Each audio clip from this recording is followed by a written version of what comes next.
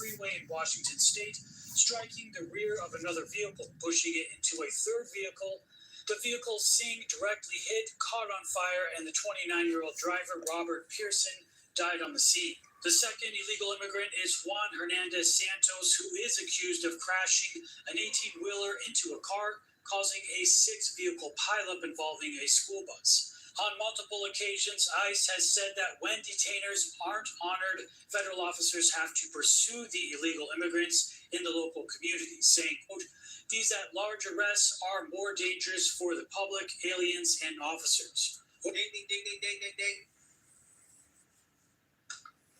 That's why we're seeing all of these stories about ICE being in these communities, arresting these illegals, is because of the sanctuary city policy. That's what I keep trying to explain to these people who are so triggered, right, by what we're seeing from ICE. I don't know why I'm not triggered by what I'm saying, because I understand numbers, right? I understand that, hey, in order to enforce the law, in order to actually fix the problem that happened under the Biden administration, which is that they let millions, tens of millions of illegals into this country, then, yeah, you're going to have some situations that are not going to be pretty, right? And that is just a consequence of doing the job, right? That means that you're doing the job, okay? If you don't have stories that make you feel a little uncomfortable, that means that the job is probably not being done, right? The fact that you do have these stories means that the job is being done. That means they're putting in a legitimate effort to deport the illegals. Now, again, what these people don't understand is that the reason why you're seeing ICE having to go into these neighborhoods in order to deport illegals, and why they can't just target the violent ones only, is because of the fact that sanctuary cities are actively obstructing ICE from being able to do that, right? In the ideal world, the cities know their neighborhoods, they know their jurisdictions better than the federal government. In the ideal world, the local community, okay, local law enforcement would detain these criminals, the illegals that are committing crimes, and then they would honor ICE detainer requests and cooperate with the federal government to deport the violent criminals. And that's what really frustrates me about this conversation. Democrats run around talking about, so ICE is not just deporting the violent criminals, they're targeting the innocent illegal immigrants, right? The ones that haven't committed any crimes. Except coming into the country illegally is a crime. But anyways, how can you complain about ICE not, quote unquote, targeting violent criminals enough, while at the same time having policies that specifically obstruct ICE from targeting the violent criminals? It's amazing. And in the mainstream media, they eat this up. They never ask the question of, okay, if we all want ICE to target the violent criminals only, why are we not criticizing Democrat cities and states and jurisdictions that actively obstruct ICE from being able to do that? Why are we not criticizing them more, right? Why is there not more backlash towards the sanctuary cities? There's a whole lot of backlash towards ICE for simply enforcing the law, doing their jobs, right? But there's no national backlash against the sanctuary cities that are harboring illegal immigrant criminals, right? Rapists, thugs, gangbangers, human traffickers, drug dealers. What's up? They're playing catch and release with these people. And there's zero outrage in the mainstream media whatsoever over Democrats being complicit in allowing illegals to commit crimes in this country. But yet they want to turn around and say, well, we all agree that ICE should be targeting the violent ones. Well, if you agree with that, where's the backlash towards the sanctuary cities? Because the sanctuary cities is the reason why ICE has to go into these neighborhoods. And if they're going to go into these neighborhoods, they might as well arrest all the illegals, right? The best use of resources, if ICE has to go into these neighborhoods because of these sanctuary city policies, is to arrest all of them there, right? It doesn't make sense to use a bunch of resources to go into a neighborhood to arrest just one person when you got a whole bunch of other illegals walking around. You might as well round up as many of them as you can, right? And if you didn't want that, then you should cooperate with ICE. If they cooperate with ICE, you wouldn't see all this stuff. You wouldn't see it. But because they won't cooperate, we gotta do what we gotta do. It is what it is. Overdrive reports that Tara Tilana, a spokesperson for the Thurston County Prosecuting Attorney's Office in Washington, says under Washington law, local law enforcement agencies are prohibited from assisting with federal immigration enforcement. She added many jurisdictions from Washington have determined that ICE detainers, which are not reviewed or authorized by a judge, do not carry the same legal authority as a judicial arrest warrant. Washington's Keep Washington Working Act, passed in 2019, limits how much law enforcement can cooperate with ICE and the DHS. In August, Washington Working Act, right? AKA Keep Illegals Working Act. That's what they really mean. They name this legislation to try to make it seem like, oh, this is about the American people working jobs, when really it's about illegal immigrants, right? Illegal immigrants working jobs. Having law enforcement not cooperate with ICE so that illegals feel comfortable working in blue states, undercutting your wages. Incredible, absolutely incredible. People vote for this stuff, man. It's insanity. It really is. Washington Governor Bob Ferguson defended the state's policies after receiving a notice from the Department of Justice stating Washington could be out of compliance with federal law. Washington State is proud to be a welcoming community that values immigrants and refugees' contributions to our economy and our cultural fabric. We do so while accounting for and complying with applicable federal law. Jason Blair, NTD News. Incredible, absolutely incredible. Right? These people should be arrested and thrown in jail. I'm so serious, man. These people are not complying. They're obstructing.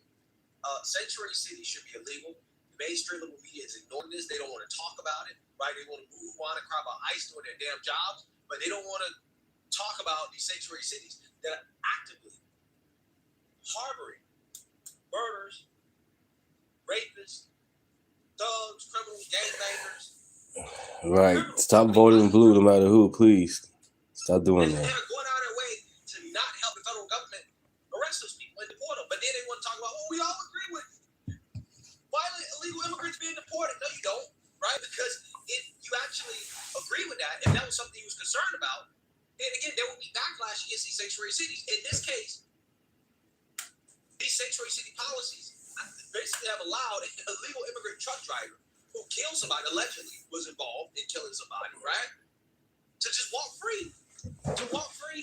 And for whatever reason, the liberal media doesn't think that this is a big deal. That this is a story that should be covered, that we should be talking about this, that we have illegal immigrants on the road with commercial driver's licenses, driving big 18-wheelers, killing Americans. We've seen so many of these stories, but for whatever reason, I haven't seen any coverage from BS now or CNN at all. They don't think that this is something that American people should be aware of. Hey, our roads aren't safe because blue states are giving out commercial driver's licenses to illegal immigrants. Insanity. Absolutely insanity. Let me know what you guys think. Make sure you like, comment, and subscribe. Most importantly, share a Black conservative perspective. Peace. Okay, we just pulled up. And it's a little worse than I remembered.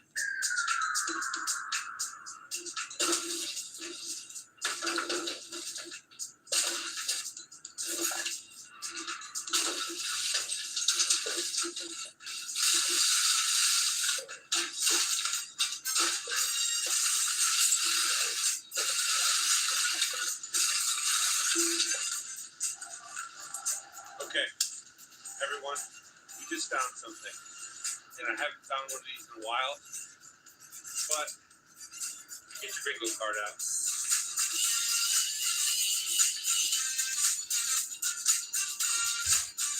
You know, I don't know what this new method is called that I'm doing, where I pull it between my legs, but it's working and I love it. Man, the weather changes everything.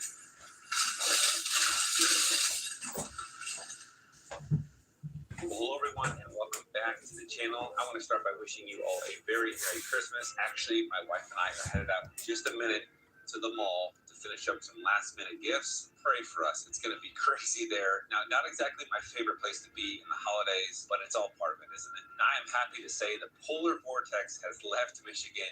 It has been beautiful here. Now, I know there's snow behind me, but it's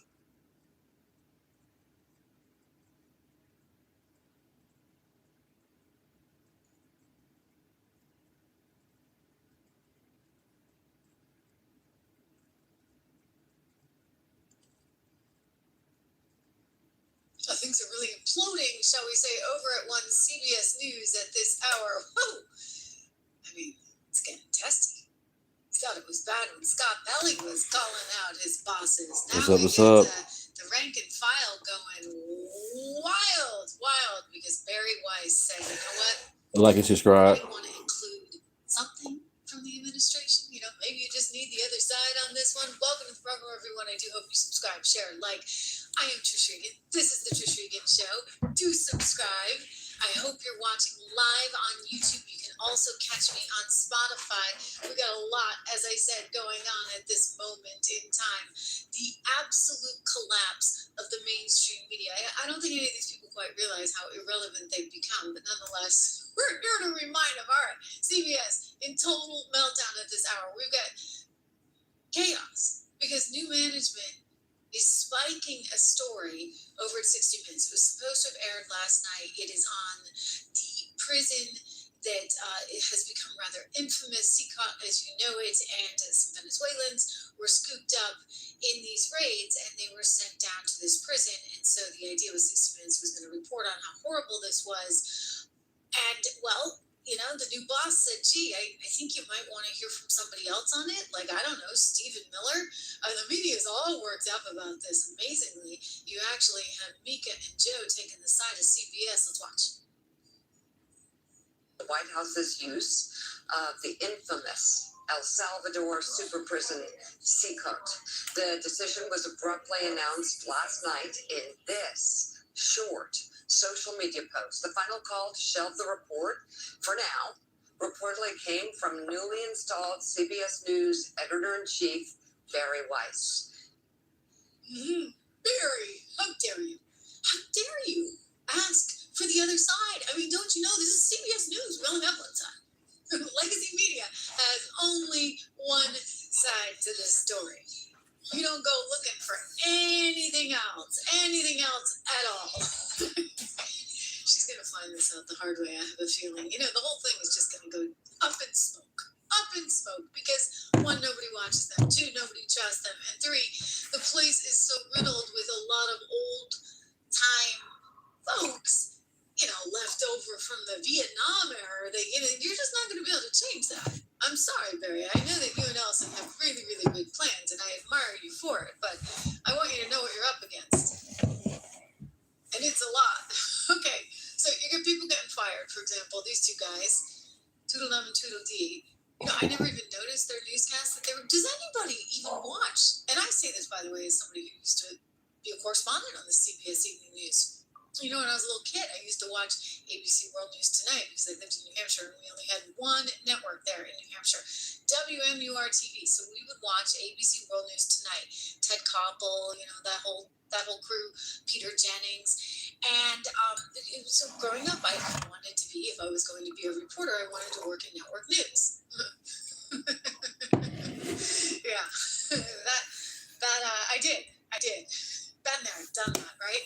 So then these guys, the one on the right, I guess his mom had been a producer at CBS Evening News, so he had kind of grown up in the system. The one on the left, Maurice Dubois, he used to be a local anchor on the NBC, the CBS station there. So they then graduated him to the Evening News, but it didn't really work because, like, nothing works. Because I hate to break it to y'all, but nobody watches this stuff anymore. Guess what? You can come right over here. Get to watch a live show where there's no scripts. And funny things happen all the time, right? Because it's live, baby. It's live. And we don't have to deal with any middle management. We don't have to deal with any big management. We just have to be you and me together on our own, and you know, get to hear it all. Sometimes more than you want, right? But it's a totally different medium. So you get everybody getting fired. You get the two guys that were on the evening show that you never watched. And then, here's the morning show that nobody watches either. But it turns out that Oprah Winfrey's bestie, Gayle King, she hosts that show. And the ratings are so abysmal and so bad that they're ready to pull the plug on her. And so she just got the news rather unceremoniously a couple of months ago, as reported in Variety magazine, that she was out. And she's not too happy about that. And then, lo and behold, 60 Minutes. Well, they've been mad for a while. Okay, so the team at 60 Minutes is really, really mad. So mad that the guy is the executive producer on the show. Well, he resigned in disgust, right? Except his talent, like the guy that he had brought up through the ranks and that he had worked for years and years, that would be one Scott Pelley. He's not giving up his paycheck. Not anytime soon, I guess. So he's stuck on. Although he had some snide things to say on the air, we don't have to go back and watch it, but suffice it to say, he basically said, there was all this stuff going on, and they settled that lawsuit with Donald Trump over their really wild editing. I mean, and I'm telling you, it's wild. That editor of the Kamala Harris interview, she deserved an Emmy just for that amazing editing. Because anybody who can make Kamala Harris look smart. Thanks for joining in. Appreciate it. Saying, okay, so there was a lot of editing involved in that one. Like and subscribe. Piece. And consequently, the guy who ran the whole show, he decided to step down, and it was a big to-do. And there have been sort of rumblings ever since. Nobody's happy. They think that everybody's bending over for Donald Trump. They're all afraid to get sued. You might want to be afraid of that after the reported 20 million, some estimates of 30 million, because they had to do some make goods and advertising and that kind of thing. Also, they had to promise that they were going to try and be more fair. Now, don't you think it might be fair? Just saying, if you're doing a report on this prison that these Venezuelan illegals that are in the country that may have committed crimes are getting exported to, don't you think it might be fair to maybe talk to somebody in the administration about it? I mean, in the interest of, say, journalism with a capital J. Here's Barry Weiss's comments brought to you by MSNBC. NBR reports Weiss refused to let the piece air without an on-the-record comment from the administration. Yeah. I mean, is that asking for much? Don't you think that if you're going to air a hit job on the administration that you might actually want to hear from them?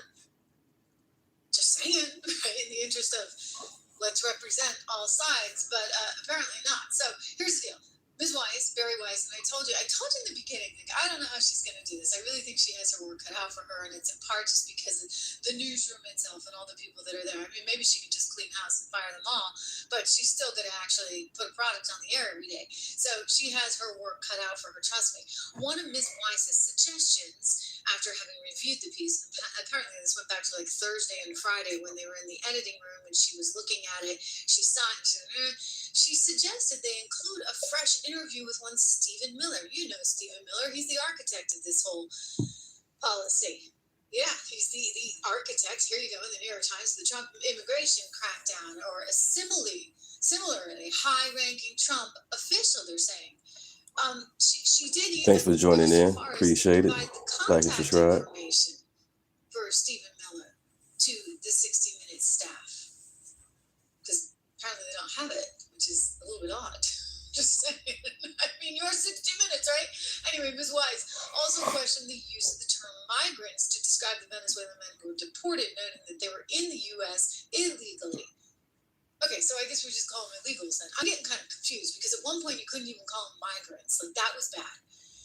They were undocumented. Undocumented immigrants was the terminology we were told you had to go with. I thought I was taking a walk on the wild side by calling them migrants. Illegals is what they are. Okay, but you're not allowed to say that. And she just kind of said maybe we should call them what they are. Whoa, Barry, how dare you? How dare you ever suggest such a thing? Now there is complete chaos. You got the correspondent who's actually a pretty good reporter. I've known her for years and a lovely person, but she's grown up through the ranks there, and I guarantee you she was probably very wedded to this story. It happens, right? You work on something for a couple of months, you're really invested in it, you've been through 5 rounds of legal compliance and this, that, and the other. You think you get a perfect story, they're promoting it all over social media and on the air, and you think you're coming out with a big one, right? And then all of a sudden, Barry Weiss, who is she, this woman who's quasi-conservative, to get in there and say, hey, I think this thing isn't ready. I think you need to have something on record from Stephen Miller, and then all hell breaks loose. Billionaires are compromising the most important journalistic institutions we have left in this country. The game is obvious. And in this case, Barry Weiss, who is, by the way, not a reporter, not a journalist, is cosplaying as one. and is poisoning the well of one of the last bastions of investigative reporting that gets funded. Excuse me. So Barry's not a journalist? Well, I mean, I take issue with New York Times too from time to time, right? I can question whether anybody over there is actually a quote-unquote journalist, but she was an editor at the New York Times. And she did start the Free Press, and she does report for the Free Press, and she does recruit all these other reporters to report for the Free Press. By the way, that thing's no joke. It got sold to David Ellison, who now runs Paramount, which is the parent company of CBS, for $150 million. So I'm sorry, buddy boy, I don't know who you are on MSNBC, but she's not cosplaying as anything. You might be. I mean, you might actually think you're a television commentator. God help us. And they really picked the winners over there on MSNBC. I think they have a certain type. If you're a woman, you can't wear too much makeup. If you're a man, you can't get enough of it. Anyway, Sharon Alfonsi, again, lovely person. I can't say enough good stuff about Sharon. So I was disappointed to see that she was caught up in this. And the only explanation I can bring you is that maybe sometimes you can't see the forest for the trees after a while because you work on something so hard and it's like, okay, this is my story. This is my baby. I'm rolling with this thing. And then all of a sudden, who's Barry to come in and say, well, I think we need another side in here. Because, sometimes you need that fresh set of eyes. Sharon's quote was, they had all these people looking at it, right? And so how is it that Barry has the ability to say, well, we need something else at the last minute? In her note, because she wrote a note, an email to all the other correspondents. Yeah, you see? I told you, the inmates are running this over. Mm-hmm. Barry doesn't stand a chance, because, you got Leslie Stahl, and you got Scott Kelly, and you've got whoever else is over there. I don't really know. Do you? Because, 60 Minutes is the brand, not the correspondence. And that in and of itself is actually kind of a problem because you never really know where the correspondents stand until things like this happen. And then you find out, wait, they weren't willing to put the other side in there? Again, she's great. I love her. But this, to me, how did Susie Wild say it the other day about Pam Bondi? And I'm assuming she likes Pam Bondi a lot more than I like Pam Bondi. She called it a whiff. This, to me, is a bit of a whiff, okay? Because you need something from the White House in there. Now, if the White House absolutely, positively refuses to talk to you after you've repeatedly gone down every path, okay, then I get it. You don't have a choice. You have to say, look, we asked them, and they wouldn't provide Stephen Miller to us. I think Stephen would do the interview. I'm going to tell you, Sharon, I think he would do it because you know what? He's all bummed out. He can't even get on CNN right now. He went on Hannity's show the other night and was complaining that they won't book him on CNN. So I have a feeling, just a little feeling, that if you had asked him, he might have been willing to come on. Granted, with a 24-hour time horizon right around the holidays, it might make it a little bit tricky. And that may be one of the things that they ran into here. Anyway, this is what she said. Quote, if the administration's refusal to participate becomes a valid reason to spike a story, we have effectively handed them a kill switch for any reporting they find inconvenient. Okay, fine. That's true, if it's true, though. Because if you just went to him, like on Friday, and said, hey, we're going to run this thing on Sunday, and we need an answer now, and we want you on camera, I don't know as they could have facilitated that. It's not clear to me. I think you've been working on this for a couple of months. No, in 60 Minutes, because they spend months and months and months and months on everything. Again, this is why reporters get so invested in their story. And as a result of that, you should have been in there way earlier asking the White House for the interview. Quote, we have been promoting this story on social media for days, Ms. Alfonsi added. Our viewers are expecting it.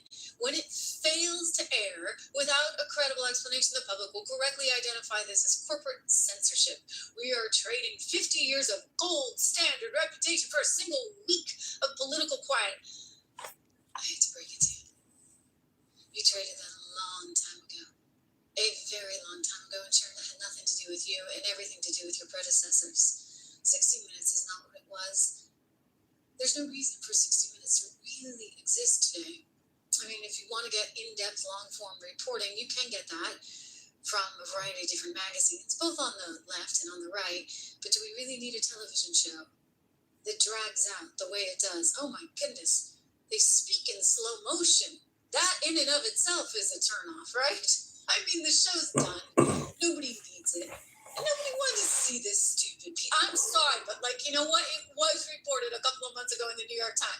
Barry Weiss was right. She's like, there's nothing new here. Like, what are we doing? Everybody's already reported on this. So how is this new? And you don't even have the other side. 60 Minutes correspondent Sharon Alfonsi criticized the decision in an email to colleagues yesterday that was obtained by several news organizations. She said her team had reached out to the administration for comment several times and said the call to hold the story was quote, not an editorial decision. It is a political one.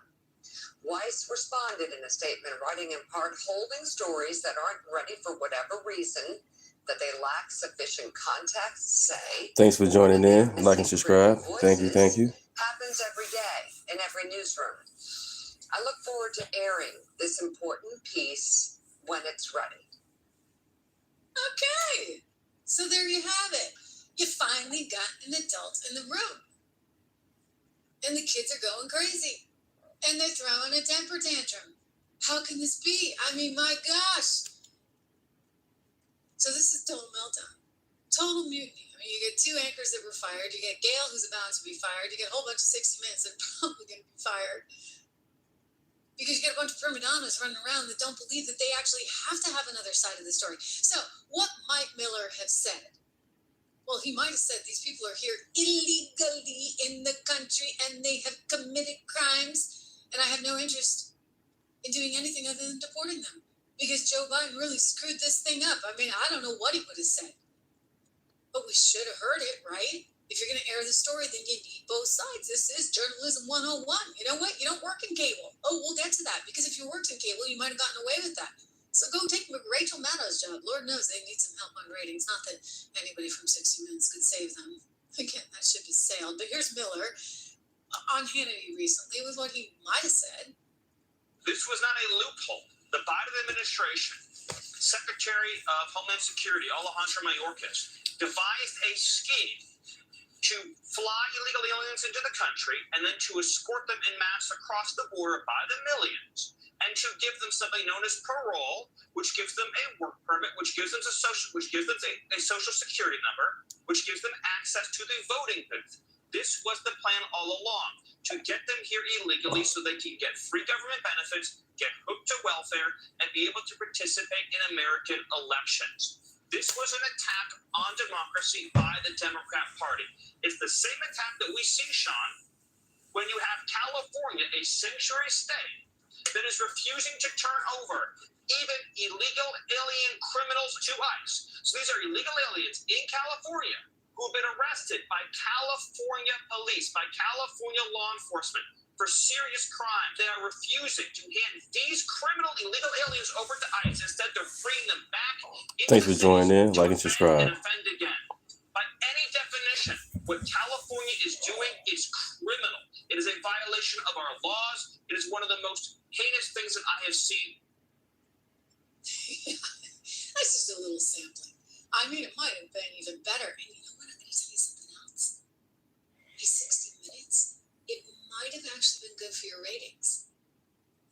Imagine that.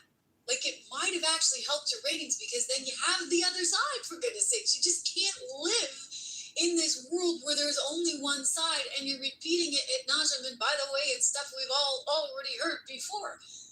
You know, create some controversy. Take a page out of Cable's book, for goodness sakes, right? I'll tell you. I mean, they just had a field day with this one on Morning Joe. This story is promoted on Friday, and then it's So, of course, if you promote it, you're going to run.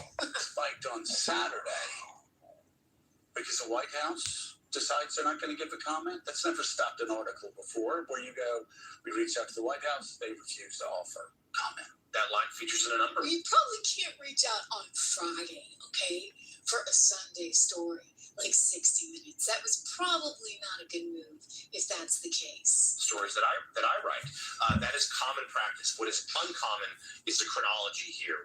There's been some really good media reporting, New York Times, Wall Street Journal, other places last night about this. I've talked to some people over at CBS, and they just say this is not how this goes. This piece was done No, it's not how it works because we've never had to get the other side before. We've just kind of done what we wanted, and we always had one side and one side only. And ready. It's often the administration doesn't have comment. This is something that was edited and promoted. The fact that video footage aired, that is so unusual that they would then pull this down. And Pablo, there was one reporting last night that Ms. Weiss there was like, well, there needs to be on the record comment. And she provided Stephen Miller's direct contact information, saying, reach out to him. Yeah.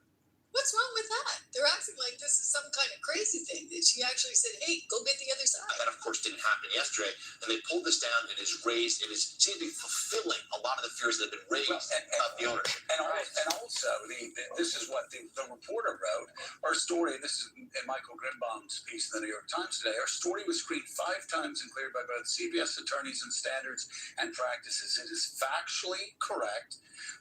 And she said, if the standard for airing the story became the government agreeing to be interviewed, the network would cede editorial control. Quote, anybody ever think of this? That all of the screenings were done by people with only one point of view. In other words, they can't see the forest for the trees because they can only see what they can see. It doesn't even occur to them that maybe they should have Stephen Miller defending the program on the air, or anybody else for that matter, because in their eyes and in their view, and they firmly believe this, there is no defense. Therefore, why do you even need anything else? So sure, their lawyers, their compliance people all looked at it, and nobody sees what Barry Weiss is seeing, who, by the way, is the new boss. So get used to it, guys. go from an investigative powerhouse to a stenographer for and I've been the there, state. and I've been there in those screenings personally. I work there, and they're a living hell. They are rigorous. It's rigorous. the most And it's embarrassing, right? When your story doesn't get picked up and the boss spikes it last minute. Yeah, they're tough. But maybe they aren't as tough as they used to be. Why? Because there's only one side. And when you suffer from a severe case of TDS, when an entire network suffers from a severe case of TDS, there's no need to represent anything other than what you personally believe. the most difficult process. It is an important process, and every freaking word, every frame of video is picked apart by editors to make sure it is correct. I mean, Again, the editors all have their own biases. I mean, how else do you produce a Kamala Harris interview that winds up getting sued to smithereens, right? How do you produce that where she actually sounds decent? We don't have to go back and watch it, but you know exactly what I'm talking about. We've seen it many times here. Not to mention, ladies and gentlemen, they're trying to somehow say that, this is all about David Ellison trying to do the deal right now. Paramount is the company that he owns, and he bought CBS. He wants to do that deal with Warner Brothers Discovery. Sure, he wants to do the deal. And, maybe he's trying to curry favor with the administration because the Trump administration has said that Donald Trump would in some way, shape, or form be weighing in on it. He has made the point that whoever buys Warner Brothers Discovery really needs to pick up CNN, because otherwise, what's going to happen to CNN? CNN's going to float off into the abyss, and maybe that's actually an asset that's worthwhile, and you'd like to see somebody pick it up. And so the thinking is that David Ellison. Thanks for joining in. Appreciate it. Like and subscribe. Thank you. To get that, he wants to protect Enjoy. that. And so their excuse on all of this is, this is just business, and this is just politics, and David Ellison, by way of Barry Weiss, is trying to curry favor with the Trump administration. I'll tell you what's going to curry favor with, not the Trump administration, Trying to get it up there, y'all. shareholders, because shareholders are the ones that are going to decide that. And I don't think that you're going to run into as much antitrust issue there as you might even with the Netflix Warner Brothers Discovery deal. And what's going to dictate it is price, okay? How much money Ellison is willing to pay, and he's willing to pay more than the other guys. So that's how that deal will get locked down. Meanwhile, something else to think about. This has somehow gotten lost. Nobody thinks about this these days, whether it's Jimmy Kimmel or Stephen Colbert or 60 Minutes, apparently. Nobody's even thinking about the responsibility that networks have to the viewers and to the communities, courtesy of the 1934 Communications Act. So they have a different charter than cable or, say, podcasts or streaming. Completely different charter. They actually are governed by the FCC, and the FCC works for the President of the United States of America. This came up in a recent hearing just last week where Brendan Carr was pretty darn serious about this stuff, and he's like, hey, he's rolling up his sleeves. He told ABC, he's told Bob Iger, guys, get with it, get with it, get with it. He's launched investigations into all three big broadcast networks because guess what? They fall under his jurisdiction, as do radio networks. And so thus you have an obligation to be fair and to present both sides. So again, if the 60 Minutes story was not presenting the other side, well, then that might run them afoul of one Brendan Carr. Thus, Barry Weiss is doing what she ought to do as an editor. But again, everybody seems to forget this, maybe even including the people over at CBS. They're forgetting the reality that, yeah, the FCC has some jurisdiction. We know this congresswoman totally forgot Jackie something. Forgive me, she's a senator. It's even scarier, right? Like they have no clue what's going on. And Brandon just shut her down. I mean, this was like slam dunk. I mean, embarrassing for this lady. Go out and learn some communications law, would you? Watch. Here is the important distinction. Will you commit to opening an investigation into Fox News for its deceptive editing of this clip? Again, yes or no, please, because I have questions for the other witnesses. No. No. So you're an elected bureaucrat. You're deciding that some investigations should go on and others shouldn't. And are you basing this solely on the target, or are you basing this? What are you basing this on? Can you answer that question? This was clearly edited. Why is one edit fine and one edit not in the middle of a presidential campaign? Like I said, it's based on the law. The Fox News interview was on cable. There's no public interest standard. There's no broadcast hoax rule. There's no news distortion. There's no role for the FCC there. Wow.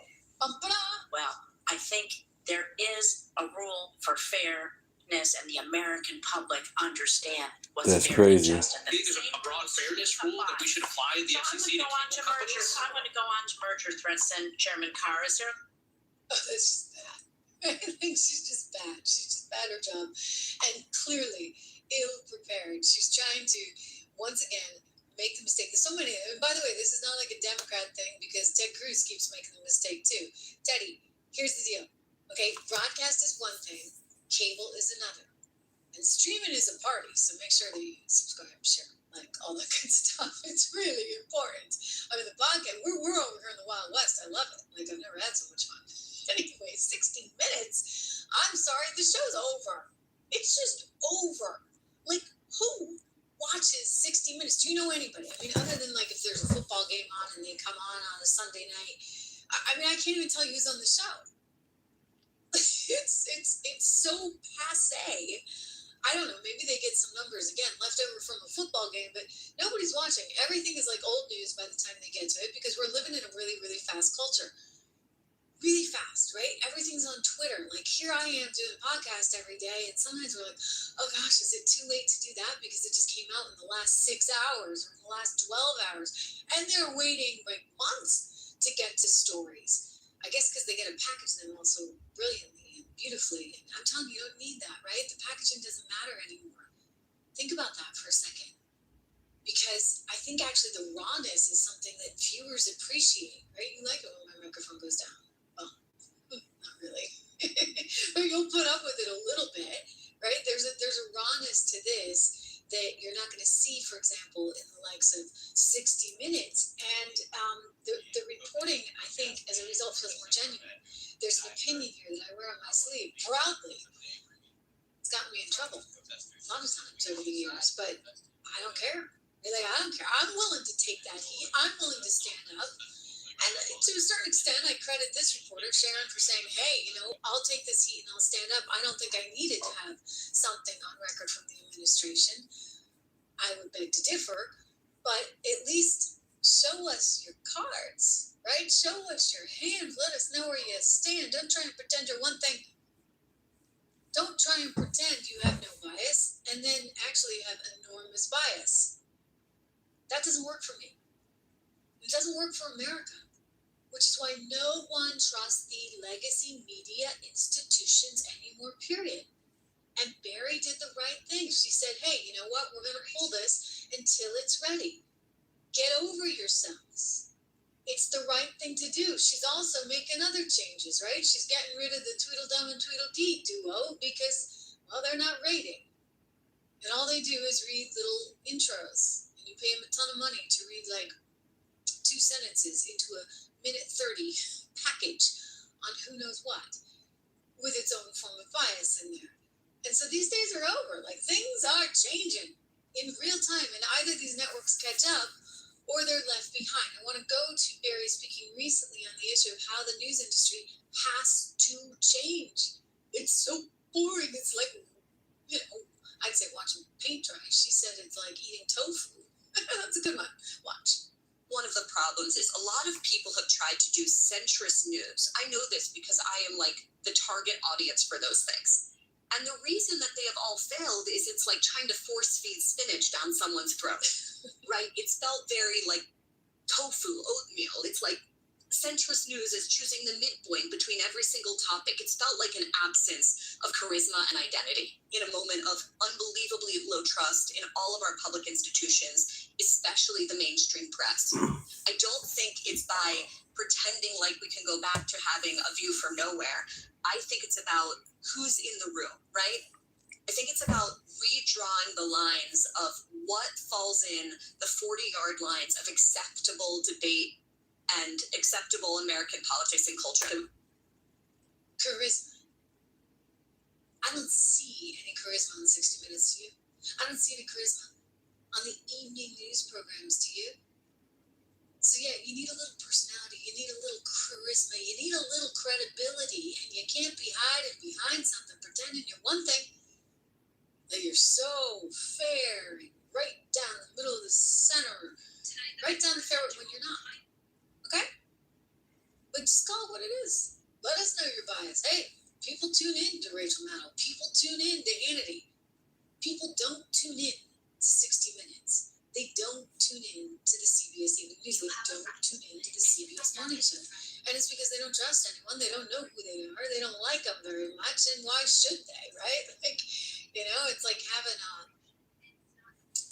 avatar or a robot give you your news. Who needs that? Really? Who needs that? We're in a personality-driven culture. Let us know who you are. I mean, I'll give you, you know what? Off air, she's got a ton of spunk. That's a great reporter with a great sense of humor.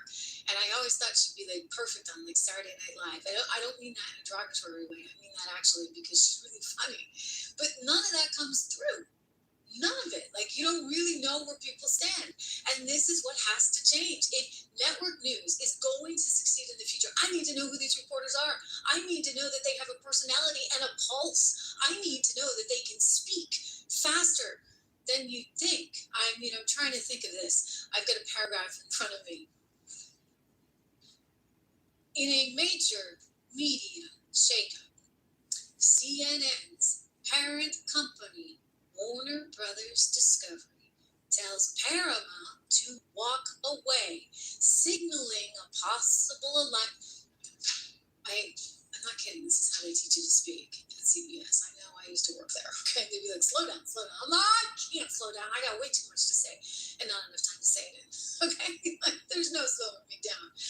And Brandon Carr, he's just like on a roll, and he's out there with like a mission to explain the difference again between broadcast and cable. This came up with Kimmel recently. Jimmy Kimmel's like all apoplectic because he got taken off the air. Those big bad conservative local stations that didn't appreciate his comments on Charlie and Kirk. Just the guy was barely dead. It was hours after the thing happened. And Jimmy Kimmel said some really crude, wrong things, and understandably, the local stations were like, hey, wait a second. And then you go back to the 1934 Communications Act where you have to ask, is Jimmy really there for the public good? At this point, it doesn't really feel like it. Jimmy's there for a political motivation. He's like doing the Democrat Party's work for it. And that has to end. And this is what he told Scott Jennings on his radio show recently. Watch. Jimmy Fallon and Seth Meyers at NBC. Just wondering, do you have comments on those shows? And are they doing what Kimmel did Monday night, and is it even worse on those programs, in your opinion? it can be unfunny. That's fine. And a lot of people are sort of saying that, well, people are punishing Kimmel because they don't like a joke that he told. But, literally to rehash it here, obviously what he said was not a joke.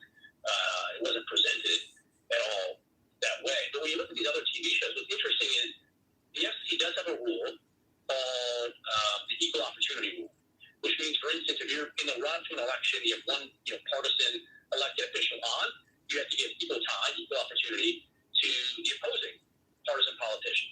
So far, so good. But there's an exception to that rule.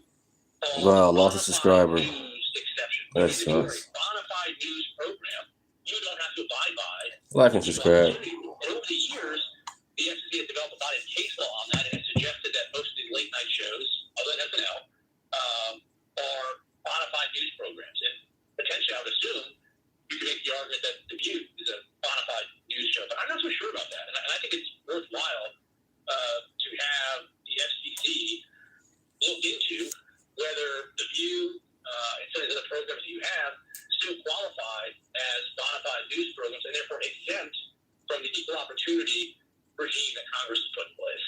Got about 30 seconds. Okay, so that spells trouble for a show like we already know there's trouble for Colbert. He's out.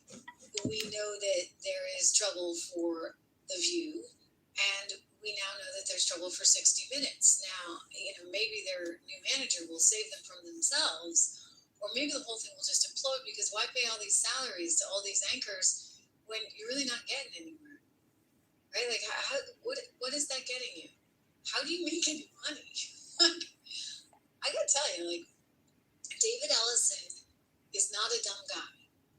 He bought Paramount, a source that I spoke to, very trusted source that knows him and has heard him speak at length about sort of his plans for the future. Said, look, he's got the whole tech background. He really is thinking about media in a very, very different way. And I wonder to a certain extent how much more is going to become citizen journalism, right? So can he actually have people making their own movies in the future? Think about what you can do on AI right now already. And in terms of the news business, can you have individuals, more sort of citizens, reporters helping out in that process? Look at what YouTube has been able to do. It's actually really remarkable. And you look at the charts and YouTube is just killing everyone, right? And what did YouTube do? They said, we're going to open it up to everyone. So everyone can become a commentator. Everybody can become a reporter. We're not going to have this stodgy sort of institutional bias over who's in and who's not. And so that's a whole different way of thinking about it. Maybe Ellison will take it in that direction. I don't know. But he's got to have some plan, especially if he wants to just CNN. That's a whole other thing. But I do think as we move forward into 2026, you're going to look at shows like 60 Minutes, typical news shows right across the board, The View, Kimmel, late night shows, really and truly in jeopardy. And I don't know if 60 Minutes really lives in this new environment because it's sort of just there. And it's become less and less relevant.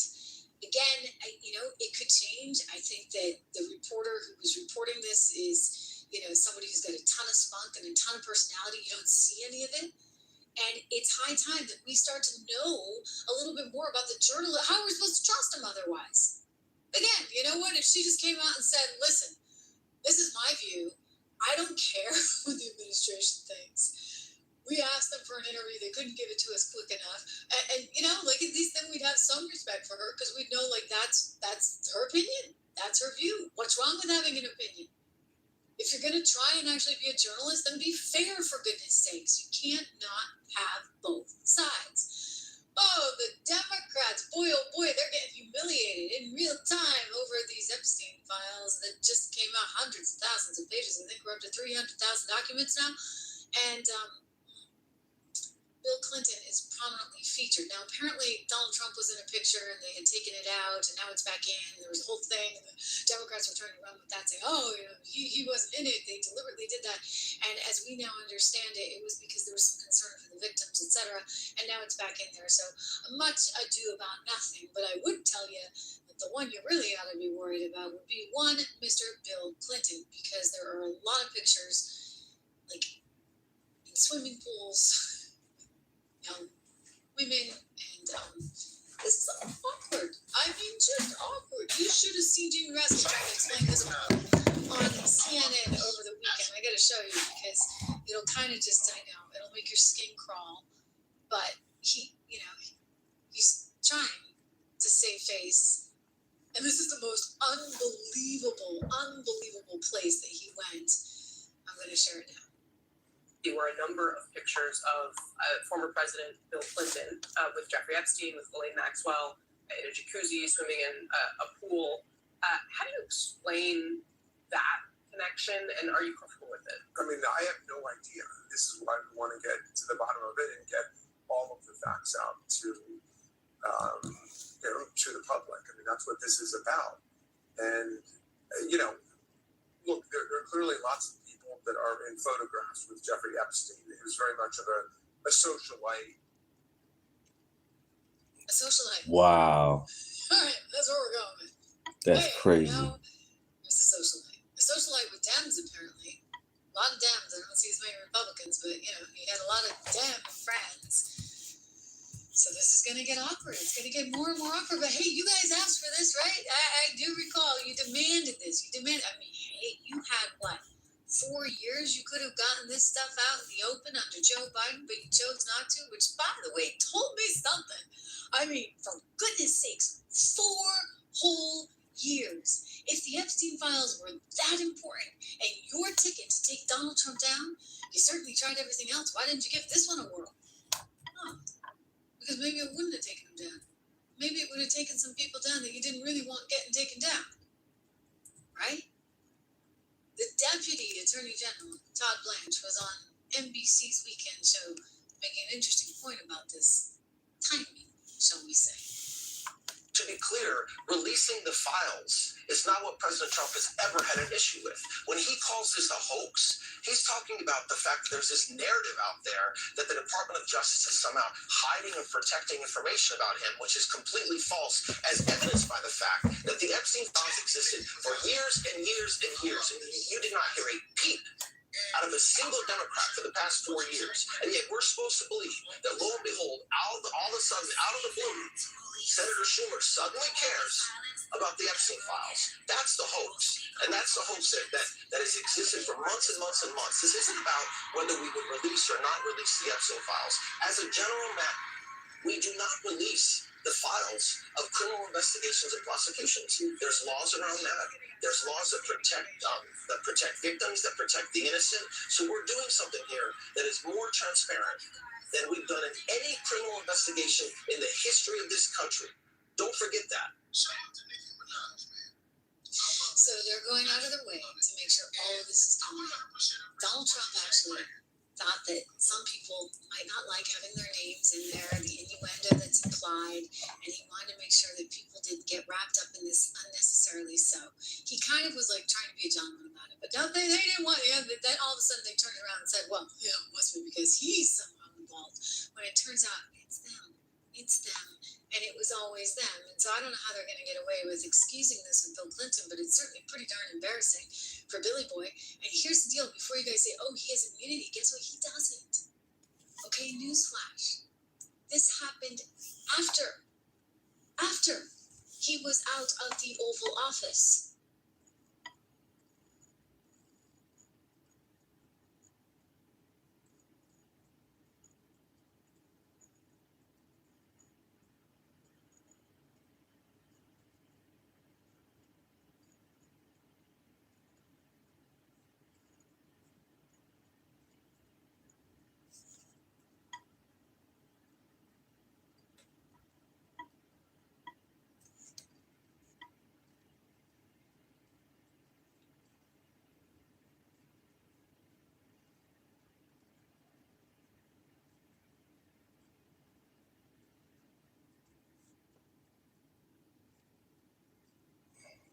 Guest with us, we got Brooker T. Jones here with us as well today. What's up? It's my mom, Brooker T. Merry Christmas, everybody. Merry Christmas, everybody. We came to celebrate Charlie Kirk and what he's created. Past 5 years, he's done something amazing, and this is the Super Bowl for Charlie Kirk.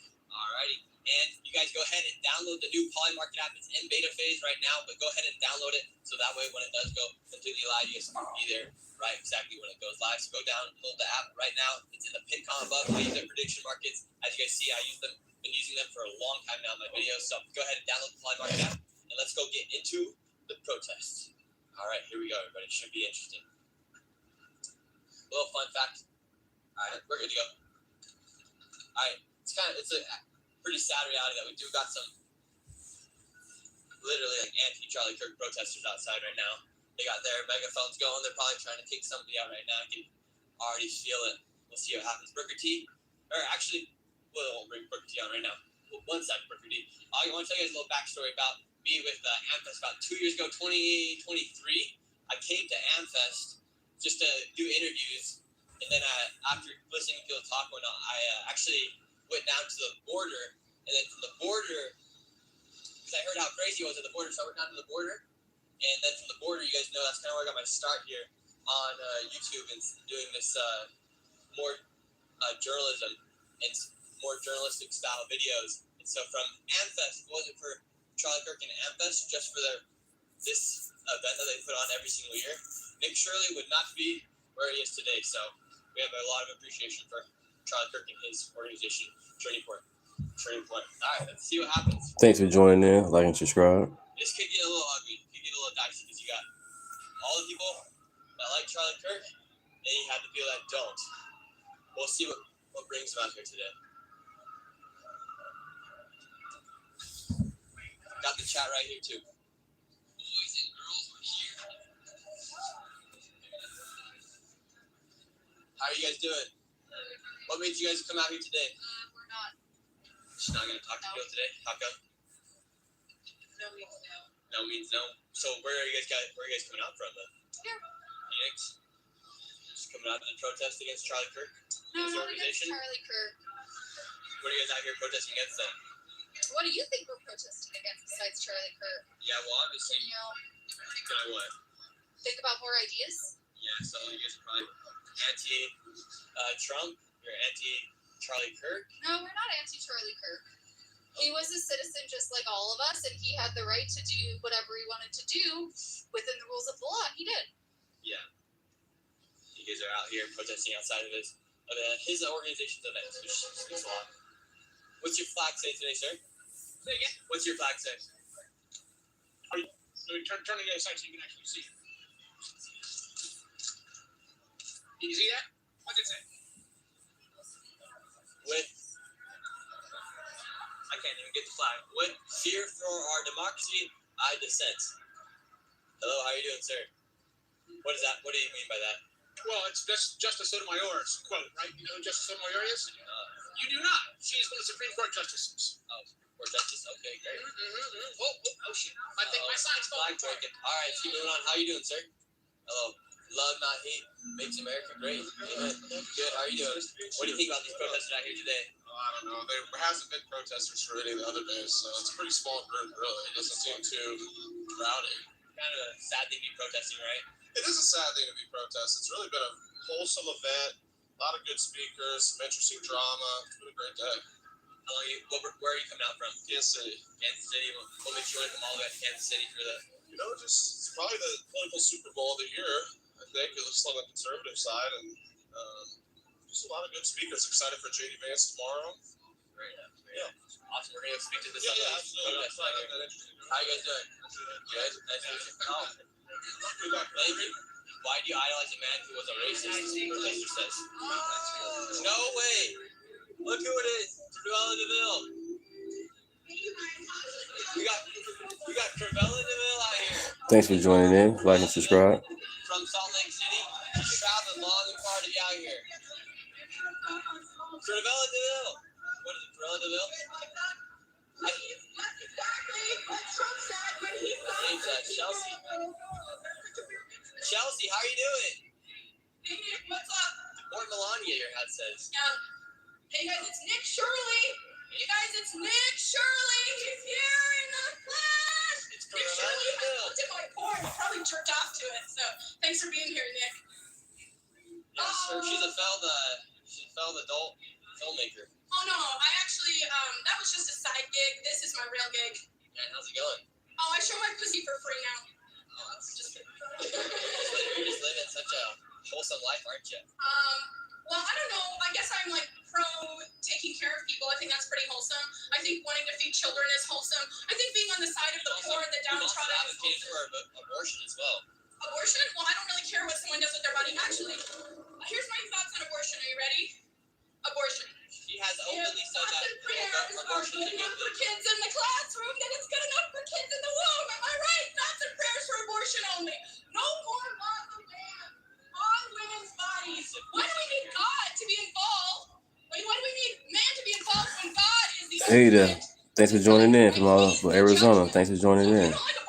Like and subscribe. Appreciate it. Prayers for abortion. That's the solution. Like, I don't understand. You think God can't make things just? No, with abortion, like you just don't think God can take care of it himself? Why do you not believe in the power of God? You'll make it just, but then at the I'm end of sorry, the you don't day, believe in the power of at the God? end of the day, you're not going to bring that child to life. What do you, like, well, then how come only thoughts and prayers for mass shootings in classrooms? God's powerful enough to stop mass shootings in classrooms. Why is he not powerful enough to stop abortion? I'm sorry, what? God's not powerful enough to stop abortion, but he is powerful enough to stop mass shootings in classrooms. This is crazy. He gives free agency, so therefore you can be acted upon. So he can't just stop you from taking a pill. Well, thoughts and prayers for abortion then. No more laws of man. We're not going to do that. We're not going to take away from God what is God's. We're going to give God what is God's and give unto Caesar what is Caesar's. And we're not going to put laws on women's bodies. Thoughts and prayers. Dude, believe in the Lord more. Your faith is, wow, questionable. You have questionable faith if you don't think that the Lord can just take care of it. It's not a matter of faith. Oh my God, your faith. Oh my God. Chelsea. This lady, she believes, she celebrates abortion. God, She's just take care kind of of crazy. She's kind of a crazy lady. Even I don't want this for my bunghole. What's a bunghole? Give me some butthead. The bubbles out here. Chelsea, how do you feel about coming out here on the block, just be yelling out into the... Hey, thank you very much for the super chat. Appreciate that. Thank you for everything you do, Nick. You're the very best. Regards from Israel. Thank you very much. Appreciate that. Yes, sir. Do you like Polymarket? So you have to bat. Actually, can I interview you too? Can we do a... Thanks for joining in, Ride Along. Ride side along. Alright, we're live right now. I think I have a question for you. Alright, let's do it. And so where are you guys coming out today from? She got the cop cam on her plate right now. Where are you guys coming out today from? Phoenix. Nice. You don't want who here? This is Nick Shirley. And what makes you dislike Turning Point? Okay. Alright, we're gonna do this interview real quick. Chelsea, this lady's demonic. She's straight up demonic. Yeah, of course. Great. We'll do it. Yes, sir. So you support a poly market? Like, yes, sir. You like to do betting online? Like the prediction markets. Okay, cool. If you had to predict who's gonna win the Civil War right now in MAGA, is it gonna be the Tucker Carlson, Nick Fuentes wing, or the Ben Shapiro and more like Trump administration wing? Well, that's a good question. So I do think there's like a low-key civil war, and I think what's going on is good because it's making people second question things and making you think a little bit more. And so hopefully all like the BS that's on both sides will eventually get taken care of, and so then there'll be more of a transparent path. But I support Trump. Okay. So I support Trump. But right now, like Trump is term limited. I think Ben Shapiro cares too much about what's happening in Israel. So I wouldn't say I'm a Ben Shapiro stan, but I support Trump. But and I also think like what Nick Fuentes and Tucker Carlson is doing, like I don't necessarily agree with like Tucker Carlson was talking about Islam, how people shouldn't be worried about Islam and stuff yesterday here at America Fest. I'm like, what are you talking about? Like there's stuff that people should be concerned about. Thanks for joining in. Like and subscribe. But do you believe in freedom? Yes. Do you believe in freedom of speech? Yes, sir. Do you believe in freedom of religion? Yes. So do you believe that every religion should be protected under this Constitution? Yes, I do. Okay. So what is your concern about other religions? Yes, so my concern with other religions isn't that they're going to be here, but like what we saw over in Australia just recently, is yes, Islam is if it's practiced correctly, I guess. I mean, I've met a lot of really nice members of Islam, but I hate to see the attacks from radicalized people. Did you see that the guy who stopped the shooter was Muslim himself? What do you think about that? Yeah, that's awesome. That guy's a hero for doing that. That's why it's a very complex issue. So we shouldn't paint a brush, right? Because a broad brush on an entire religion. Yes. You agree we shouldn't? Yes, I agree with that. Okay. So when it comes to also Nick Fuentes and the fact that it seems like his influence, right? Like Trump is term limited, so now there's like JD Vance got endorsed by Erica Kirk. What do you think about that? Yeah, I think JD Vance. I mean, you're going to have some more time right now. He's actually leading on poly markets away the election. So 2028, we got 3 more years.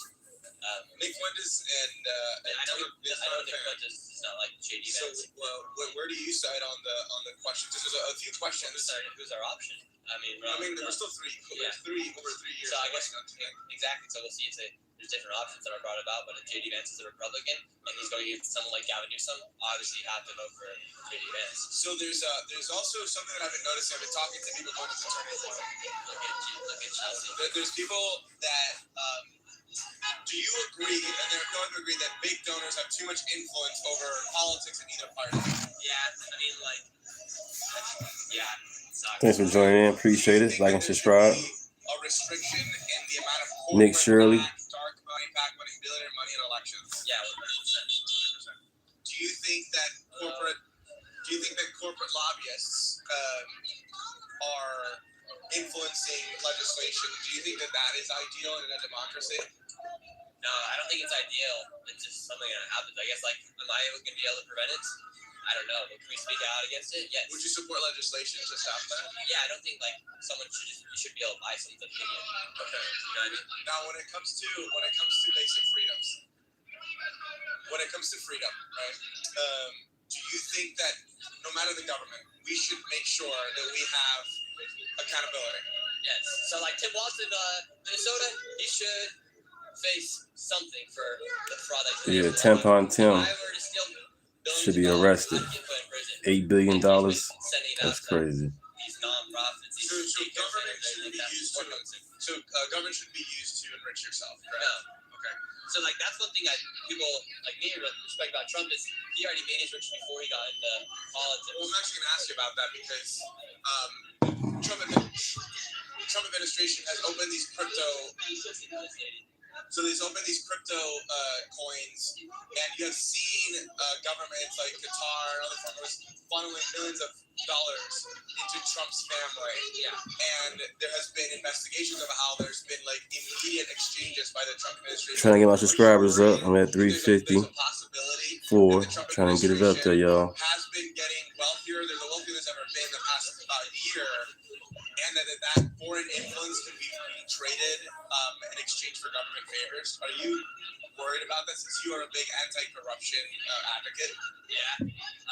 Yeah, it is worrisome and it needs to be looked at as well. Like I thought that was very strange that they pardoned the Binance guy, for instance. Yeah, that was like, weird. I didn't like that. So also, we're gonna move on. Yeah, one last question. You know, we're talking about invading Venezuela because they're sending drug boats. Are you concerned about these drug boats coming in and the strikes? Yeah, I mean, just after this, go drive down like 4 blocks and you'll see a bunch of people passed out from fentanyl. So they didn't come back to fentanyl So crisis. Trump pardoned, the former president, as you know, who actually was convicted in Honduras, was actually convicted of drug trafficking. How do you square that? Yeah, I haven't looked too much into that, honestly. But I did hear about that. It's strange. So, I don't know. I don't know if you on that. I haven't looked into it. Amazing. Well, thank you so much. Have a good one. Peace out. Yes, sir. How you doing? Love the work you do. What do you think about these protesters out here today? It's a little small group out here. I don't know. I just think they look like clowns. Yeah, they do. This is Chelsea. She's a, she's a failed adult star. No, a failed. She failed. So now she died. Yeah, she is a professional protester. Maybe she would want to call herself like some sort of activist. Let's get this photo real quick. Thank you so much. Awesome, thank you. All right, let's move over here. We got some more protesters. We got the Un-F America tour as well. Yes, sir. Let's go talk to these people over here. Now we got a lady reading from a script. There was two about the powers of the earth. Someone says Chelsea's not nowhere anywhere near cute enough to play for. How you guys doing? I spent positive my balls. You are enough. We hold these truths to be self-evident. Where are you guys coming out today from? Where are you guys coming out today from? I like that Dickie shirt. I wear that shirt all the time, actually. Very great shirt. What made you guys want to come out and protest Turning Point today? Not a fan. What made you not a fan of what they are out here doing about Turning Point, what they do? I'm best. Alrighty. What about you?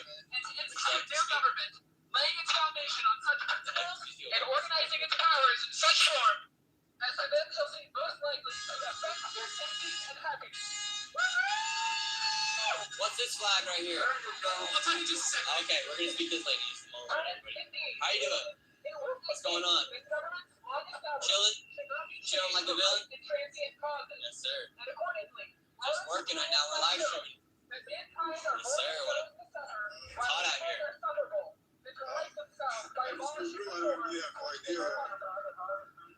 These guys are mad at all these guys, and these guys are mad at all these guys. Pretty much you have like Republicans, and then you have like protesters, like left-wing protesters. So that's kind of what you got going on here.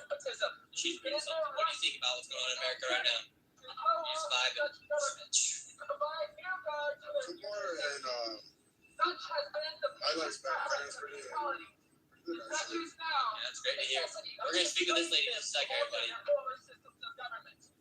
The history of the current president of the United States. Thank you. Keep up the great work. Nick, these people are full of hate and insecurity. Charlie, keep exposing them. Easy content, LOL. Hey, thank you very much. Friends of Argentina, according to his logic, 1 every 3 Muslims are heroes, while the rest are mass murderers. Still doesn't make sense to in order for people where 66% of them take local lives. Jeez, this lady's got a whole entire essay she's reading. Alright, we'll move over here to this lady. How close are you from being done to read? What is the Declaration of Independence? Yeah. I was just asking how much more longer she has to read it. Guys, I'm getting parched out here. This dryness. Ouch. Yeah, we'll cross the street right here. And then we'll also be going inside of Manifest today as well.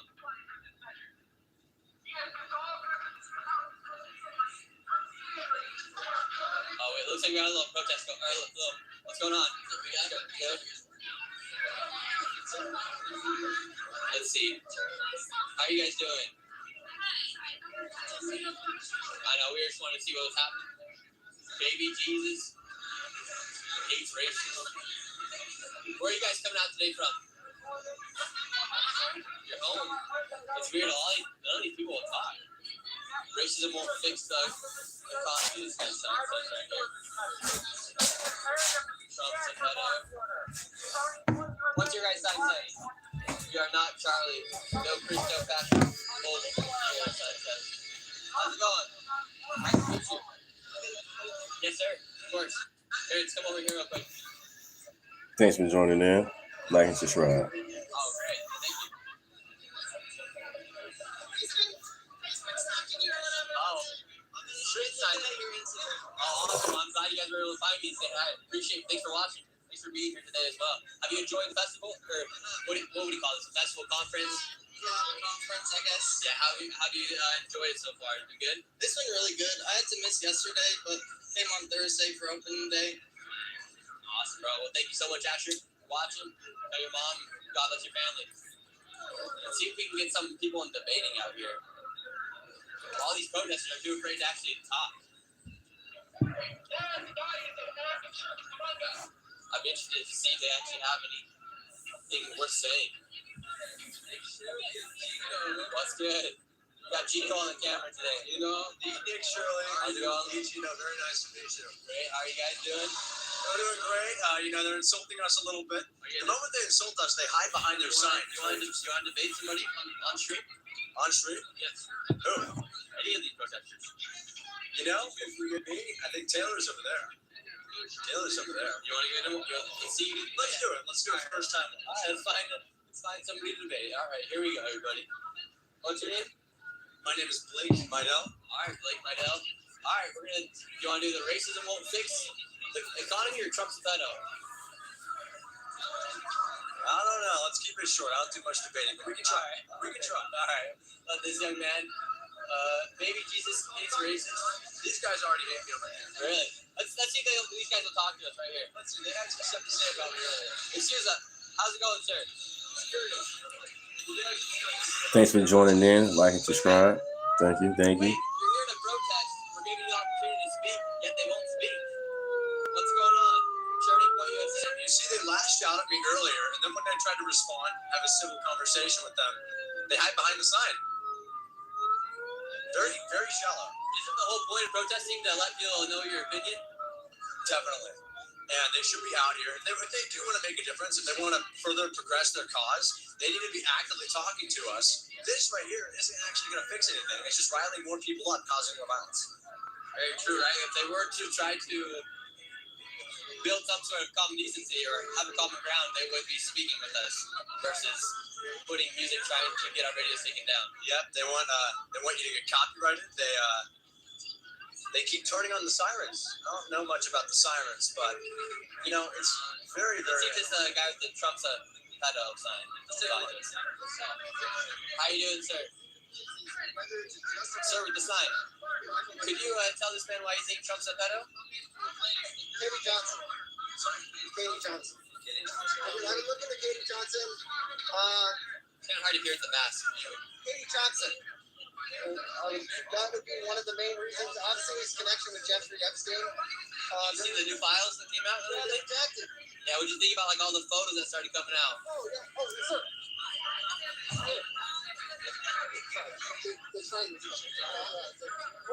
Bill Clinton was in the hot tub with the victim. Absolutely. We saw that photo come out yesterday. How do you feel about that? Oh, I can feel some things. I mean, you know what I mean? It's not like anything new that we don't How y'all feel about the Epstein files? All Bill Clinton on it. Amazing. It's all about Bill Clinton. With a blue dress. He didn't say, hey, I got evidence. Or say, hey, I know they have evidence of him. Or, I mean, he could have done it his first term as well. When they when they arrested Jeffrey Epstein and he mysteriously died under Trump's presidential. So, I mean, he's connected. He's connected somehow. Do I know 100%? No, I don't know 100%. But sadly, this is what people will stop and listen to and look at. It's gotten this point, we have to do this up front and vulgar. I do have one question for you. That being, besides this take right here, do you support any of his policies in the country? I haven't seen much that I do agree with. Personally, I haven't seen, especially this second term. I have not. Maybe stuff on the first time, sure, when there's a little bit more restraint. But this time around, I don't see things getting better. I see them getting worse. You know what I mean? I think he talked about releasing the Epstein files during his campaign, and he talked about that. Yes. And then all of a sudden he says, "Oh, it's a hoax." So like that's not just slapping me in the face. That's slapping people that voted for him in the face, where they're like, "Hey, we want that." And then he says, "No, never mind. Like, just forget about it." That's a slap in the face. Personally, I think more than just him, there's potentially large campaign donors for him in the files, which is a bit more of an obligation than himself. So I mean, that should be added as well. You're not wrong. And that goes for Democrats as well. That goes for Republicans. Anyone that is going to be touching children or is known or has there's evidence, they should be outed. They should be arrested. They should be held accountable, and the victims should get justice. No matter who it is, even if it's not a politician. If it's your favorite musician, that's not okay either. Are you saying there is credible evidence for this? I mean, I know there's some photos they released that had Mick Jagger in photos with Bill and Epstein. So I don't know. I don't know if that was just a dinner or he's part of it. So I would like to. It says shame on you for being here, women and minorities. Do you see that one over there? A lot of women out here. But the good thing is about very reversely sexist and racist. Look at that. She's assuming that you cannot be a conservative if you're a woman or a minority. That is true. I don't feel that way. But I do feel that it's nice that in America, still, at least right now, we can all come together and talk. We can have a conversation. Yeah, we appreciate you for being a protester that will actually have a conversation. For instance, not like these people over here. They just start blasting their music. And I agree. There's some people on both ends where they want to stir up trouble. And I think there's good trouble and whatnot. But that doesn't help us as Americans. It doesn't help us as a society. I'm getting worried. The reason why I'm out here is I feel like it's getting to a point where pedophilia is going to be just accepted in America. Like there's some That's people crazy, ain't it? Or even like there's some people like their favorite musician, they find that stuff out and they say, no way. That can't be true. But if the evidence is there, we need to be like, hey, that's not okay, and we need to hold them accountable. Just what motivates you to come out here today and protest? You know, I kind of thought we were past this stuff. I kind of thought the Epstein files and more evidence would come out on all of them. And that includes Biden, honestly, I'm going to be honest, not having the balls to put them out. And that includes Trump not having the fucking balls to put them out unredacted. So I think both of them don't have the best interest of us. I also don't think it's completely his decision to have the files redacted or not. There are multiple people. All right. It's her decision. She's supposed to work for us. But it doesn't seem like she's working for us. It seems like she's working for one person. Well, the good news is the truth will come out in due time, and I do really respect you for speaking with the lady who's and having a simple conversation versus hiding behind a sign, playing sirens in my face.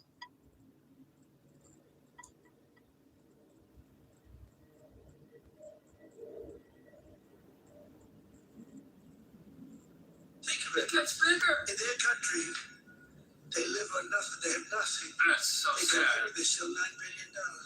Are we stupid? I mean, how do we allow that to happen? Right? How do we allow that to happen? Omar. Ilhan Should be sent out of our country. She should not be allowed to be accountable. That's what a lot of people say. But before we look at the new fraud revelations, listen to this. Want to go home now to your country? If you're in this United States of America illegally, we will give you $3,000 through the holidays to send you home. We'll buy you a ticket, $3,000 to go home, and that includes people that have not been detained, maybe have interacted with us, are detained and don't have criminal charges against them. Yeah, raise your hand. But the fraud stuff here, it just gets worse and worse every time we learn about it. The pirates have stolen all of our money, and they have to go home, Jesse. That's the situation we're in right now. Okay, well, Tampon says you guys are Tampon Tim. and it's mean and it's unfair. Like and subscribe. The amount of money that's Thanks for been joining stolen in. is larger than the entire GDP of Somalia. And now activists at a recent meeting at the airport are saying that they are just in total fear, even though they haven't committed a crime. Listen to this. We want MEC to protect us. Rideshare drivers and faith leaders raised their concerns to the panel after recent ICE actions at MSP. But They if say you're federal illegally, what's agents the problem? approached drivers waiting in a designated parking lot before they get a call for pickup. Most of the drivers nowadays, if you see the lot, is really empty. Like, not, because they fear of, even though myself, I'm a U.S. citizen. So then what are you afraid of? But it's just because of, our president calling us, to profile in our community. It's just, that makes us scrutiny. The commission. So because of name calling, people are saying they don't want to earn a living anymore. But speaking of the law, look who's mad they've lost access to the country's piggy bank. Every night I get an update on this of the threats to our federal money, on everything. The money you let get stolen. It's very clear the entire federal government is weaponized against Minnesota. And he's the victim. Should be states' rights, states. How are you the victim? $8 billion. Now he cares about states' rights. And it is about those ballrooms and everything else. Now we're back on transgender. Oh my goodness. These are healthcare providers providing the best guidance to parents and children to get their care. So we're assessing what it means. No, they're not. These are healthcare providers who have been running scams in his state, and now they're not allowed to do it anymore. Federal agents raid a Bloomington strip mall. The target? Ultimate Home Health Services, a Minnesota integrated community support, or ICS company, at the center of an expanding Medicaid fraud. I thought they were helping patients. This business, no stranger. Oh, really? They've been investigating before. Ultimate Home was billing taxpayers, claiming to spend 12 to 13 hours every day with Rick. But a worker caught on police body cam, admitting that was not happening. He is one of the most independent thoughts. So we don't help them. So And then something very sad happened. The federal search warrants of the company headquarters cites Carol Evans' investigation.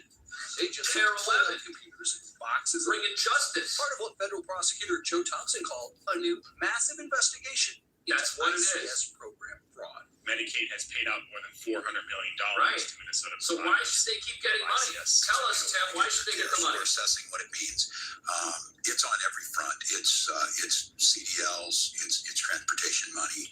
It's money across. Okay, Thanks for joining in. Appreciate it. Meanwhile, the president wasting no time to tie this also back to Ilhan Omar, who is allegedly connected with some of the fraudsters. She married her brother. All these blue states are tripping. Frauds, And yesterday she immigration tripping. just made up a story. She said the Yeah, police this got to stop. She said that. Deport them all. They stopped the car. Come in the right way. No proof. We never attacked him. We never stopped him. It was a made-up story. Where's the video? She's a con person. She's full of con. She says, Zero, she said, you ought to get her the out of our country. That's Wow. She made up a story that the police stopped her son's car. And there would have been video if it happened. There was no stoppage of his car. There was no harassment. Right. Why did he miss the opportunity to film that? Could have blown Trump up. Place once beautiful. I don't call it beautiful. You got the governor who's a stupid person. He is kind of, And yes. corrupt. He's corrupt and stupid. And he was supposed to be vice president. Never forget that. Speaking of which, this could be terrible news for the Democrats in the 2026 midterms. Look at this. $1 billion. From a nurse in Woodbury I am liberal politically. to a retired airport worker, Oh, I'm a Republican. Minnesotans on both sides of the aisle. Uh-oh. I'm disgusted. We are furious. Right. Sick and tired of hearing about fraud in Right. state-run programs for food, housing, and disability services. Bad news, Banding man. together through social media. This post urging people to write letters Oh, to yeah? state agencies What are they asking gonna say? questions like which specific officials and managers have been disciplined, None. reassigned, or removed because of documented oversight None. failures. Zero. Fired for this. Who's going to take responsibility? Not the governor. And stop passing the buck. Not In Representative August, Omar, fraud champions fest these 2 months programs. ago, Governor Walz said this. So look, we do have new leadership over there. People Oh, have do been you? removed. We know the previous Education and Human Services commissioners People have been both removed. stepped down, and an assistant commissioner at DHS also left his post. So these three people were not removed. Thanks for joining in. Like and subscribe. Down. That is not a removal. That is someone saying Minnesota is tripping. And Chicago. But the reasons for all those Stop voting blue no matter It who. wasn't a removal. So today we asked Uh-oh. those state agencies again, Oh. how many These people pesky have been news networks doing reassigned, the job the disciplined mainstream for news all won't of do. these failures related to fraud? Can't have that. We're not treated with it all absolute. Right. Why weren't those warning bells going Because And they so benefited. their mailings They will also turned send off the a bells. strong message. when you've got thousands of people writing in stating, hey, this has to be fixed, Right. then somebody will fix it. Well, yeah, Trump's trying to fix it. What's that mean? Means the party of fraud might have problems at the ballot box. For the And first who time, knows this better than the governor, who's also up for re-election? Made by the Wait till US you hear what Attorney's he's Office. up to. This is on my watch. I am accountable for this. And Since more when? importantly, I am the one I that thought will Trump fix was it. weaponizing. They're not interested in that, so they throw out these numbers. Oh, Governor Tim Walz disagrees with federal prosecutors Of course he does. over allegations that there could possibly be billions Of course he of does. dollars in Medicaid fraud Yep. in the state. To extrapolate what that number is for sensationalism, or to make statements about it. So he's accountable. It happened on his watch, but the amounts of money that the government says were stolen never were actually stolen. And this is all sensational, and it's a witch hunt, and he didn't actually do anything wrong. Doesn't really help us. Half or possibly more of the $18 billion billed by providers in 14 state Look at all them companies. since 2018, the U.S. Attorney's Office says could have been obtained by fraudulent means. Mhm. I don't make these generalizations in a hasty way. Right. So when I say significant amount, I'm talking in the order of half or more. But we'll see. When I look at the claims data and the providers I see, More red flags. Wow, red flags. Legitimate providers. Investigators from the Minnesota Department of Human Services did not commit to a solid number of fraud that they found, only saying that it's in the tens of millions. So now it's So far, I haven't received any evidence or information to support the billions or $9 billion information from federal law enforcement. But again, I want to collaborate. I want to partner with law enforcement. interesting. So the people at the state level who were supposed to stop the fraud now want to collaborate with the federal government who has discovered it while saying they haven't seen any evidence that it's happening. That's how this system should work. Right, the system doesn't work. That's why the feds are there. They have found. What have you found? From federal prosecutors, they're finding. Thanks for joining in. Like and subscribe. Not just tweaking the hours of care, but just totally fake companies. ABC 5 going for the kill. Yes, unfortunately, greedy people and businesses have learned how to exploit our programs and are trying to steal from us. Okay.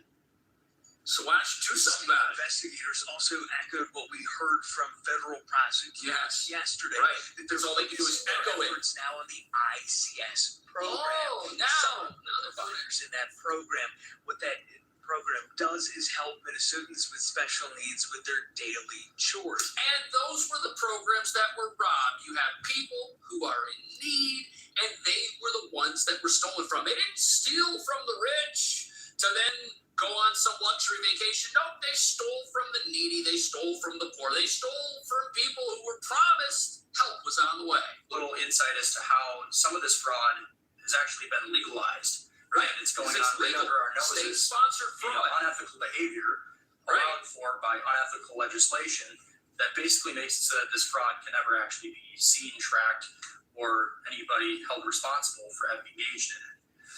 You have Nexus Family Healing, a nonprofit located in Plymouth, Minnesota. Oh, tell me about this national place. nonprofit with an executive director making well north of $500,000 annually.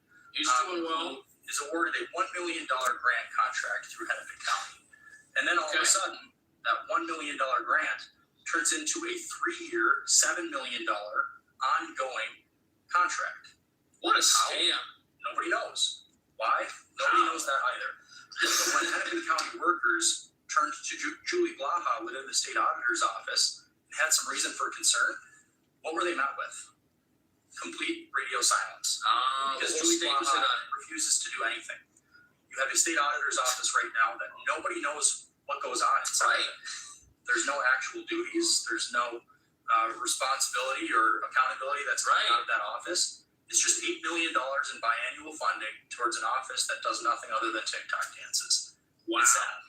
And we need somebody in there who actually takes responsibility for what goes on with your tax. But now everybody wants to take responsibility. Now that the federal government has stepped in, now everybody in Minnesota is just as upset as the people who've uncovered this whole thing, which was supposed to be swept under the rug as Tim Walz assumed control of America. Have wanted to stop this? Would I have gone out? You know, if you think the governor goes out and checks somebody on Medicaid that they were there, no, but that's somebody in government needed to So he didn't want to get personally involved. There were loopholes in this, and what we found is these are poorly written, and it left openings, and the goal was to get the money out. We'll fix Who that. signed them? But yeah, I'll take accountability for it. But what you're seeing here is you're seeing the weaponization. We'll continue to fix it. They're going to come up with numbers that don't have it there, and it's sensationalized. I don't expect. How can you continue to fix it if the fraud continually grows and gets worse? Somebody's not telling the truth here. From this administration. Oh, the Trump administration, the heartless Trump administration. What it's not. I can't steal anymore. Trying to not mention. This is what Ilhan Omar said, defending the program that she introduced in the House. Right. So this is the 2020 Meals Act. Ilhan Omar drops legislation intended to feed poor children during COVID because they might not have access, and it opened up a 100% USDA waiver that was exploited grotesquely. Fox News asked her, "Do you regret pushing for that bill?" She says no. Do you think it led to the fraud? Ilhan Omar, absolutely not. It did help feed kids. Okay. What kids? You see those, how it started, how it ended. Let's do how this started, what the funds were meant for feeding the children. only defense that these folks have is that, a couple of people actually benefited, even though these programs were looted beyond belief. Helping disabled adults live independently, one-on-one therapy for autistic children. That was the promise. Right. That's what it was for.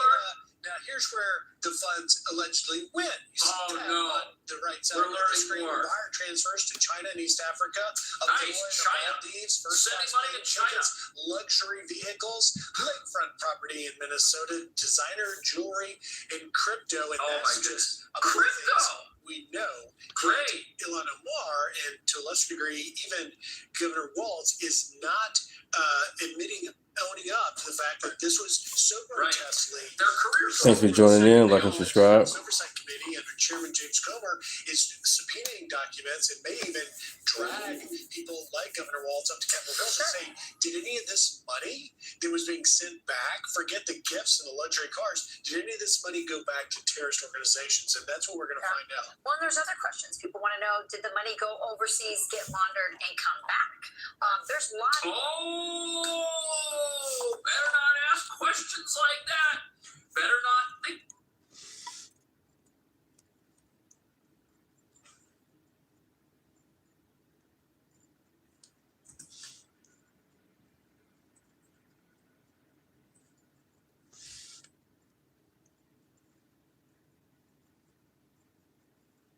Listen, I know you're watching me.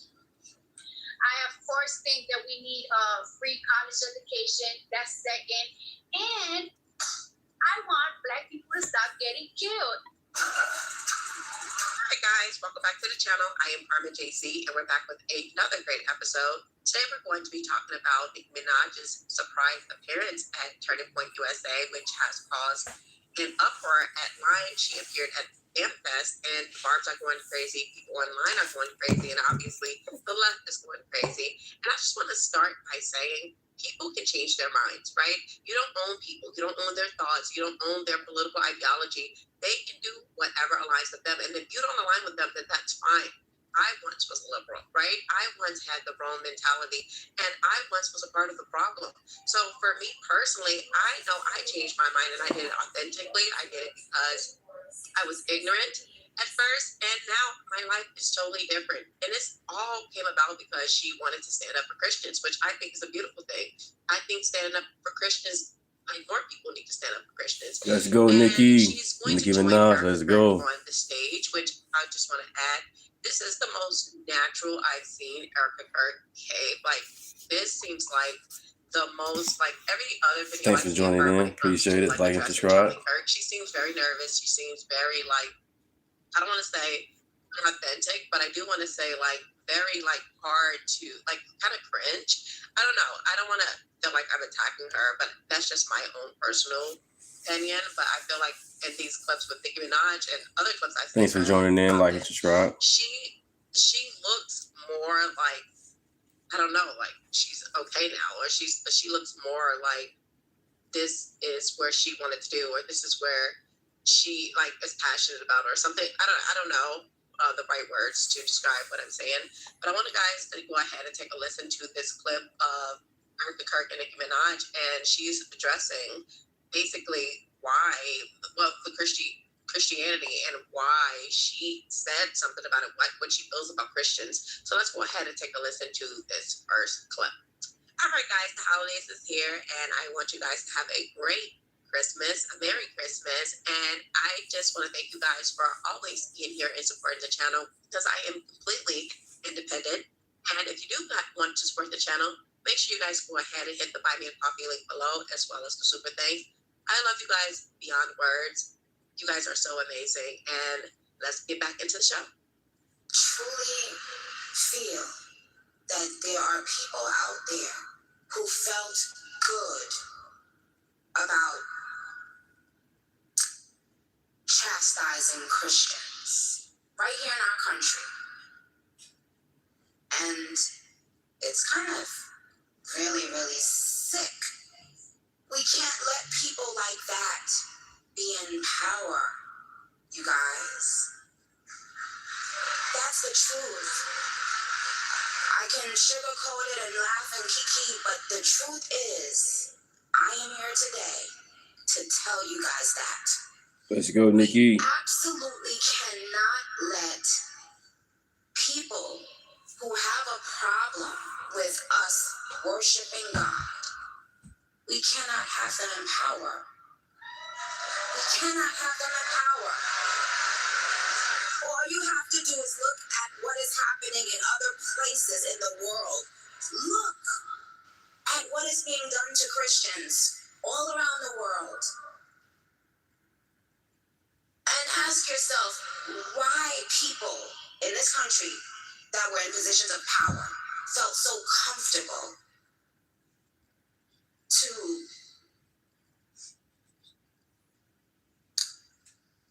try to take our voices from us.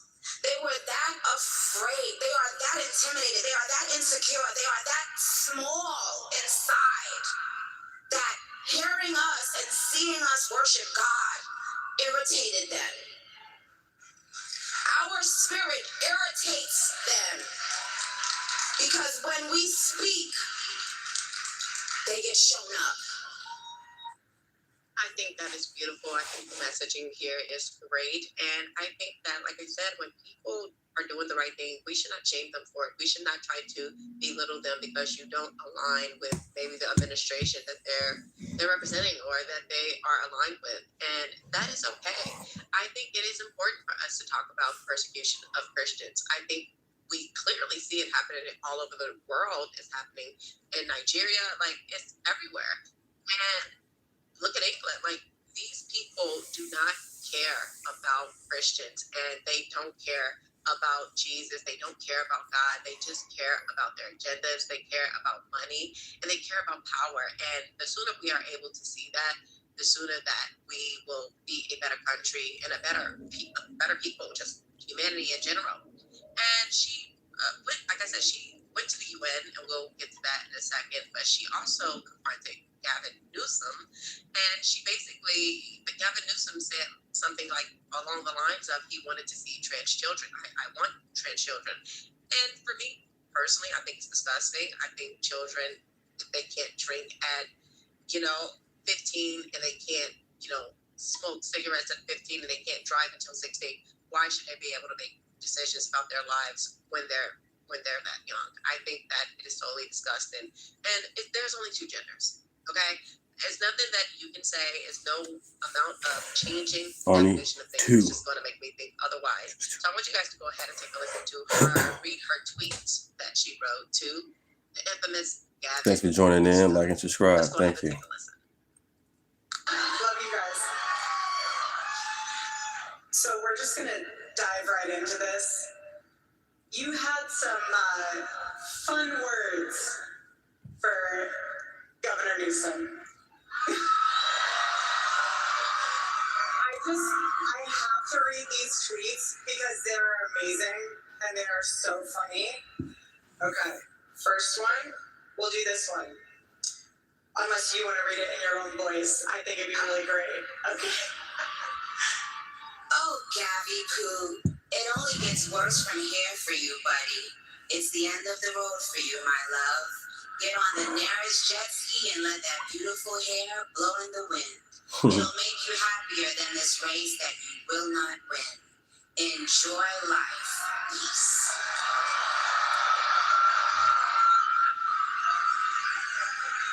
Okay. One more. Why not? Imagine being the guy running on wanting to see trans kids. Not even a trans adult would run on that. Normal adults wake up and think they want to see healthy, safe, happy kids. Not Gav. The Gav nuts. Gav not in. Gav out. Send in the next guy. I'm bored. Wow. So I'm just going to let you riff. I want you to say whatever you want to say. What? Mr. Newsom. Dear Newsom. Scum. We don't have a problem cleaning up the scum if we have to. Please tread lightly. That's what I would say to Gabby Poo. Okay, so that is awesome. And me personally, I lived in California for 10 years. I literally just moved back from California to my hometown, and I can tell you, California is a hellhole. Okay, that is hell. Chicago too. It is nothing good out there. And Chicago tripping. nothing good. But you know what I mean? I live in Rockford now. Most people are chasing fame, they're chasing money, they're Chicago having is sex, they're tripping. doing drugs. You know, there are homeless people in the streets. It is bad, okay? I just recently came back from California from doing the debates, and one thing I can tell you I won't miss is seeing homeless people just laying in the streets. It is so inhumane. And they gave so much money. I think they gave them about like $18 billion or something to address homelessness, and it got worse.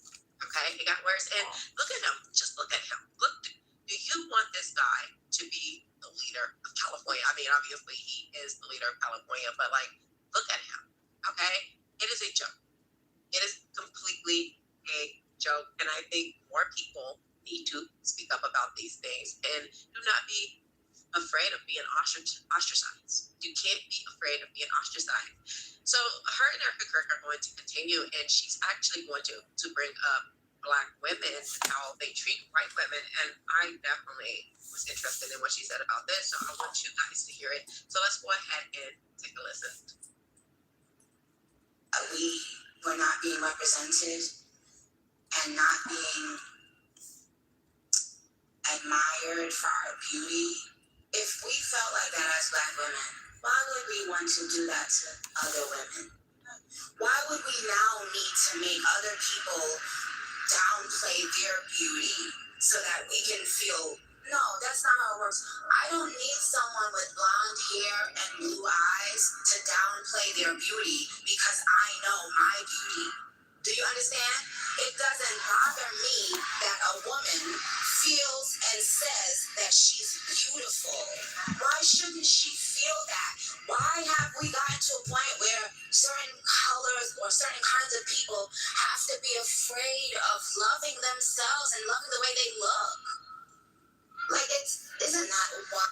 You know, this makes me think of the whole Sydney Sweeney thing, and it makes me think about how they were just tearing her down just for saying she had good genes. And I feel to this day, I think Sydney Sweeney has great genes.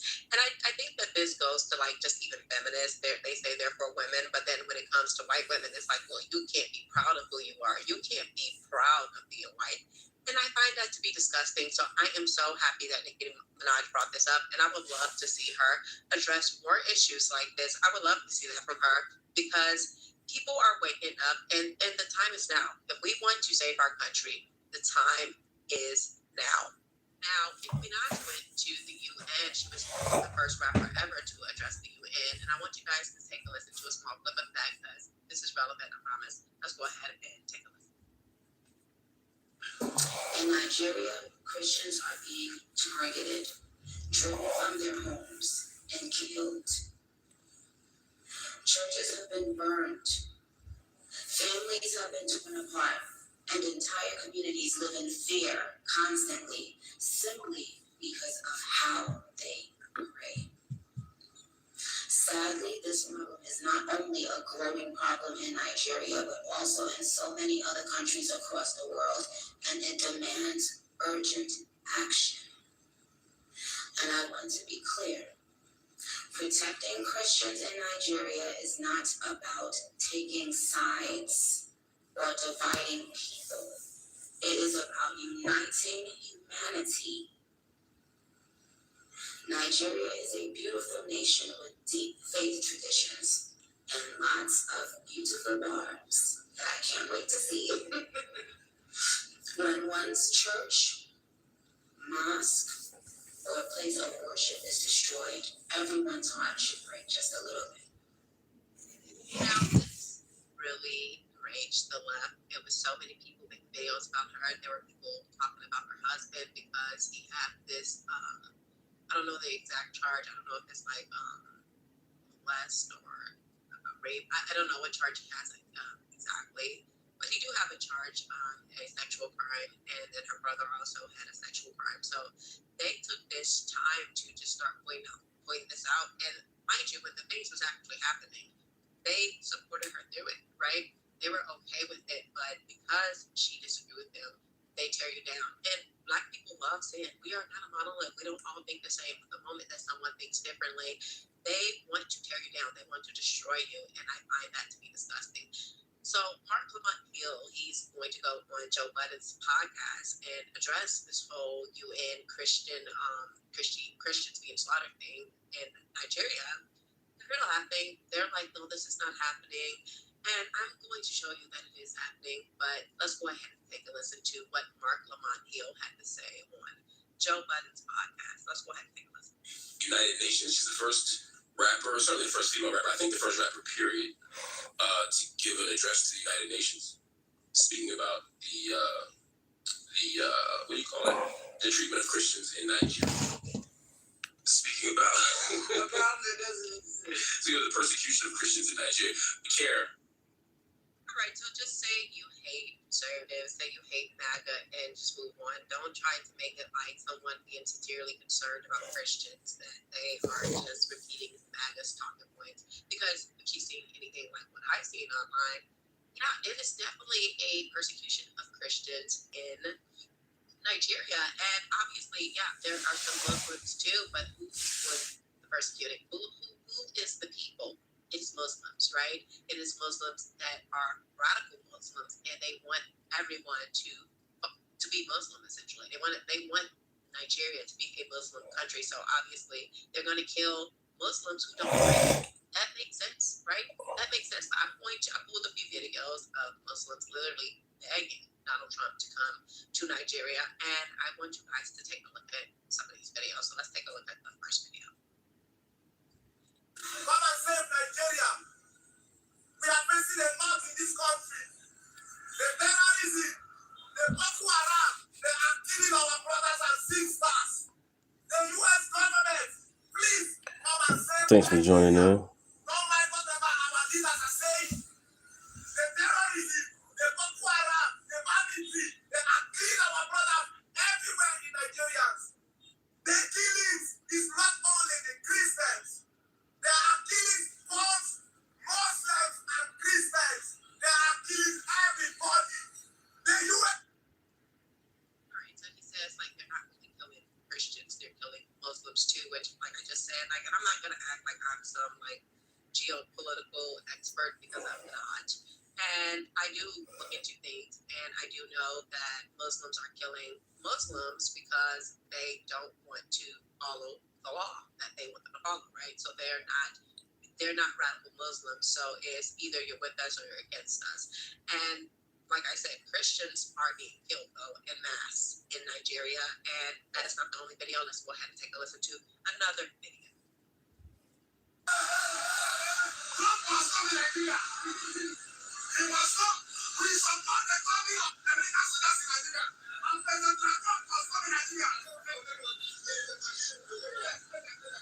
Yes, as you can see, we are progressing these two protests.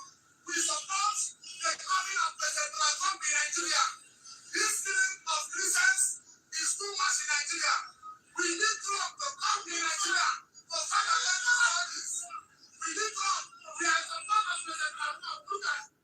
Alright, so you can see that like this is not just a one-off that Trump to come to Nigeria. And this next piece is a little graphic. You're not going to really see anything, but he's going to say the same thing, and I want you to go ahead and take a listen to what he has to say. And I don't think he would appreciate Mark Lamont Hill saying that they're not killing Christians. Let's go ahead and take a listen. Look at it today. Is there any Muslim? United Nations, I know you're watching me. American Senate, you are watching what I'm doing. I'm saying here. Special advisor to Trump. Now, please tell Trump to save our life in Nigeria. They are killing Christians in Nigeria. Massacre Christians. If they say they kill Muslims, Muslims are being killed. By who? By Muslims. There you have it. So I think that it is important to put things into perspective and to not just be upset because you don't align with the political party that is actually trying to do a good thing. That's what it is. And then Black people, they always have to think in this hive mindset. If you don't think like us, you are like an idiot, essentially. You are dumb. You can't possibly know what you're talking about because you don't think like the group, even though 92% of Black women voted for Kamala Harris. Like, that to me says a lot. It says more than a lot. And Nicki Minaj is going to actually address her haters with Erica Kirk, and let's listen to what she has to say about the people who are hating on her online. So let's go ahead and take a listen. I know that you are getting a lot of backlash from your own industry. What is your reaction to that? I didn't notice. Amen. Good answer. People are like, what do you think about that? I'm like, I don't think about that. Bingo. We don't even think about that. We don't have time to. We're too busy building, right? Yeah, we're the cool kids. Okay. The other people, they're the ones who are still just disgruntled, but really they're just disgruntled with themselves. Love it. I don't think about them. Don't think about it. All right, fuck them. I totally have this attitude because people attack me online. And it's just like, guys, you're not going to agree with 100% of what anybody says, right? You're not going to agree with everything anybody says, but to me, sincerity matters. If this person's being sincere, I can understand that, you know. And you might have the wrong ideas, but, you know, having a good heart, having good intentions do matter, but also results matter, right? Results do matter. And I just think that people are saying all of this about Nicki Minaj, but they had nothing to say when, look at Megan Thee Stallion, okay? Look at Megan Thee Stallion. They had nothing to say about this, okay? Nothing to say about this, but they had something to say about Nicki Minaj, okay? And it's not just Megan Thee Stallion. I don't know if you guys have memory hold on Cardi B interviewing ex-former President Joe Biden, but I'm going to refresh your memory. So let's go ahead and take a listen to Cardi B and Joe Biden. I, of course, want free Medicare. And this is why it's important to have free Medicare, because look what's happening right now. See why we should have been have free Medicare for a long time. I, of course, think that we need free college education. That's second. And I want Black people to stop getting killed.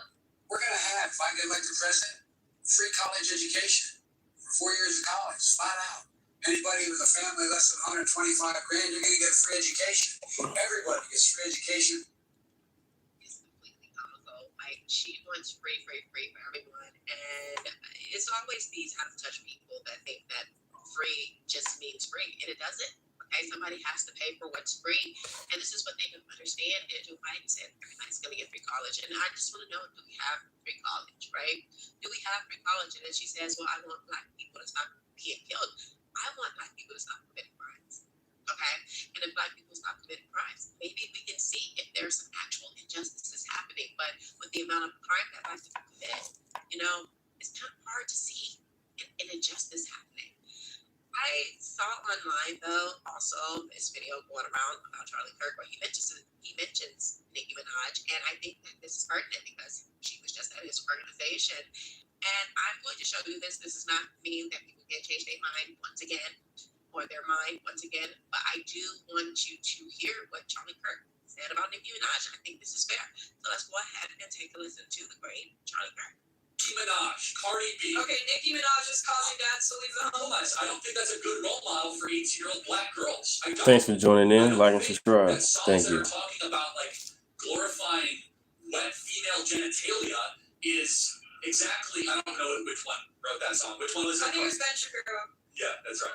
Yeah, but but by the way, the role models in the 1940s and 50s for Black America were completely different. So it is a representation issue. Hold on a second, not representation. It's who do you get your art from? It's what values are they putting forward? For example, more times than not, Black politicians will lament the condition of America. It's systemically racist. It's terrible. What does that do to a 14-year-old Black kid if you just find that you hear that everything is rigged against you? Instead, they should be saying, hey, there might be some barriers, but if you believe in yourself enough, you can achieve in this country. It creates a form of social conditioning of low expectations, and that's not mine. Charlie Kirk was just way ahead of his time, and I think that he is so awesome. But I also, he said that he don't think that Nicki Minaj is a good role model, but he also said that, you know, if their values don't align with, you know, something that will be beneficial to the community, then they shouldn't be role models. So I would say that, you know. Thanks for joining in. Thanks for joining in. Like and subscribe. Appreciate it. Her change her perspective on things. Pray for everybody. And like I said, people can change. People always try to keep you in a box where it's like, oh, you did this in the past, but now you're just this evil person. But we're all not perfect, and that is what it is. We're all imperfect, and we all make mistakes, and some worse than others, okay? But the goal is to be like God, is to be like Jesus. And if you want to be like Jesus, then you have to soften your heart, right? You have to let go of ego, and you have to be loving to your neighbor. I mean, that's what Jesus taught. So I personally think that Charlie Kirk probably, you know, from what Nicki Minaj was putting forth at first, yeah, he's like, no, she's not wrong. I personally agree. But then when you change your mind and you do different things, like she's married. She got married first before she had a kid. So she did do some things the right way. And Candace Owens shared some text messages where Charlie Kirk was like listening to a Nicki Minaj song. I'm gonna pull those up for you. But here you see he's listening to a Nicki Minaj song and he is like into it. So I think that this is like one of those things that is just perspective, right? It's perspective. And, you know, I think anyone that wants to, you know, advocate for Christians and want to advocate for people to be better, I think that they have my vote. I think that they should have a right to do that because that's what we want to do. That's what Christianity is all about. It's all about bringing. Yo, what do was they look, man? First man just tapping in with you on business, man. Look, man, right now in today's video, man, as you can tell, man, I got the world's hottest soda, man. Listen, man, this is part 2 to the world's hottest soda. The first one y'all got into a million views, and y'all say y'all want a part 2. So we're running back to part 2 right now, man. If you're new to the channel, man, hit that subscribe button, like it up, man. Go. All right, man. So today we're here with Slaughter. All right, so listen, man. Hey, what's the hottest thing you ever drink? Water. Water? Hot water? All right, listen, man. I got the world's hottest soda. All you gotta do is chug the whole thing without stopping. Then you get $20. Think you do it? Yeah.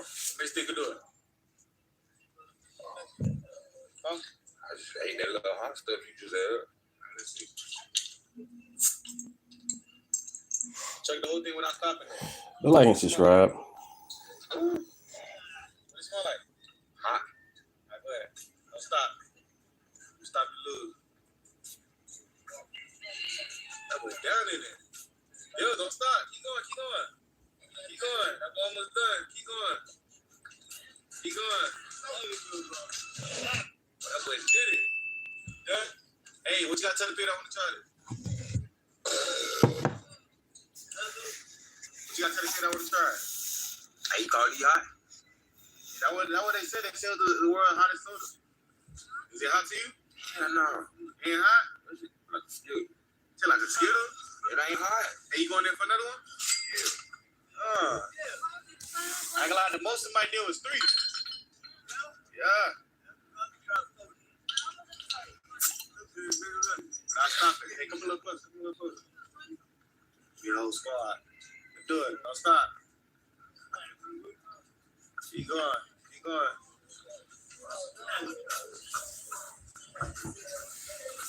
That boy said it like Skittle. Done? Damn.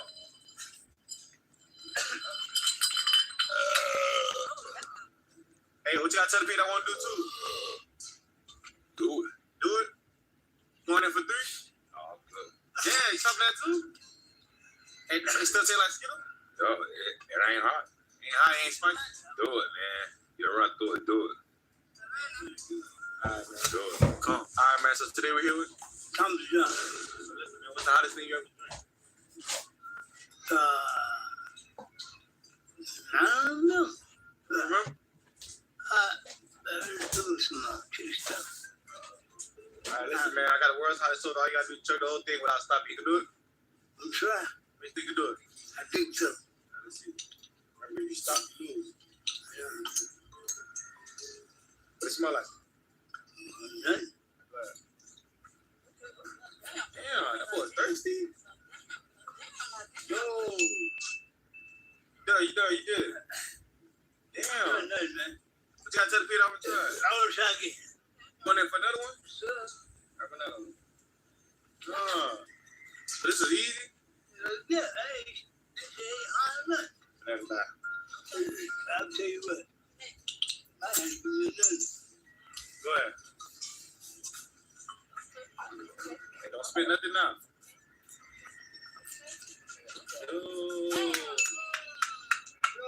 Oh my God, that's crazy. Another one? Yes, sir. You want a third one, bro? Good. Get another one. Easy money. Easy money, man.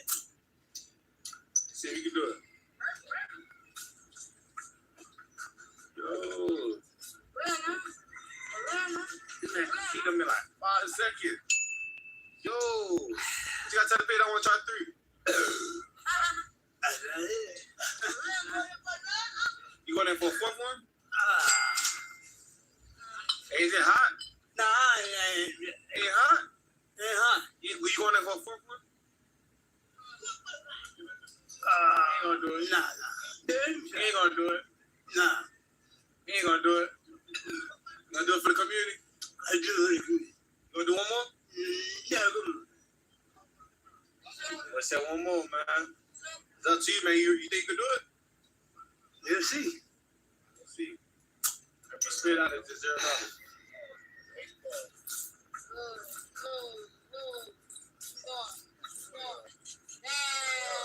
Oh, get it. Damn. You gotta tell the pit I want to try 4.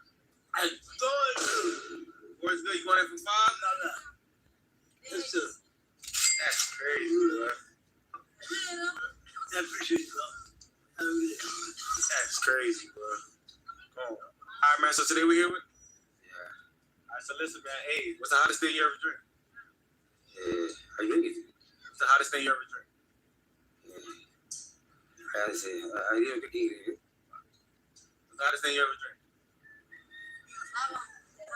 Hot. Right, listen, man. I got the world's hottest soda. All you gotta do is chug the whole thing without stopping. You think you can do it? Yeah. Yeah? Yeah.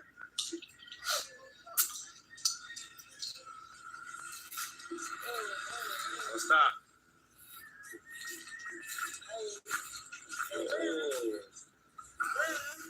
What? Damn. Yo, what you gotta tell the kid I want to try? Easy? Good. Good? What's your bueno? This is for 20. Another one? 20? This is 20. Okay, give me one. That's it. Oh, so one more, that's it. Let's see. No. No caliente? No. Let's see.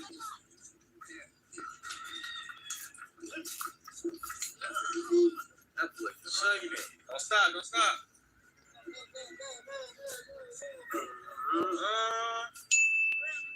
That boy did it. That's it. That's it. What you got to tell the people? Eh? What you got to tell the people? We try with this because it's hot, but not too much. Okay. Okay? All right, man. So today we're here with? Rika, All right, so listen, man. What's the hottest thing you ever drink? hot Kool-Aid. All right, listen, man. I got the world's hottest soda. All you got to do is chug the whole thing without stopping. You think you can do it? You gonna see? Let me think you can do it. I'm gonna challenge it. Let's see. Don't stop. If you stop, you lose. Remember, you ain't got no timer. That's how you felt with the other child. You're chugging it slow, though, man.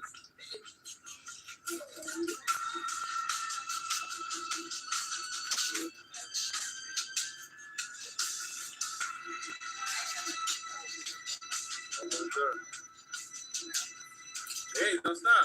Stop you. Okay. Did it. Hey, how would you describe the flavor to somebody that never had it before? Sweet. Sweet? Yeah. It's not spicy, it's not hot. I love it. That's crazy, man. Hey, listen. You going there for another one? Yeah. Yeah? You sure? Yeah. Let's see. Let me see.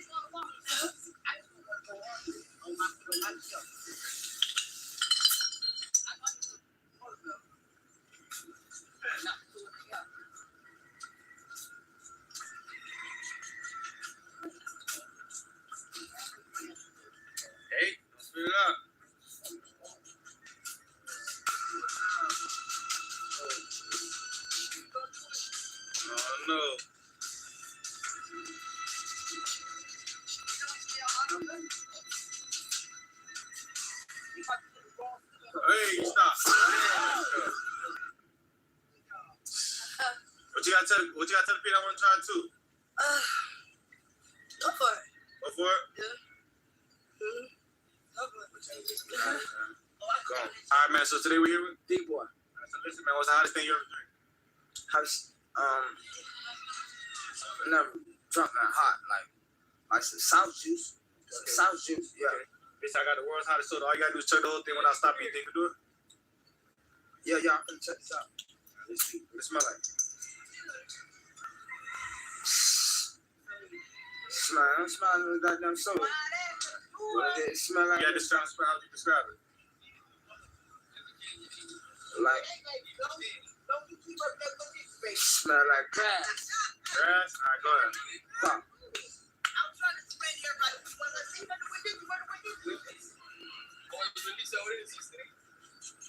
That boy almost done.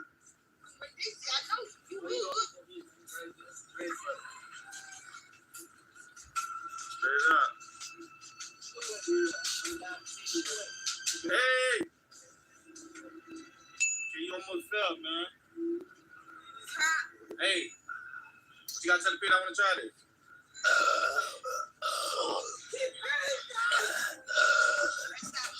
Here, going in for two? You going in for another one? Nah, it's not hot at all. What it tastes like? How would you describe the flavor? Crazy. Like what? It'll make you want to stop when you drink it, though. Yeah? Why? What it tastes like? What it tastes like?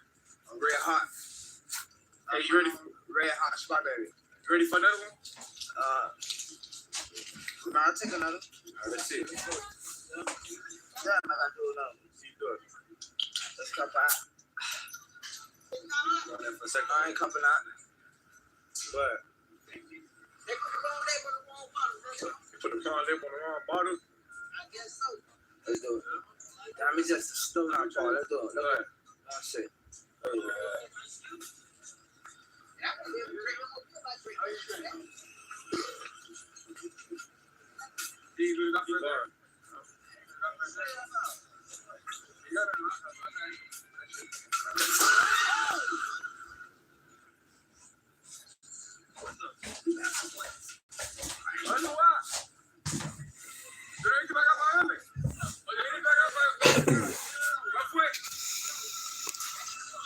Thanks for joining in. Appreciate it. Like and subscribe. Like, people, it's over with. People, it's over with, bro. It's over with. Why you spend too much time? Hey, what you got? I ain't like spend too much time. Hey, what you got to tell the people I want to try? Bad. Fine, dog. It's not. It burns your stomach, though. But, if I ate 300 buns a day, right, back to back. Just try to get this shot strawberry hot side. Man, so today we're here with Rodo. All right, listen, man, what's the hottest thing you ever drink? The last thing I drank was that apple pepper you gave me. Hottest world, I don't know the name of it. Listen, man, I got the world's hottest soda. All you got to do is chug the whole thing without stopping. You think you do it? See, hopefully I can. Hey, what it smell like? It's like, smell it off, you say? Almost. No, go ahead. Chug it without stopping. Stop the lose. Damn.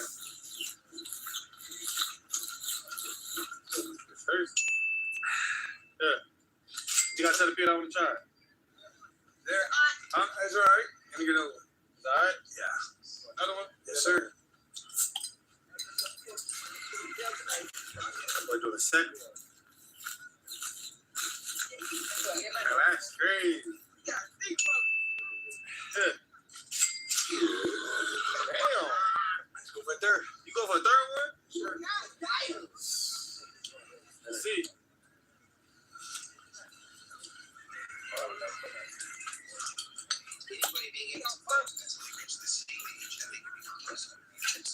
Hey.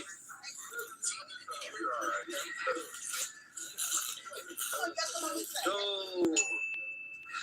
You going in for another one? Yes, sir. What? You going in for a fourth one? Yes, sir. I ain't gonna lie, I think the record was 4. I don't think nobody did. I'm gonna do fine. Get that. Arrest 75-year-old Jeanette Hawkins standing on the corner. Police say this is Folly Cato, walking up with a stick in his hand when out of nowhere he attacks her. 75-year-old lady in Seattle gets attacked and blinded by a criminal with arrest 75-year-old Jeanette Hawkins standing on the corner. Police say this is Folly Cato, walking up with a stick in his hand when out of nowhere he attacks her. 75-year-old lady in Seattle gets attacked and blinded by a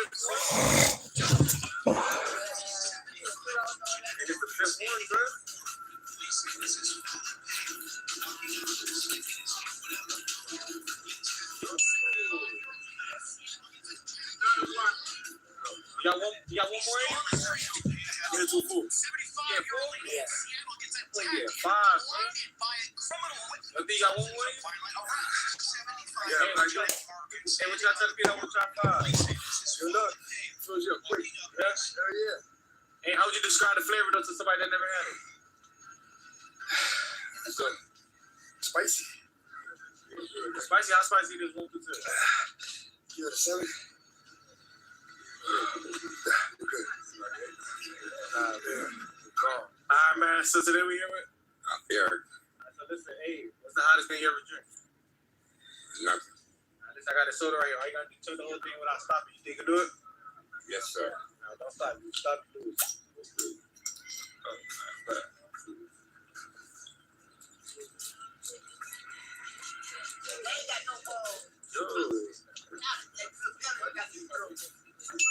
Get it. What y'all tell the people I want to try? Go. How would you describe the flavor to somebody that never had it before? Do it. You going in for 2? Huh? Hey, how hot is it? It ain't really hot. You know, got a little spiky. Yeah, that's all. It's just there to get you full. Go. All right, man. So today we here with? All right, listen. What's the hottest thing you ever drink? Yep. All right, so listen. I got the world's hottest soda. All you gotta do is turn the whole thing without stopping. You think you can do it? I'm gonna try. All right.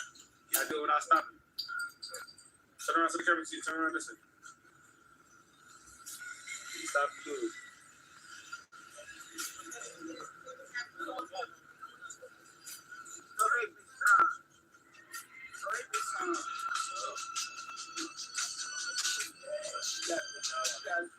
Hey, you almost there.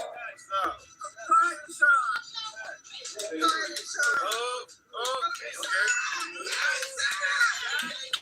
Hey, what you gotta tell the kid I want to try? Try it. Hey, how would you describe the flavor to somebody that never eaten it before? Wait, how would you describe the flavor? Sweet. Sweet. Would you ever do it again? Not now. Go. All right, man. So today we're here with? Real, sir. Hey, listen, man. What's the hottest thing you ever drink? Hot pepper. Awesome. I got the world's hottest soda. All you gotta do is turn the whole thing without stopping. You think you can do it? Yeah, yeah. Let me see. Without stopping. Stop it. Oh, yeah.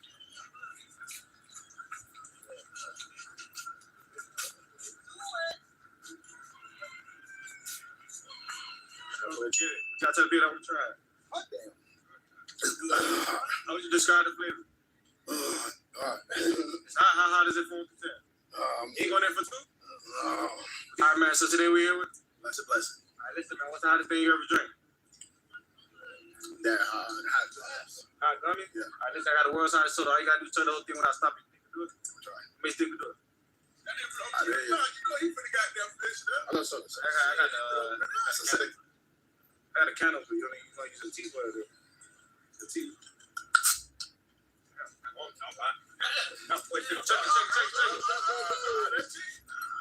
That boy did on purpose. Cheated. Stop, you lose.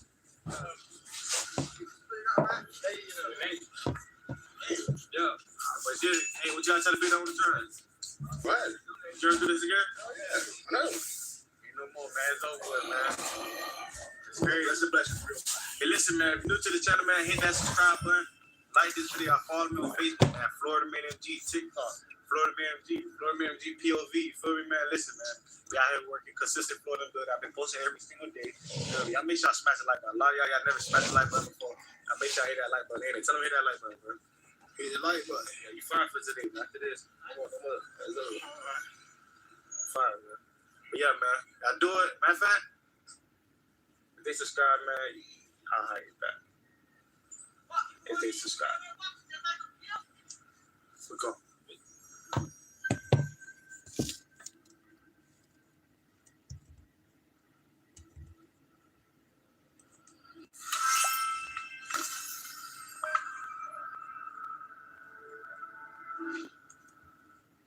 All right, man. So today we're here with Wicked T. All right, so look, what's the hottest thing you ever eat? Buffalo wings. Buffalo wings from where? Buffalo Wild Wings. Look, man, out of the world's hottest chip. All you gotta do is chew it up. Once you know you wait a minute, they get $40. Think gonna be able to do it. Thanks for joining in. Like and subscribe. Appreciate it. I ain't scared. Hold my cup. Let's let down. Nah, on the ground. Hold my cup. On me, I'm queen for her. Go ahead for the chip, man. Thanks for joining in. Appreciate it. Damn, I can open it. The best you doing it, you can do it. I'm a real soul. You ain't gonna bust nothing in half.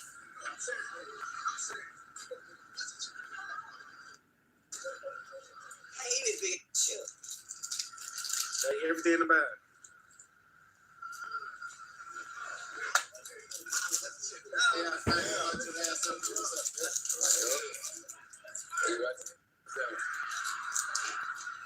It smell like. What it smell like? Better tell you so. Yeah. Y'all ready? You ready? Hell no. How you feeling? What it tastes like? Hey, what it tastes like? Hey, rate it 1 through 10 how hot it is. Right up. 10 being hot is where is that right now? 20. 20 already? Yeah. Boy, I got me up, boy. The chick. Hey, once you done show the camera, you done so the minute could go.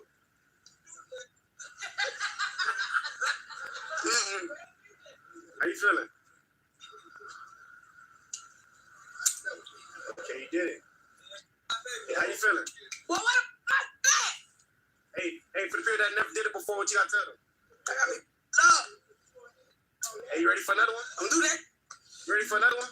I got another one for you. Look. You trying to double up? Hold on. Hey, you got 40 more seconds. Hey, how hot it is from 1 to 10?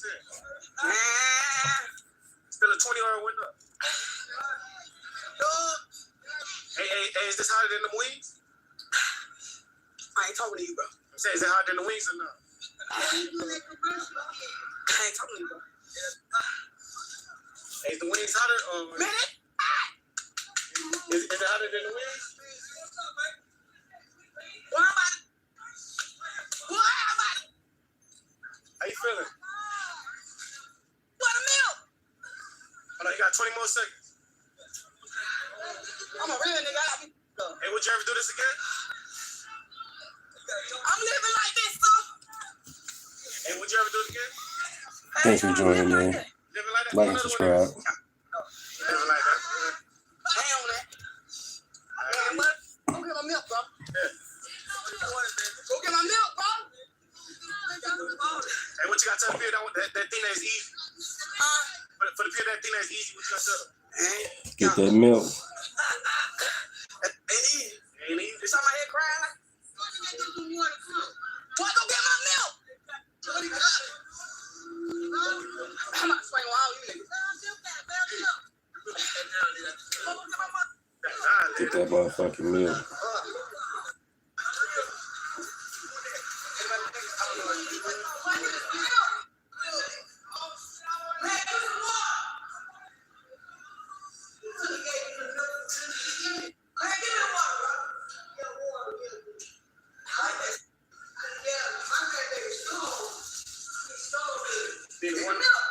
Think the water gonna pump it out?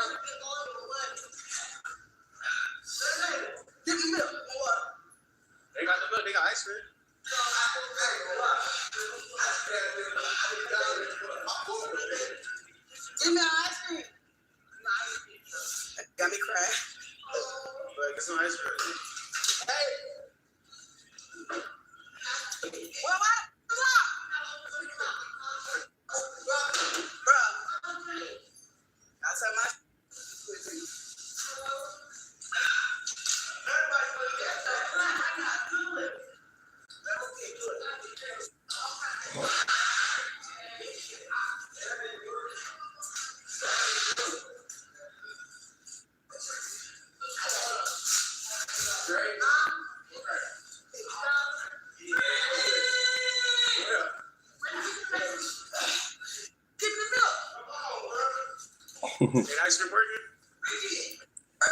She need that milk.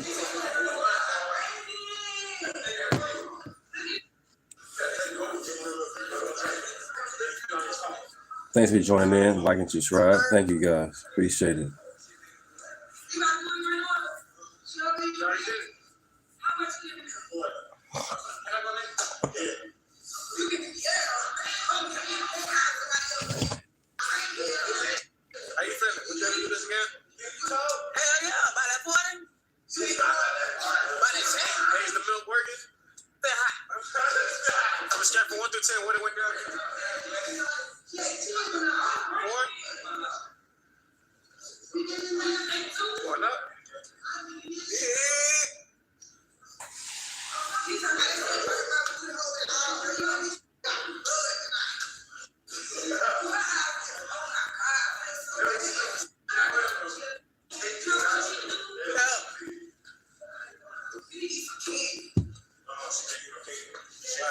Trying to get there, y'all. Trying to get there. What you trying to say?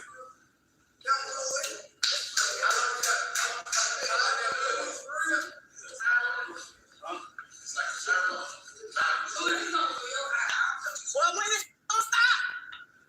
It ain't stop.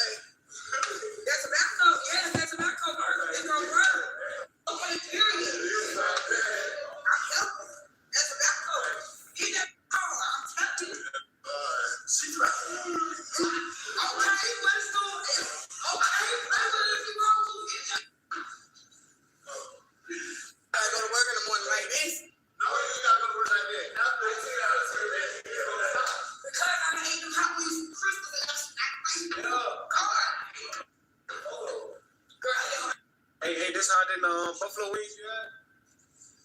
They never had no buffalo wings this hot. Hey, so this the hottest thing you ever eat? Got me like a whole got you. Hey, this the hottest thing you ever eat? Is it working? I told you, that's the trick. You can just not wait to keep me in this life so you can get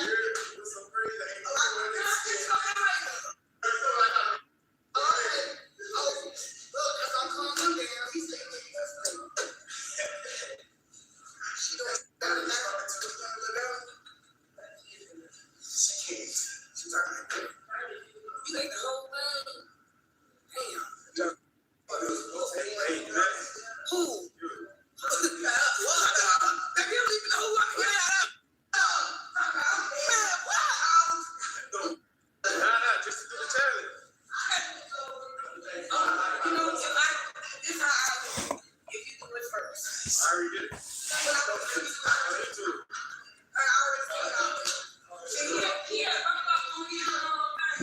hitting the square. Wow, that's new.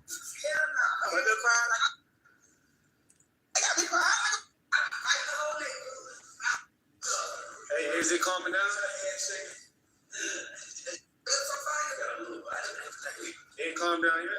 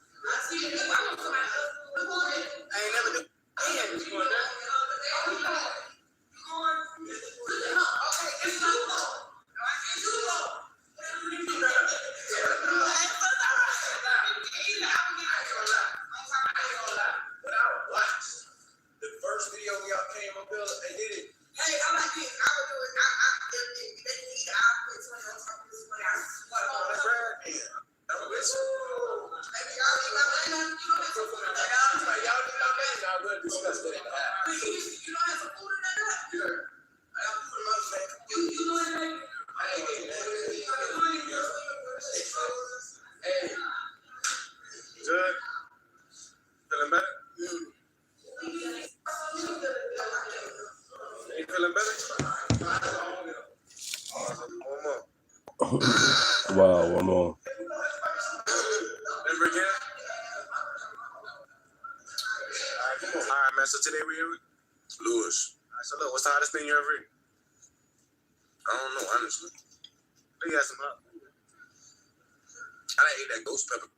Ghost pepper? Yeah. All right, I got one tip for y'all. All you gotta do is chew it up. Once you think you wait a minute, then you get 40. You think you can do it? You said do what?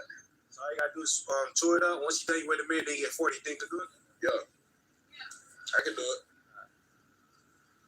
It look like it's hot. It look like it's hot for real. Oh, it's just a chip? Yeah. Oh, yeah, that's Saturday last.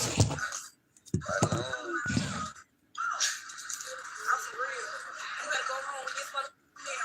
Thanks for joining in. Like and subscribe. Ain't you paying me 22? Then why would you say that? I mean, you can give me 20. I'll speak to my best friend, though. Okay? What it smell like? It don't smell like nothing for real. It smell like nothing? Man, honestly, I probably can't smell. Nah, I'm just good. You stupid.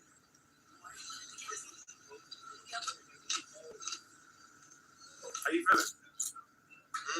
What call it? Already? Ready 1 through 10 out of 12. 12 already? Yeah, ain't much kick in. It's the beginning.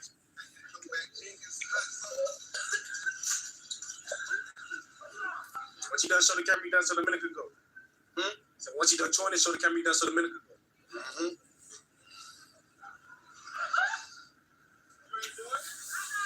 What? What you trying to say? Where's it hot? It's hot? Hell yeah. Ready for another one? Want to double up? Damn, I gotta eat 2 of them.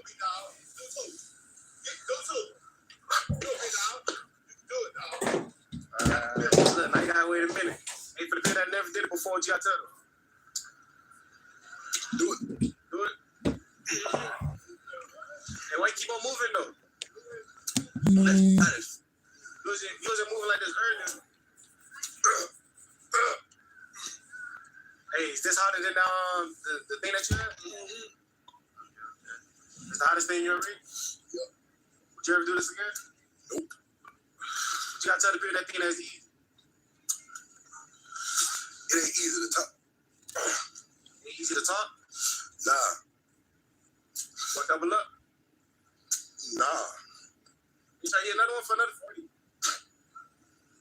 Nah. I ain't broken nothing. Why you crying?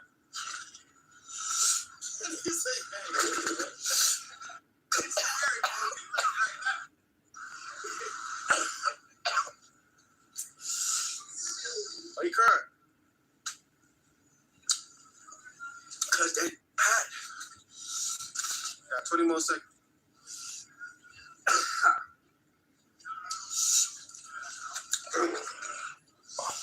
How you feeling right now? Worse. Is it worse? On the scale from 1 to 10, where is that? Ain't no joke? Nah. Not a lip spray. 20 seconds. Appreciate you. What you gotta tell the people?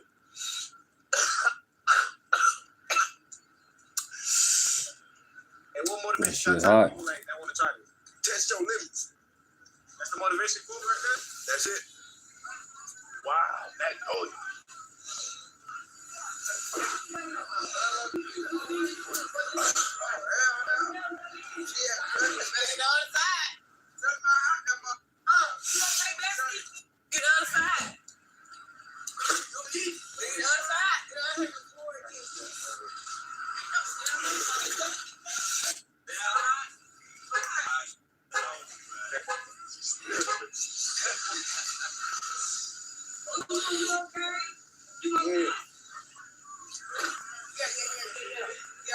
How you feeling? I'm feeling it, nigga. You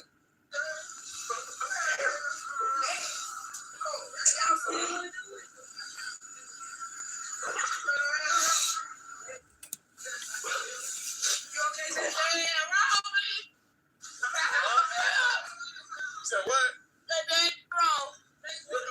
You wanted to do it? Drop your money.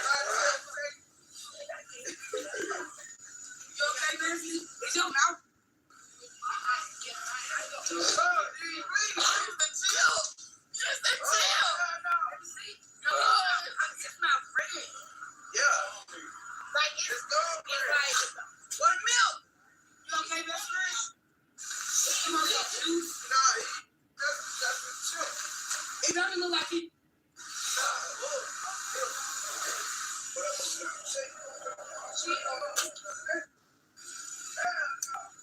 Let him milk. Hey, would you ever do this again? Yeah. Not right now. Would you never do it again? One day. If y'all walk on the wrong pole, nigga.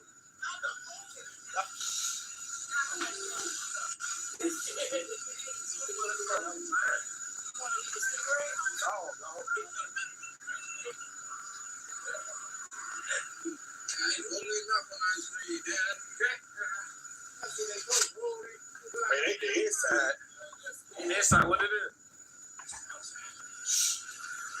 Outside, huh?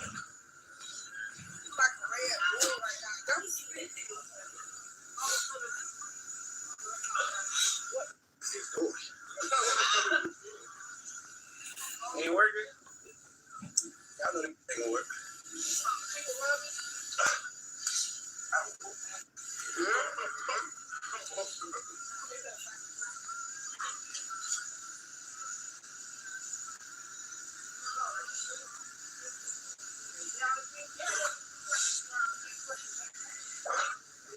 Afraid of that color.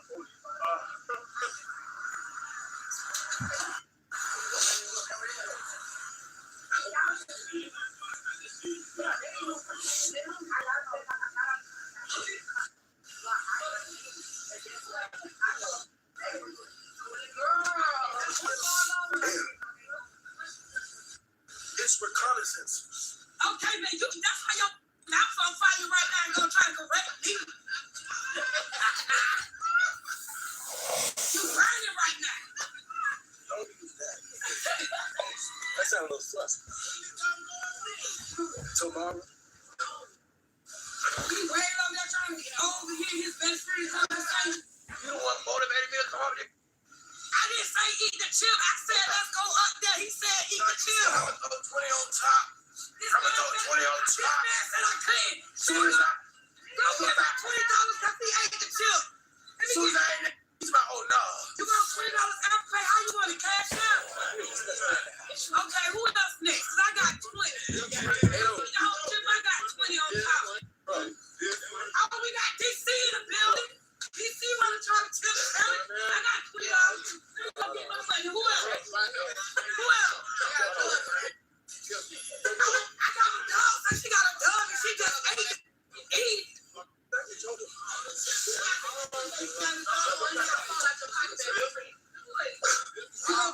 You don't need your 40 if you finish it. You gotta get the whole thing, and I'm gonna put a dog on top. You gonna do it? Ain't calming down? Oh! Steph wanted to tell you where's the problem. What's the problem? That's the problem. What's the problem? I think is it gonna It ain't even the mouth. Is it gonna my auntie? Cause It ain't even the mouth. It ain't even the mouth. It ain't the lips. It ain't the throat. It's the stomach. Thanks for joining in. Like and subscribe. It's gonna burn when it come out fresh. Hey, y'all get at your boy. Underscore King Glock we trust. Appreciate it. Underscore on IG or Louis F on Facebook. The kid. They already know. I know. They know, but like my chest feel like I'm on fire from the inside out. Let me tell you something, yeah, boy, I'll probably never do that ever again. Never do it again. Tell my people. I got a question for y'all though. Excuse me, question. What's the most chips y'all done got a nigga to eat? Three. That nigga need to go in and get his books, I swear. Three. Cause I'm not no MVP.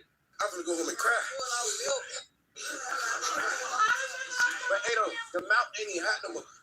It's really just the stomach. I ain't eating. I mean, so much. Whatever. They gonna push it out smooth. Hey. When y'all add me on IG, y'all gotta tag me in the video. YouTube channel, Louis Hefner. And me and my dog Meech group YouTube channel. Boston Player Schematic. We just be talking about stupid, honestly. I'm scared for what to say. Where is that right now? Mama, love you. He said 1 to 10. Oh, that's gone now. That's gone now. No, I'm not doubling up. That's gone though. Hey, what you gotta tell the dude though? I mean, do that. Do it. Test your limits. That's the code of the real. Test your limits. I ain't think I could eat that real. I ain't never ate a ghost pepper. I was trying to hype myself up.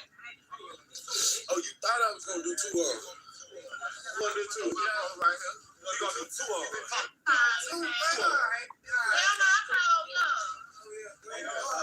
All right, man. So today we're here with Russ. So look, what's the hottest thing you ever eat?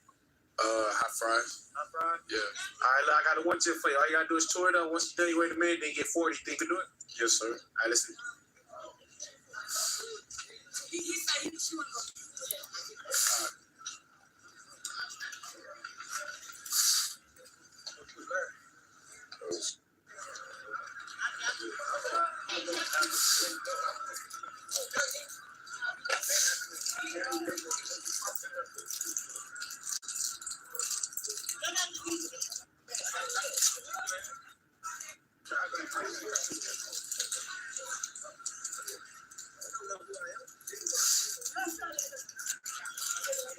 What it smell like? I don't know. Yeah.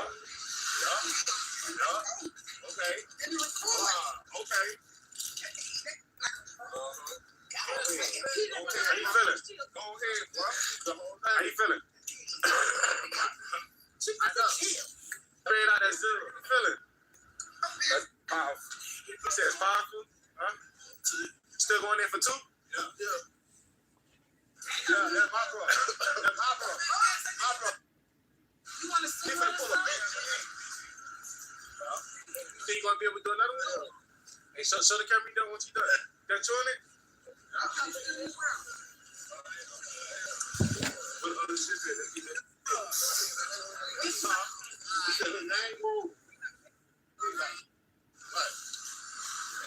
Good? Yeah. Show the camera you done. Now you gotta wait a minute. Hey, for the bit I never did it before, you gotta tell them? It's gonna be hot. It's gonna be hot? Yeah, what? Is this the hottest thing you ever eat? Yeah, basically. Ever eat nothing this hot? No. Never ate this hot food. You telling me you're gonna be able to eat too? Yes. Yeah. Hey. Yeah. Everybody, how you feeling? You said what? I feel like I'm gonna live. Hey, from scale from 1 through 10, where is that? All the way up there.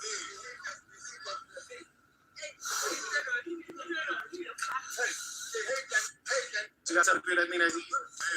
Hey, Easy. another chip. You gonna double it right now? You sure you gonna be able to do it?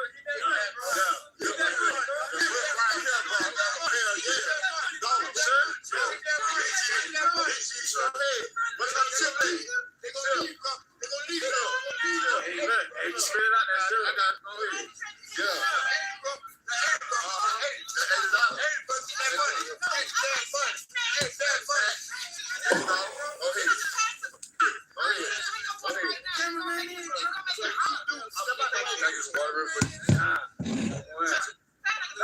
If you like and subscribe, thanks for watching with me.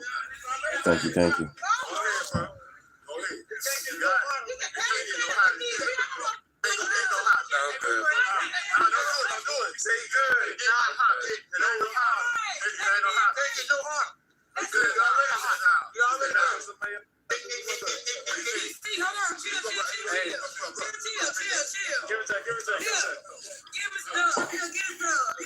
Ding, ding, ding, ding. So today we here with? We're here with DC. Okay, so look, what's the hottest thing you ever eat? I mean, I like hot food. I don't know. Like hot food? Like, what's the hottest thing you ever eat? I breathe. Okay, so look, man, I got the world's hottest chill. All you gotta do is chew it up. Once you know, you wait a minute, then you get 40. You think you can do it? Yeah. Let's see. Okay. He said, "Yo, what?" Hey, ready 1 through 10. How hot it is? It's cool right now. 2 right now? It's cool. Like, It's cool. Okay. well, Hey, so look, what it tastes like? Dad, describe the flavor to the people. How would you describe it? drop. What about the flavor though? It tastes good. Hell no. How would you describe it for the people that never had it? I mean, it'll be good. Okay, explain the flavor to me. It's like chalk.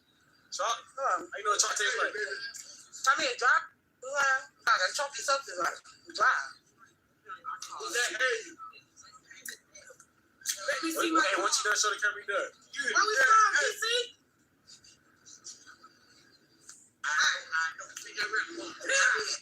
Hey, for the people that never did it before, what you gotta tell them? It's hot. Ain't hot? No. You tell where is that? A 1. 1? Why ain't hot? No. Hey. Again, 1 win. Boy, he was just overreacting. I mean, people got their own side. It's the hottest thing you ever eat? No. They're not even hot. You eat something hotter than this? No, I mean, it's not hot. Hey, did you eat something hotter than this though? No, but it's not hot. Hey, I look like you sweating. Yeah, I'm sweating, but it's not hot though.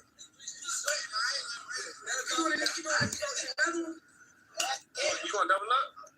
Okay. Man, I've been up for 7 days. Hell no. 1 to 10, where is that? Still a 1 or is going up a little bit? Just a little bit. Just a little bit? Where is that? Like a 4. 30 more seconds. You gotta tell the people that think that's easy. Where you been at? You might as well go in for another one. Hell no. Why not? Cause I don't want to. I've been up for 7 days and my stomach is not gonna be on what? I'm not fine. Yeah, I'm greedy, but my asshole not greedy.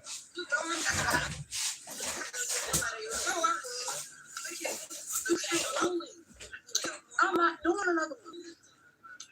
Not doing another one? You're not gonna let me do it, right? No, don't rush up. Hey, what you gotta tell the people? Period. Hey, any motivation advice you gotta give them? All I'm saying, your mama stomach on fire. I ain't gonna hold you. Stomach on fire? Hell yeah. So this the hottest thing you ever ate now? A little bit, yeah. A little bit? Yeah. Put it on. My stomach. Might get something to drink. Might get something to drink. No, I'm about to get some. Yeah. All right, man. Yo, how you feeling, man? Feeling better? I'm on fire.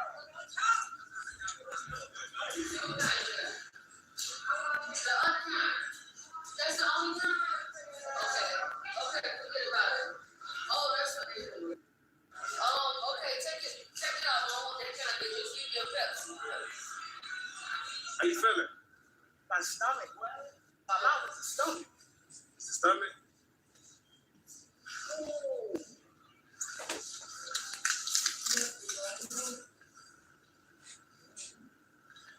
Hey, would you ever do this again? No, for the stomach leak. Hey, how much would you say like this challenge worth?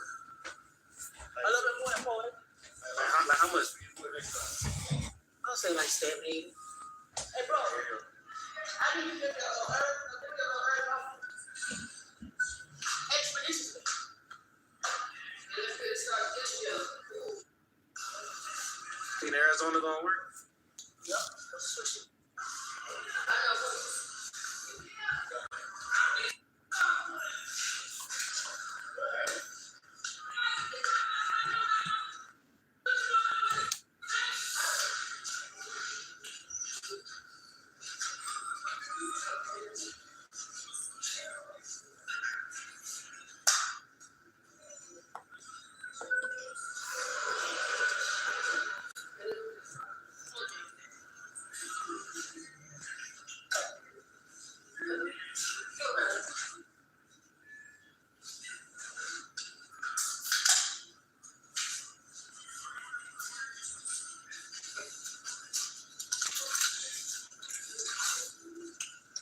They're gonna do work.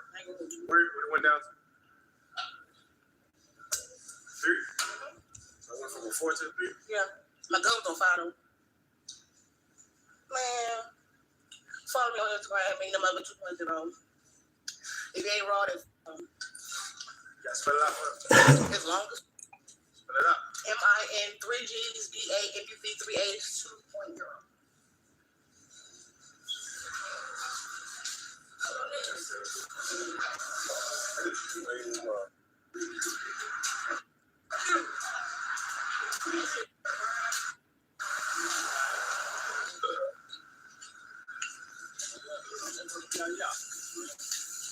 Where you going? You going? All right, man. So today we're here with Missy. What's that, bro? All right, so look, what's the hottest thing you ever ate? All right, so look. Nah, wait. What's the hottest thing you ever ate? I mean, I don't know. Hot wings.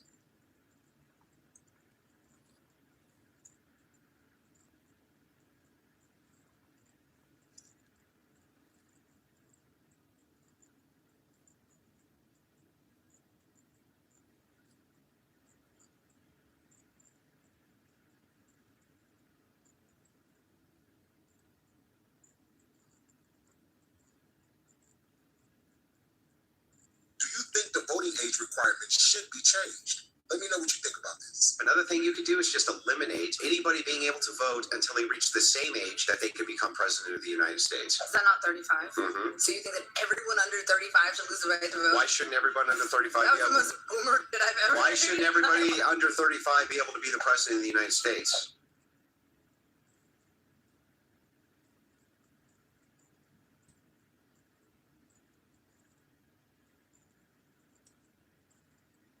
New video and pictures show federal agents using pepper spray on a crowd in a Minneapolis neighborhood with a large Somali population. Federal agents with guns were going into area restaurants, stopping people at random. And the reason they're armed is because the mobs in Minnesota are out in full force, trying to stop the federal government in its tracks. But with the ICE director saying there's no shortage of fugitives hiding in this sanctuary, it looks like the combat taking place on the streets here is just beginning, especially since the rioters have promised to Thanks for joining in. Appreciate it.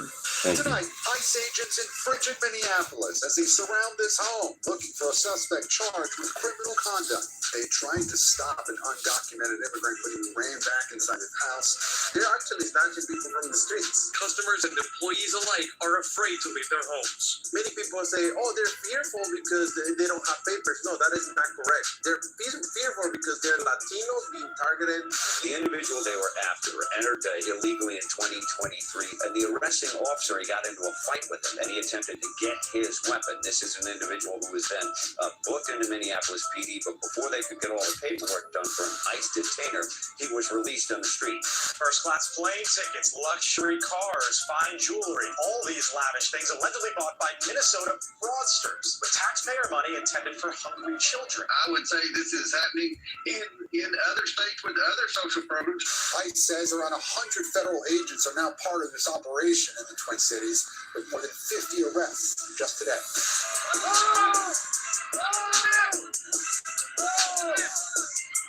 So DHS has a new website. It's called The Worst of the Worst, and it shows you who's getting arrested in Minnesota. Look at this guy. Tren de Aragua gang member captured in Minnesota. And he's not alone. There are a lot of fugitives here that they're finding, and these folks have criminal records. This guy here's even a smuggler who brought illegal immigrants into America, and nobody's talking about how having people like this in any community does not improve that community or our country one bit. But alas, reality doesn't matter to those storming federal troops. You can tell these folks a gang member gets arrested, yet because Trump says he's a gang member, well, that must mean he's actually innocent. And this anti-Trump attitude has forced the haters into a corner where they instinctively riot and advocate for the opposite of whatever the president wants. And the thing that these mobs hate the most is what's called a collateral arrest. They hate them. It drives them crazy, and that's because these work. And they happen when an illegal fugitive gets arrested, but only because they were in the vicinity of the main target of whatever operation ICE was running. This happens all the time when ICE goes into an apartment where there's a known gang member, and they find a whole bunch of people in the company of that fugitive who are also in America illegally, people who should be accountable for breaking America's laws. Yet this drives the open borders crowd absolutely furious, because deep down, these are people who truly hate law and order. Which brings us to the real reason Operation Metro Surge has to keep going. There are a lot of criminals in Minnesota. In fact, it's hard to find a crime they're not engaged in. And we're not just talking about Tren de Aragua gang members or street thugs. We're also talking about those who steal U.S. government money while being in America.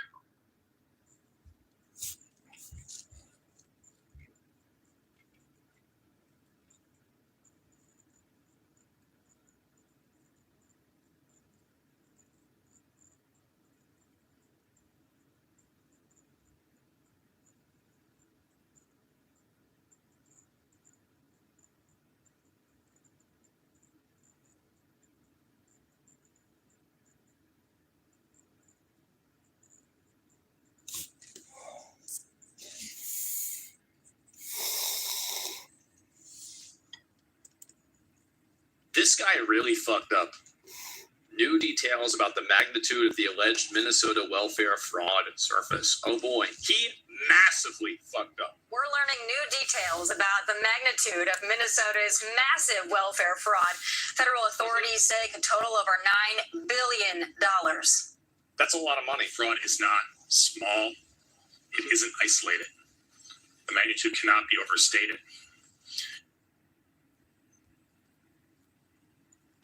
What we see in Minnesota is not a handful of bad actors committing crimes. It's all bad actors. A staggering industrial. Everybody's a bad actor. Fraud. Yep. It's swamping Minnesota and calling into question everything we know about our state. But Tim Walz and his administration are pushing back, saying there was only a little bit of fraud. What you're seeing here is you're seeing a weaponization. We'll continue to fix it. They're going to continue to come up with numbers that don't have it there, and it's sensationalized. I don't expect anything different from this administration. The evidence that we have indicates tens of millions of dollars in fraud. There isn't a final number at this point. Look at him. look at it. You did it, man. Just look at him. That's all you got to do. You 100% fucked up. It's so obvious. Exactly. He knows he's cooked. Look at that, guys. This is supposed to be the governor. This is embarrassing. Almost the president, vice president. Fraud. There isn't a final number at this point, but we don't have evidence to suggest that level of fraud or a $9 billion number. Jesus. But Governor Walz can't hide from this story as House Oversight Committee Chair James Comer is investigating the scandal and is determined to uncover the truth. He's going to have to answer questions about the billions, not millions, not hundreds of millions, billions. Trying to get 500 or more subscribers. Fraud that we see wasted in Minnesota. And the fact that, according to state whistleblowers, state employees in Minnesota, most of whom are Democrats, they allege that they alerted both Governor Walz and Attorney General Keith Ellison about this fraud, and they did nothing about it because they didn't want to offend that massive Somali population. I think that that's true. I believe that. I do. I think that's clearly what's happening here. Is that they don't want to offend these people. They don't want to come off and be seen as racist or targeting the community. So because of that, they're just afraid of addressing it. I think that's exactly what's going on. Guy, this to me, if there was ever an investigation to be had, and Republicans were ever going to take time to investigate anything, I would say this would probably be it. And I don't think Minnesota is where it should stop. I think Minnesota is where it should start, because I have a feeling many other states, we could probably uncover some billions with the B. But I know you and I both saw it. Yeah, she's completely right. About this massive welfare fraud in general and SNAP fraud. I mean, it spans a lot of different categories, right? But if you break down the numbers, I think we saw a real staggering one about how much money we're actually being robbed of in this country. Yeah, I mean, you can go through any of the numbers, actually. Starting just in Minnesota, it seems like what we're hearing from the governor there is, oh, the Republicans are making up numbers. No, this was a federal prosecutor after a very in-depth. Well, I mean, was it fucking, did they steal the money or not? It's fucking obvious. Like, what are we doing here?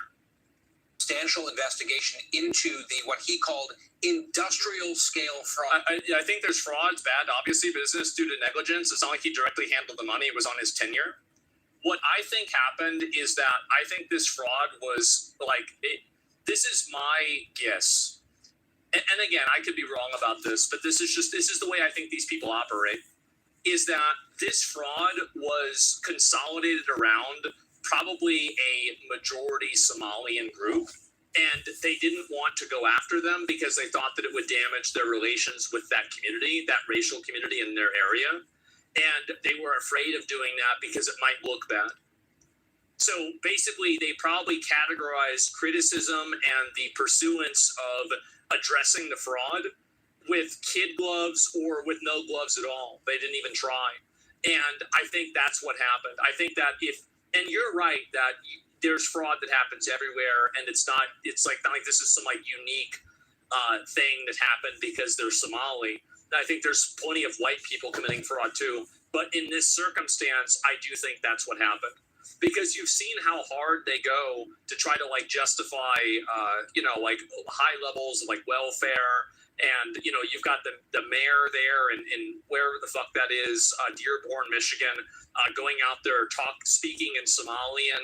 What are we doing here? It's very obvious they're trying to court these people as voters, and I think that's the primary focus they have.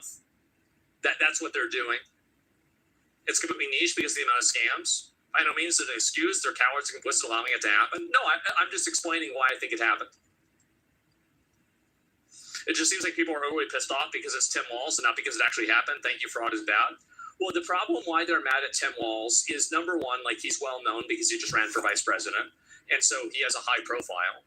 And the other reason is because Minnesota has this unique problem of a completely unassimilated culture of people that are Somalian primarily, that have a different religion. They don't speak the same language. They look different, and that does matter. Of course, people are going to notice that. And also, they want to, in a lot of cases, bring their tribal conflicts from Somalia and make decisions for voting in America because of that. and then you listen to their translated speeches from, their language into American language, and they're more right-wing than we are, but only whenever it comes in regards to their own country. So it's interesting that they are, massive nativist nationalists whenever it comes to Somalia, but they come over to America and they want us to be this completely open democratic society where everybody's the same. Yeah, I mean, that's really what happened. I mean, and again, and their own values, they don't even reflect their own values. And not only that, but they are advocating for openly, and you even have politicians advocating for openly racial voting. They're saying, vote for this person because I'm going to help this community of people because I'm one of you. Like, I'm sorry, but I don't think that's a good thing to do. I think it's very bad. So, yeah, I mean, that's the truth. And I don't think that any of this, by the way, is unique to Somalia. Like, this isn't like, oh, wow, Somalians are bad and they're the Thanks for only ones joining that are in. bad. Appreciate it. Not all bad, Like and subscribe. obviously. But whenever you allow a group of people to do something like this, you have to address it for what it is, obviously. And so the fact is that it's bad no matter who's doing it. But I think that because this is a minority immigrant group, that because of that, they're receiving extra defense. In the state of Minnesota, all presided over Liberals inviting foreign nationalists. There it is. Yep. by Governor Tim Walz. And out of one side of his mouth, Walz is trying to say, like, oh, we're going to fix it, and it's bad. Out of the other side of his mouth, he's like, well, it's really not that much. It's only tens of millions, according to his little minion man. Oh, that's it. And that means they are not ever going to be serious about this. They are perfectly comfortable with their taxpayers being robbed blind for political and identity reasons. And he just wants to get reelected next year. So he wants to pretend like this is some sort of GOP witch hunt, when in fact, the prosecutor in this case, and we saw a bit in that clip from him. I just want to read one more quote from him, talking about why it is especially bad in Minnesota. Quote, Minnesota has become a magnet for fraud, so much so that we have developed a fraud tourism industry. People coming to our state purely to exploit and defraud its programs. Those are the two guys, and this is happening even inside of the United States. This isn't even Somalians. It's just two guys came from Pennsylvania that did this too. It's very clearly that, like, they don't know what the fuck they're doing. Settling reality. That's how it is. All Minnesotans should understand. It is so bad in Minnesota that people from around the world, it seems, are traveling there to steal from taxpayers, and that's the response we're seeing from the government. It's like Disneyland. Pathetic. You know, Joey, we invite the third world, and in return, they rob us blind. But that's such a nice, generous gift they've given back to us. I mean, Tim Walz made a big thing about, don't say it's the Somalis, but when you look at the fraud, it was done by the Somali population. So he wants to make it about race. Well, it was never happened. The thing is that the initial criticism of the fraud was about the fraud. But then they defended the criticism of the fraud with racism accusations. So they were the ones that brought up this entire idea that, oh, you're just targeting them because they're Somalian and making up this bullshit. So the fact is that you're right, that, you know, it's not necessarily, it's racial. And like, yeah, they are there, but not like every Somalian is a scammer. Like, that's not the issue. But whenever you use a racial defense and you take the entire racial or ethnic group of people and you say that this is an attack on them, well, then that's going to make people think that it is. That's what's happening. Let's make it about identity. The mayor there wants to eat Somali food. Yeah, they made it. They made it themselves about identity. They did that to try to defend themselves. Right. Almost throw up Thanks for and say, joining I in. love the Like and Somalis. subscribe. But I don't think they're understanding that we don't care because it's their race or their religion. We care because it's a group of $9 million fucking dollars. $9 billion fucking dollars. Yeah. People who are doing it. And to Guy's point, apparently they're doing it in a well-organized way, and they targeted the state for it. Yeah, I don't care about their race. I do care about their country of origin. I mean, Rob O'Neill, if you don't know who he is, he is the man who shot Bin Laden. Trying to get the 500 or more subscribers. Trying to get there. Thank you. He also was on the team that saved Captain Phillips. And he posted on X today, yeah, the Somalis are world famous for being pirates. Of course, they came here to steal and defraud us. He's like, it's a oh, God. part of their culture. I don't know how you call that racist. If it's true, it's true. I mean, you know, I don't have to go back to Mogadishu to see these problems. But I will say this when it comes to what's being said is never snatch defeat from the jaws of victory. If it's a $1 billion scam, that's huge. If it's a $500 million scam, That's massive. that's huge. Yeah, exactly. I hope Joe Thompson knows exactly what he's talking about when he uses the $9 billion number, because I don't want Tim Walz and Democrats to have an argument at all to go back. Truth can still be racist. People talk about whether it's racist or not. Thanks for joining in. Appreciate it. I can promise Appreciate you it. that trying to Like and micromanage and subscribe. tell people that they can't express certain opinions because you're going to call them racist, Trying to get the even numbers if up. that opinion is accurate or people think that opinion is accurate, you can't just say that's racist and then somebody is going to be like, oh, okay, I guess I don't think that anymore. That doesn't work anymore. It's never going to work again, probably, or at least not for a long time. So you have to address the nature of the argument rather than just simply try to condemn the argument. It doesn't work anymore. You have to engage with this. The voters and deceive them with them. Well, they're blowing it out of proportion. It's not that big of a deal. So I hope when he says Yeah, who 9 cares billion, anymore? Nobody. he's got the paperwork Nobody to cares. prove it. Because I don't want them to Some give cool them down? room Yeah, it is. to have a rebuttal. Because this is egregious. I mean, just so overtly egregious. It's bad. And to Joey's point, the question is how quickly can they prosecute these cases? And that's going to rack up the honest total when it all gets to the end of it. And these cases can be hard to prosecute and to prove and to chase down money trails. The House Oversight Committee in this letter to Keith Ellison, the prosecutor here in this case, they make the argument that the state essentially knew that this fraud was happening and allowed it to occur. I think in it's this true. letter, it says a June 2024 report from the Minnesota Department of Education found that the threat of litigation and negative press from providers engaged in the fraud schemes affected how state officials use their regulatory power.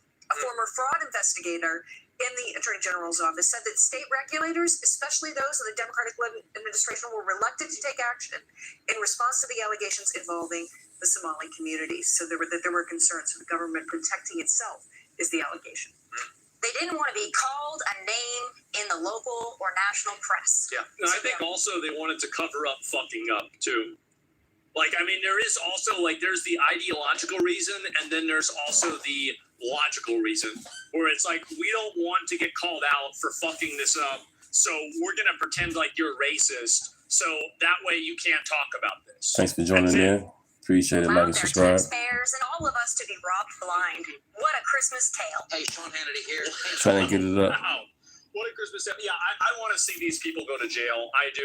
Like, if these people allowed the money and they knew the money was going back to Somalia, what I think should happen is they should get charged for treason, because you're reallocating money from the government, and you're supposed to serve the government, and you're reallocating government money to another government.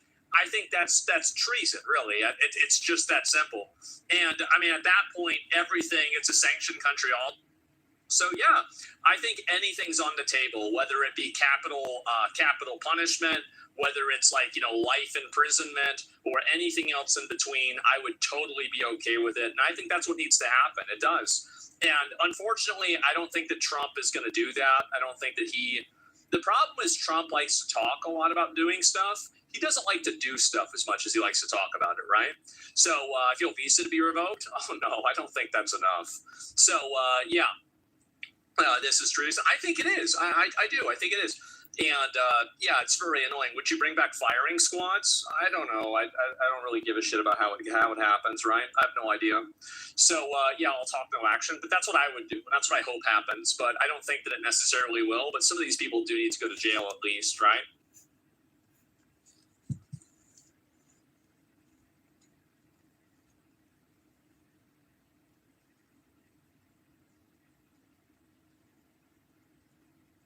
Six new indictments and one guilty plea were announced yesterday as federal agents executed a search warrant on Ultimate Home Health Services, a Somali-owned home care agency. Like and the new subscribe. indictment zeroes in on the autism program called Early Intensive Developmental and Behavioral Intervention, or EIDBI, and zeroed in on housing stabilization programs. In the case of the housing stabilization programs, the Assistant U.S. Attorney Joe Johnson says defendants claim to provide housing assistance to people with mental illness or drug and alcohol problems, and they say the defendants submitted claims, provided no service. Thompson used the term fraud tourism, claiming two men from Philadelphia learned there was easy money in Minnesota, so they flew into the state, set up shop, and started billing the government. As far as defrauding the autism programs, Thompson introduced one new case of a defendant recruiting parents, getting bogus documents for a diagnosis of autism for the child. The parents would then get a kickback from the money intended to treat Thanks the for joining autistic in. Like child. and subscribe. What we're seeing is programs that are just entirely fraudulent. These aren't companies that are providing some services but overbilling Medicare or Medicaid. These are companies that are providing essentially no services. They're essentially shell companies created to defraud the program, created to submit on a wholesale level. Now, the housing stabilization program, for one, was created with a prediction it would cost $2.6 million annually. It ballooned to $21 million in 2021 and exploded to $104 million in 2020. Oh my gosh. Oh my gosh. I need a bar chart for that. Look at that, you guys. 2.6 million That's to crazy. 21 million to 104 million. That's just another part of it, right? The housing stabilization program. Did you also hear his part about how they migrated to Minnesota because they realized the fraud was easier to do there? Unbelievable. All but a handful of the defendants thus far are part of the Minnesota Somali Thanks for community. watching. Like and subscribe. Thank you. Okay, Ilhan, that would be your district. That would be your district. And it's not looking good for you. It's not looking good for Waltz. It's not looking good for Ellison. Democrat Minnesota politicians. Ilhan Omar, Tim Walz, Attorney General Keith Ellison. We see a web of connections between them and those directly involved in the fraud. For example, Ilhan Omar alleged enabling introducing the 2020 Meals Act, which was ultimately subject to fraud. Held a campaign victory party at the Safari restaurant. That's where one of the men who run that restaurant has associations to the convicted individuals. And then there's Tim Walz. House Oversight Investigation role in his role as governor, or Keith Ellison, the Attorney General. His job is to enforce the law in Minnesota, but instead he's getting donations after meeting with the Feeding Our Future representatives. The Feeding Our Future, the biggest known yet part of this entire fraud. I think we need some serious audits. Yeah. And maybe we need to look at removing one Ilhan Omar, if she's in fact, all right, like innocent until proven guilty. We need the audits, okay, guys? We really, really need the audits. And I guess my question keeps going back to this feeding the nation thing that it was, I mean, like multiples and multiples, 60 some odd people, all from her district, okay, were involved in. And it's amazing because on the day that she announced her marriage to Timmy, he's another Timmy. Timmy must be a really popular name in Minnesota. So Timmy, who left his wife Beth, that was a bad trade. I've never even seen Beth, but I'm just guessing that was a bad trade, Timmy. Okay, so Timmy, who, well, I mean, he's making plenty of money, right? Because now he works for her campaign and she pays him plenty. She went from being worth $200,000 to being worth $30 million overnight. How's that for a gig? Yeah, you know, you pay hubby, Timmy, kind of well, and there you go. So Timmy was the campaign Stop manager. voting blue no matter who. He gets paid as a political consultant by her team and then by other teams. He claims he's a private equity investor, but I looked at his website and that doesn't look like a private equity investor to me. That looks like a political consultant. So, you know, they got one hand in the cookie jar. They have her out there in Congress and then one hand in the cookie jar. You get Timmy doing all the other things right behind the scenes, right? So people are calling this into question. And it's just fascinating to me that on the day they announced their marriage, she also debuted her big, fabulous bill, Feeding the Future. And Feeding the Future wound up with basically costing U.S. taxpayers $250 million. And that's just the tip of the iceberg. I mean, wow. So now you've got Randy Fine out of Florida telling Axios on Wednesday of last week that he is actively considering forcing a vote to expel Representative Ilhan Omar from Congress. Let's just get rid of her altogether because she doesn't belong there because of some of the things that she has said that, let's face it, guys, are very anti-American. Very anti-American. And now you Right, get her out of here. thing where it seems as though she was, well, I don't know. I want to be very, very careful with this. And this is why I want to see an audit. And I want to know if $1 single went back to her, okay? Because this money was being fraudulently obtained in her district. And we do know that some of the people in her district were helping to bankroll her campaign. So, you know, you add one and one and I'm sorry, you get two. So she's, you know, by default in some way, shape, or form implicated in this. And I don't think we should just look the other way. I think that a real investigation, and I know the feds are doing this, it's just that Pam Bondi has a lot on her plate, shall we say. And, you know, the local Thanks for joining in, like and subscribe. office is looking into this, and they're finding new stuff as we just went through every single day, right? With now the estimate being for $9 billion. I mean, unbelievable. This is what prosecutors are finding. So how much did she know? Did she profit from it? I realize that they're saying, oh, the money, some of it went back overseas, but you can't necessarily say it went direct to terror organizations. I'll tell you what I know, because I've done a lot of reporting on terrorist financing. In fact, one of my documentaries was nominated for an Emmy Award. It dealt with money that was coming out of Latin America in sort of a no man's land between Paraguay, Argentina, and Brazil, known as Ciudad del Este in Paraguay. And there was all this money that was going straight back to Hamas and going back to Hassan Nasrallah. In fact, Nasrallah even at one point sent a thank you note to one of these known terrorist financiers after I did my story on CBS News, by the way, interestingly, back in the day. Wow. The Treasury Department came out and named some of these very people as known terrorist financiers, and they were cut off from doing any kind of business. They were sanctioned effectively from doing business in the U.S. So I know a lot about this, and one of the things that you just have to be aware of is something called Hawala system, and this is what makes it very hard to trace some of this money laundering within the Middle Eastern culture, and specifically within the Middle Eastern culture that lends itself to terrorist financing, because you don't have an easy paper trail. And that's where it gets really challenging. The Treasury is having to roll up its sleeves and really dig in and figure this out. I know that Treasury Secretary Scott Brennan was on a couple weekends ago with Margaret Brennan on CBS News, and she was really pushing him. And he's like, look, we just started this investigation. She's like, well, you have no leads to terror financing, right? He's like, we just started like a week ago.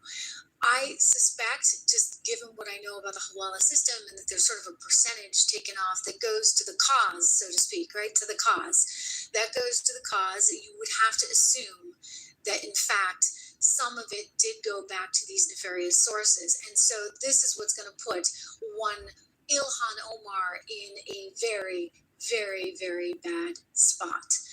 And the sooner the better on this lady, because she really does not belong there in my estimation. I mean, she's just look, she's an elected official. I get it. She shouldn't be elected, and if she's done something illegal, well, then that needs to get called out, period. End of story. It's pretty darn simple.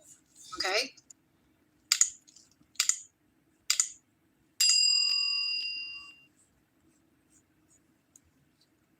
Rosie O'Donnell is having a really hard time with Donald J. Trump being on the Kennedy Center. The Kennedy Center debacle. It has gone too far. It is seriously unwell. It needs to be removed from office. It, the nameless blob of negative energy. It. Wait, do you mean him or you? DDS, folks, DDS. Watching Dems explain Bill Clinton.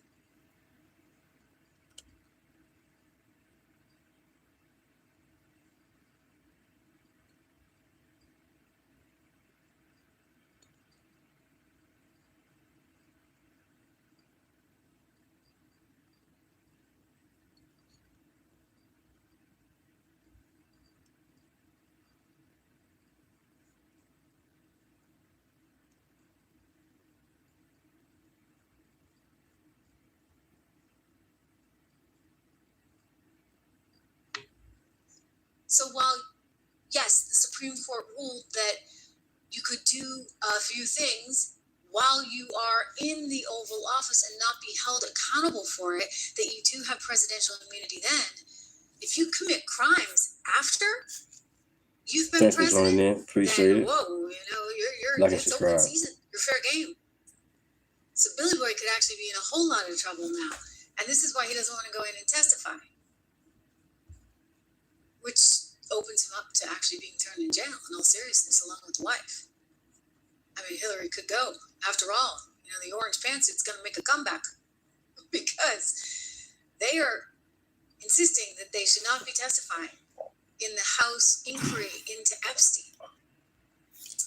But there are other people that said Like and subscribe. testify. Remember?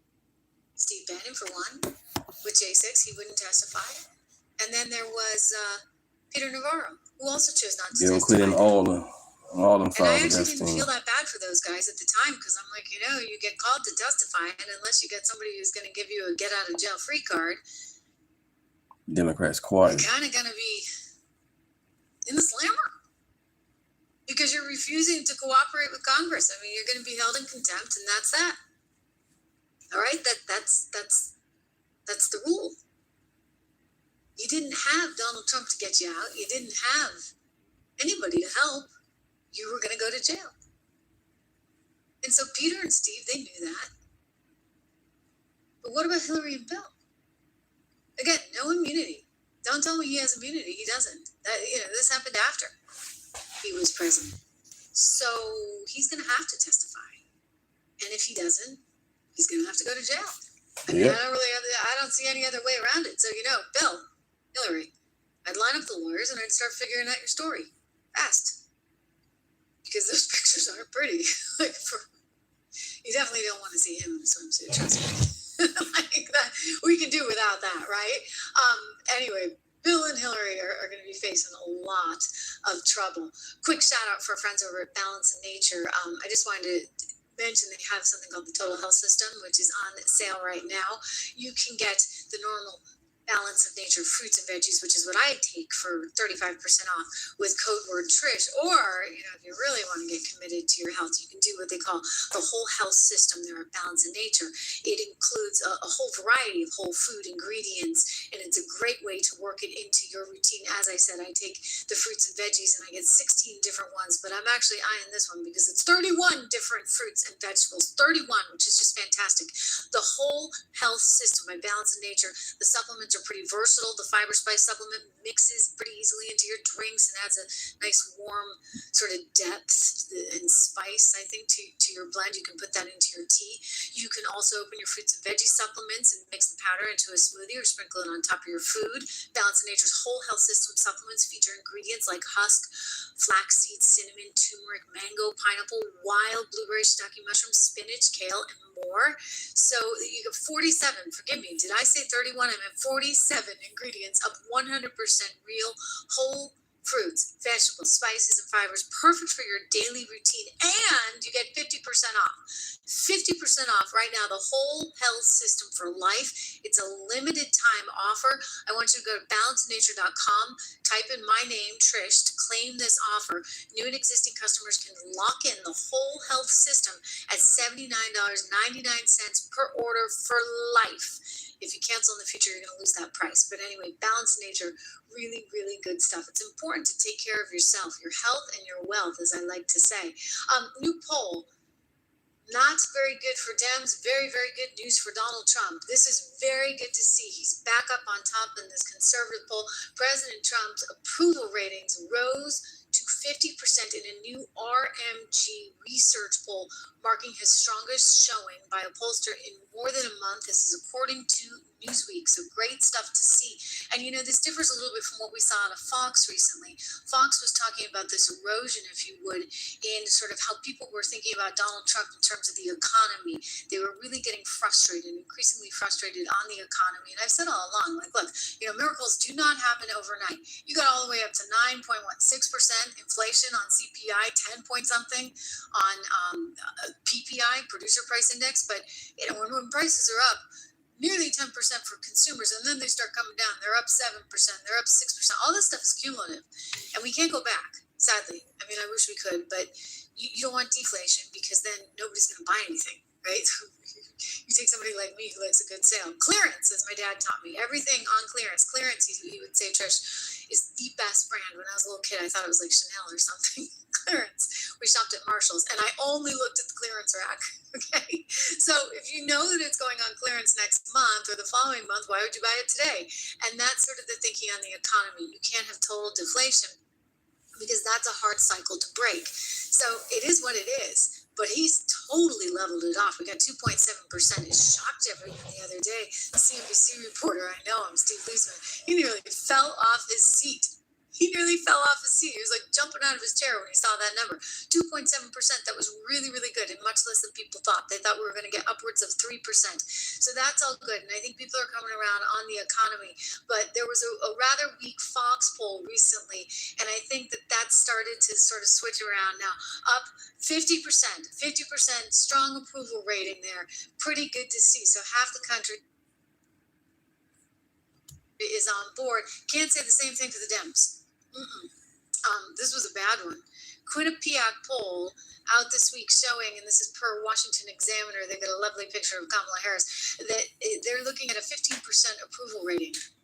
15%, I mean, versus his at 50. 77% disapproving. Even a majority of Democrat voters disapprove of their own party by 6 percentage points. I mean, I don't know what to tell them. Wow. But here, I don't have to tell them anything. I'm going to let Harry Enton tell them from CNN because he has a way with words. In the minds of the American public are lower than the Dead Sea. What are we talking about here? Well, let's take a look. The net approval rating for Democrats in Congress, you said it, Kate Baldwin, the lowest ever. Look at this. Overall, they are 55 points underwater. Their approval rating is south of 20%. It's even worse when you look at independents. Look at this. Negative 61 points. That means that their approval rating is 61 points lower than their disapproval rating. Quinnipiac has been polling this question for the better part of the 21st century. They have never found Democrats, at least those in Congress, in worse shape than they are right now.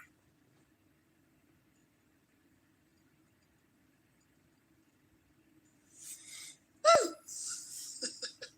Took me a minute. My jaw was still on the floor. Wow, that is not a good look, Dems.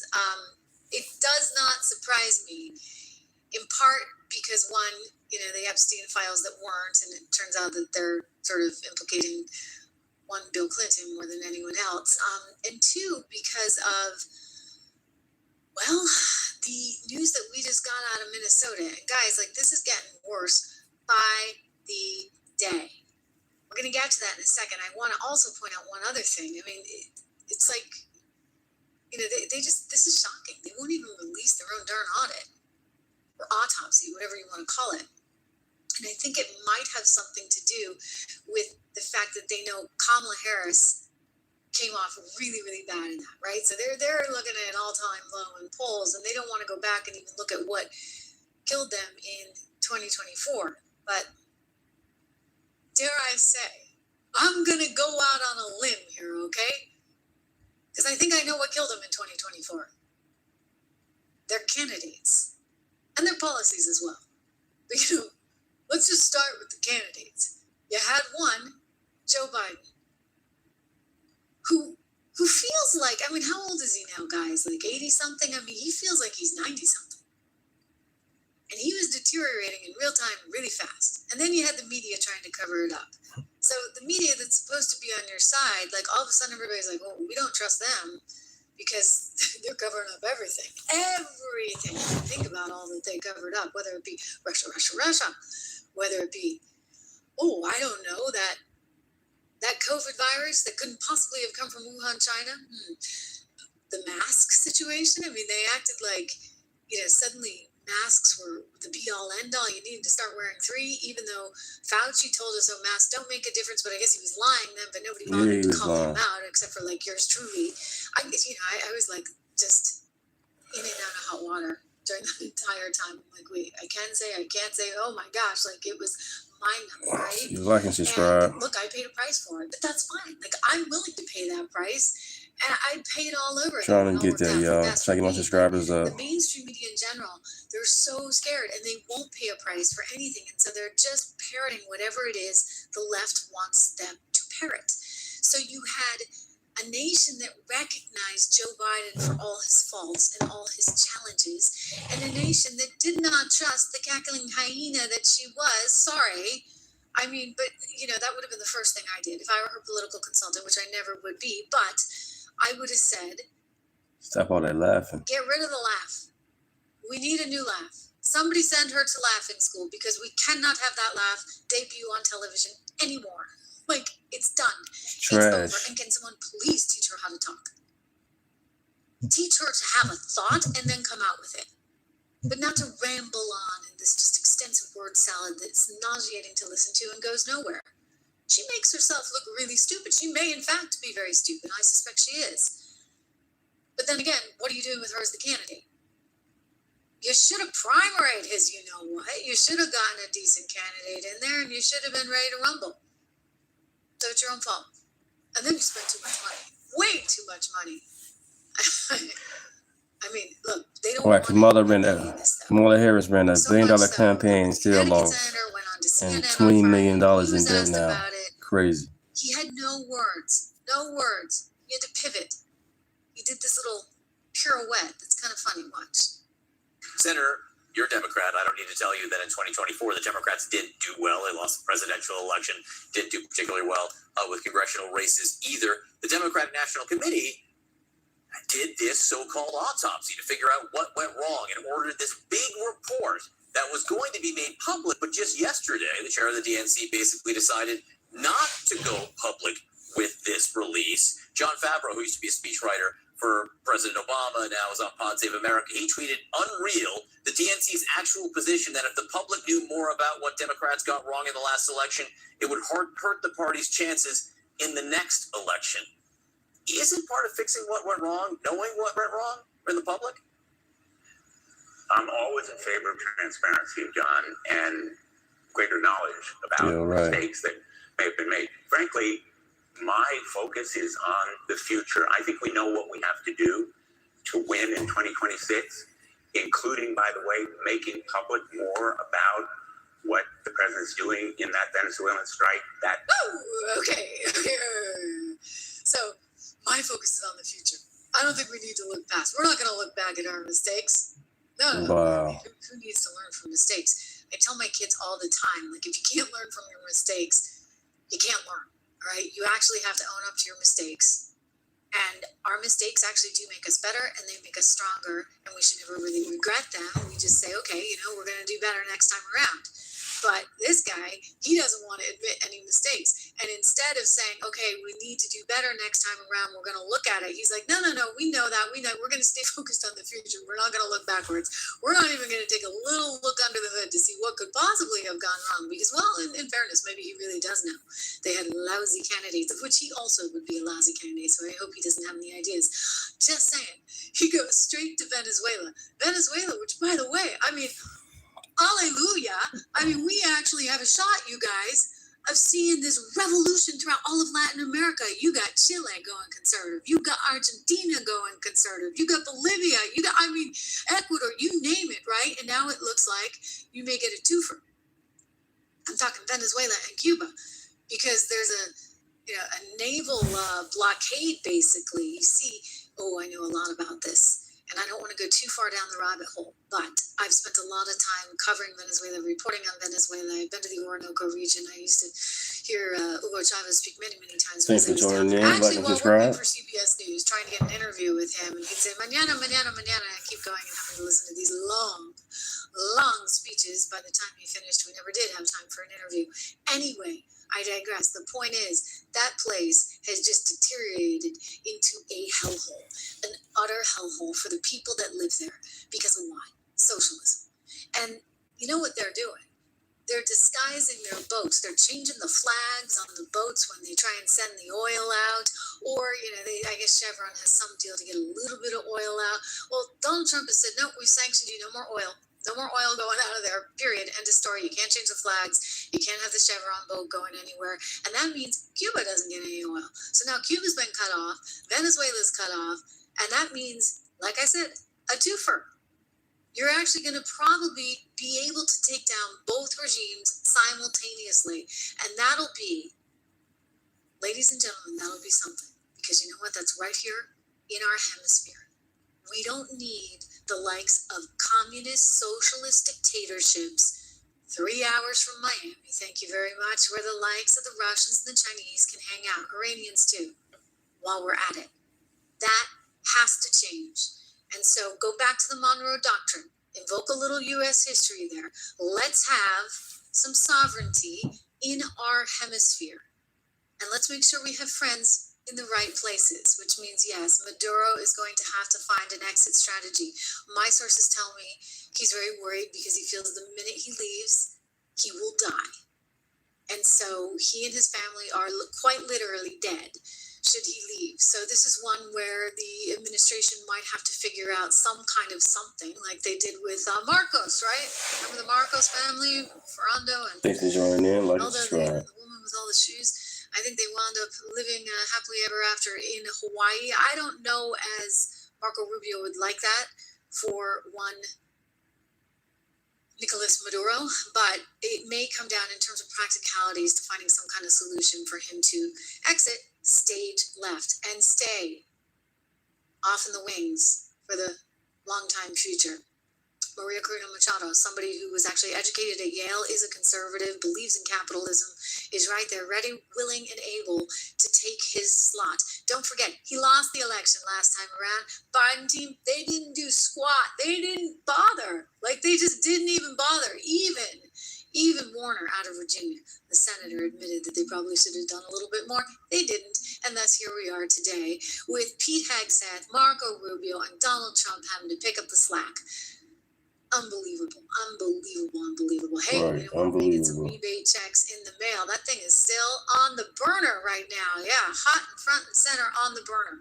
You know, I think this could happen in 2026, but a lot of it's going to come down to Congress because it turns out Thanks for you joining in. can't just Appreciate write it. the blank Thank check, you. right? Like and Even if you're getting all subscribe. the money in from the rebates through Treasury, you actually do need, and Bessent has articulated this, that, you know, we've got to get Congress to sign off on this. So will Congress sign off on this? Here's my fear, okay? I'm going to level with you. They don't want, the Democrats in Congress do not want Donald Trump succeeding on the economy. They just don't want it. I mean, it's really sad because ultimately we should all be playing on the same team, but they don't want him to be able to give anything to anyone for fear that that will basically gin up support. I mean, what do you think they were doing on the 1776 bonuses? $1,776 going in bonus checks to our 1 million service members around the globe working for the U.S. military, and they're poo-pooing this one like it's nothing. And he can promote 1776, Democrats cost are all he wants, evil. giving out a check. That worked for him the first time. 1776, that's less than a rent check in D.C. I don't even know what the impact of that is going to be. I want to bring. Yeah, so they're already trying to kind of downplay that, and perhaps they're living up to the let them eat cake analogy I've often used when talking about Nancy Pelosi. I'll never forget the Talenti ice cream that she was showing us, or was it Haagen-Dazs? I can't remember, but it was a freezer full of really expensive ice cream by the pint that she was showing off during those dark days of March 2020 when everybody had to hunker down and stay home, and she said you can eat ice cream all the time. Well, you know, easy for her to say given the billions of dollars that she has, but for everyday Americans it was a little bit harder. And for this girl, whoever she is, I don't know, on News Nation claiming that $1,776 is not worth anything. You know, speak for yourself. There are a lot of Americans out there that could really use that right now. They could also use the $2,000 bonus checks, and this is what Donald Trump is fighting for. It came up with Kevin Hassard on CNBC. Kevin Hassard, who very well may likely be the next head of the Federal Reserve. Let's listen. What's more likely, a $2,000 tariff rebate check or a 50-year mortgage? Well, you know, I think that they're both really good ideas. The fact is that we've got a big reduction in the deficit. And the interesting thing is that it's not just because of tariff revenue. We've had a big positive shock to income taxes as well because people's incomes are so much higher. And so back in the summer when we were saying that for now, let's think of the tariff revenue as something that reduces the deficit, there's more room even for deficit hawks to think about rebate checks like the president talked about, because we've actually done such a good job cutting spending, and the supply side effects, the Laffer curve effects of the tax cuts have actually made revenues go up. We're up about $200 billion relative to last year in revenue as well. Wow! I mean, that's amazing. $200 billion in revenue. So we're taking in more money. You heard him reference my friend Art Laffer. You know, if you study Econ 101, you learn all about the Art Laffer curve. The Laffer curve, as it's known in economics. He drew it on a napkin for President Reagan when he was in his team. He said, listen, you actually, when you tax less, you get more out of the economy. You'll get more receipts, right? Because you'll increase GDP. You'll increase the economy that much. But if you tax things too much, you actually start to see a repression in the amount of money that you would bring in because people don't work as hard because they're not incentivized to do so. And art has become a wonderful mentor to me over the years. And I kind of think back fondly. I remember it was a Harvard professor who wrote the textbook I used to use. Mankiw, I think, and it was in there. It's in every textbook. Another textbook I like to cite, and I actually usually have it handy on my desk, is my uncle, William McEachran, wrote an econ textbook that's used in universities all over the country. He's a good, strong conservative, a good Republican, as most economists are, right? Like, how can you be an economist and be a Dem? I get a few of those. They all went to work for Obama. Anyway, so I remember learning about the art Laffer curve, or Laffer curve, as was referred to, and it's a real thing, right? So now, because of all these great incentives, we're suddenly taking in more revenue, and the idea is you can pay down debt and you can give some of it back to the people. Donald Trump, I know this, like, he's very, very concerned about giving the money back to the people. He wants the money in the hands of the people. It's a very nice person, but she's getting kind of bitter these days. Like, you can see it in her face on that Sunday show. It's like, what happened to you? What happened? I guess, again, Thanks for joining in. Like and subscribe. Real, guys. It's real. Appreciate it. Anyway, I want you to see her questioning Kevin about this $2,000 rebate check. It's a fair question, but listen to the snide response. Should Americans plan to receive those checks in 2026? That's going to depend on what happens with Congress. Congress is going to have to send those money to those people. Yes. But the thing we can say is that since July, we've had a lot of positive news about the economy. We've had a couple of quarters of almost 4% growth. We've got a big government surplus, actually. Thank you. Like and for a subscribe. few months in a row. The deficit relative to last year is down by $600 billion. And so in the summer, I wasn't so sure that there was space for a check like that. But now I'm pretty sure that there is. And so I would expect that in the new year, the president will bring forth a proposal to Congress to make that happen. So a new proposal for these, it's not necessarily coming from existing tariff revenue? Oh, well, it could come from tariff revenue. But in the end, we get taxes, we get tariffs, we get all revenue from lots of places, and then Congress decides how to spend those monies. That's an appropriation. And so this would have to be money that would be an appropriation. So don't bank on it, in other words. Woo! Ouch!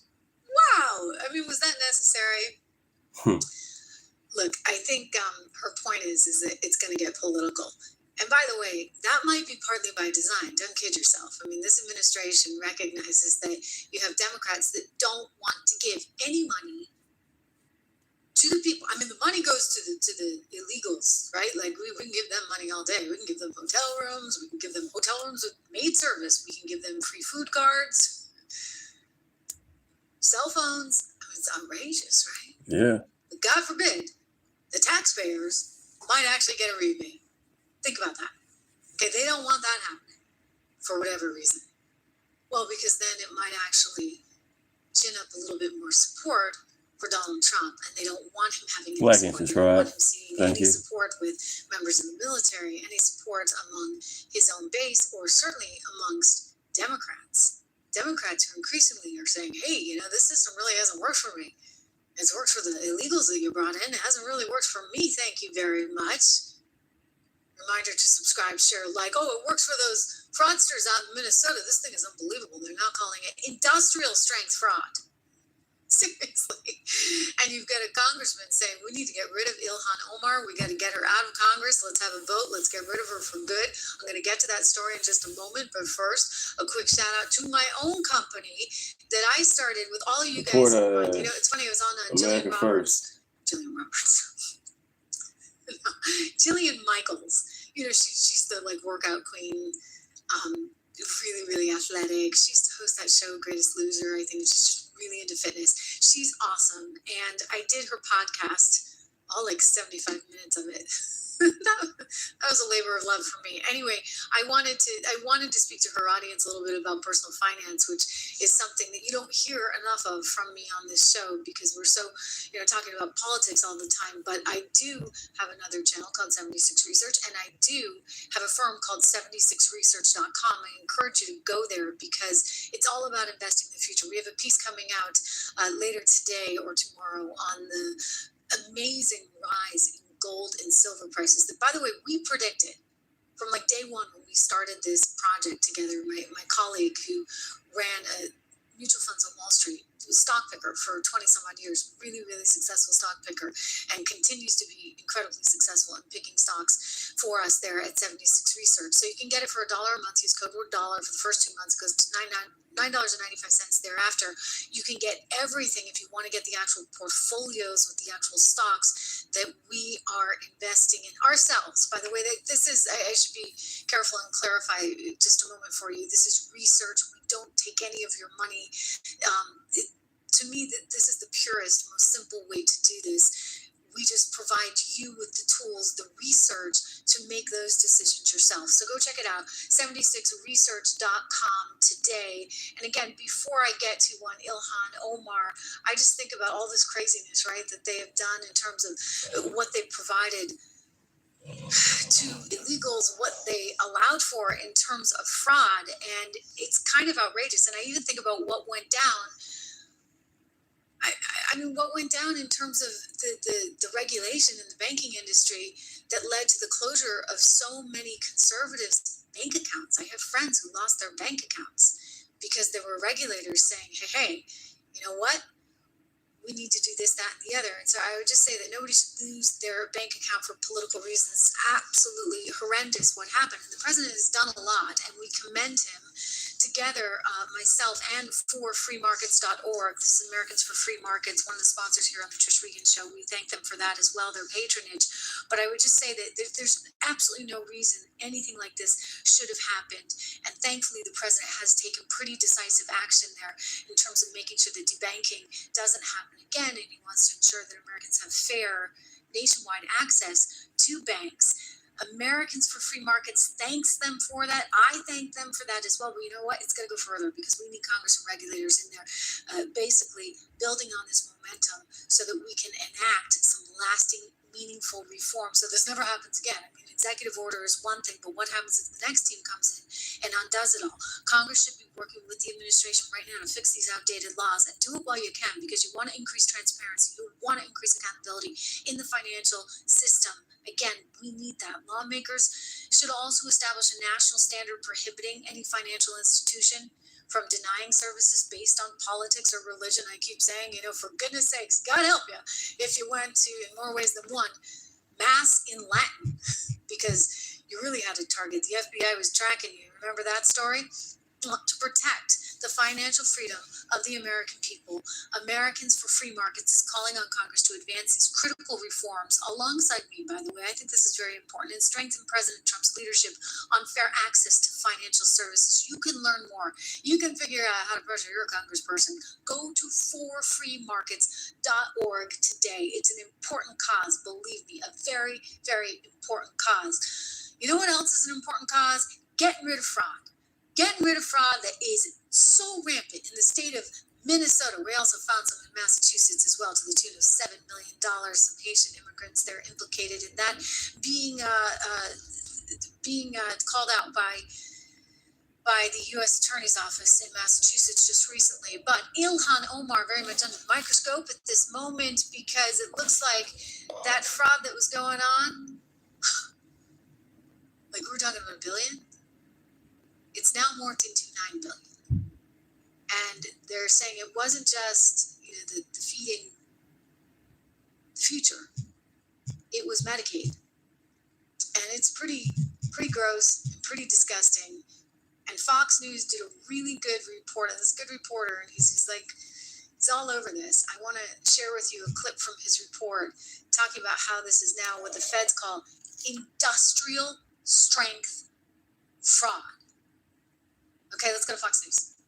6 new indictments and 1 guilty plea were announced yesterday as federal agents executed a search warrant on Ultimate Home Health Services, a Somali-owned home care agency. The new indictment zeroes in on the autism program called Early Intensive Developmental and Behavioral Intervention, or EIDBI, and zeroed in on housing stabilization programs. In the case of the housing stabilization programs, the Assistant U.S. Attorney Joe Johnson says defendants claim to provide Thanks for housing joining in. assistance Like to and people with subscribe. mental Thank you. illness Thank or you. drug and alcohol problems, and they say the defendants submitted claims, provided no service. Thompson used the term fraud tourism, claiming 2 men from Philadelphia learned there was easy money in Minnesota, so they flew into the state, set up shop, and started billing the government. As far as defrauding the autism programs, Thompson introduced one new case of a defendant recruiting parents, getting bogus documents for a diagnosis of autism for the child. The parents would then get a kickback from the money intended to treat the autistic child. What we're seeing is programs that are just entirely fraudulent. These aren't companies that are providing some services but overbilling. Thanks for joining in. Medicare, Appreciate it. Like and These are companies that subscribe. are providing essentially no services. They're essentially shell companies created to defraud the program, created to submit on a wholesale level. Now, the housing stabilization program, for one, was created with a prediction would cost $2.6 million annually. It ballooned to $21 million in 2021 and exploded to $104 million in 2020. Oh my gosh. Oh my gosh. I need a bar chart for that. Look at that, you guys. 2.6 million to 21 million. Thank you for subscribing. Thanks for subscribing. Appreciate it. 4 million. Thank That's you. just another part of it, right? The housing stabilization program. Did you also hear his part about how they migrated to Minnesota because they realized the fraud was easier to do there? Unbelievable. All but a handful of the defendants thus far are part of the Minnesota Somali community. Okay, Ilhan, that would be your district. That would be your district, and it's not looking good for you. It's not looking good for Waltz. It's not looking good for Ellison. Democrat Minnesota politicians. Ilhan Omar, Tim Walz, Attorney General Keith Ellison. We see a web of connections between them and those directly involved in the fraud. For example, Ilhan Omar alleged enabling introducing the 2020 Meals Act, which was ultimately subject to fraud. Held a campaign victory party at the Safari restaurant. That's where one of the men who run that restaurant has associations to the convicted individuals. And then there's Tim Walz. House Oversight Investigation role in his role as governor, or Keith Ellison, the Attorney General. His job is to enforce the law in Minnesota, but instead he's getting donations after meeting with the Feeding Our Future representatives. The Feeding Our Future, the biggest known yet part of this entire fraud. I think we need some serious audits. Yeah. And maybe we need to look at removing one Ilhan Omar, if she's in fact, all right, like innocent until proven guilty. We need the audits, okay, guys? We really, really need the audits. And I guess my question keeps going back to this feeding the nation thing that it was, I mean, like multiples and multiples of it, 60 some odd people, all from her district, okay, were involved in.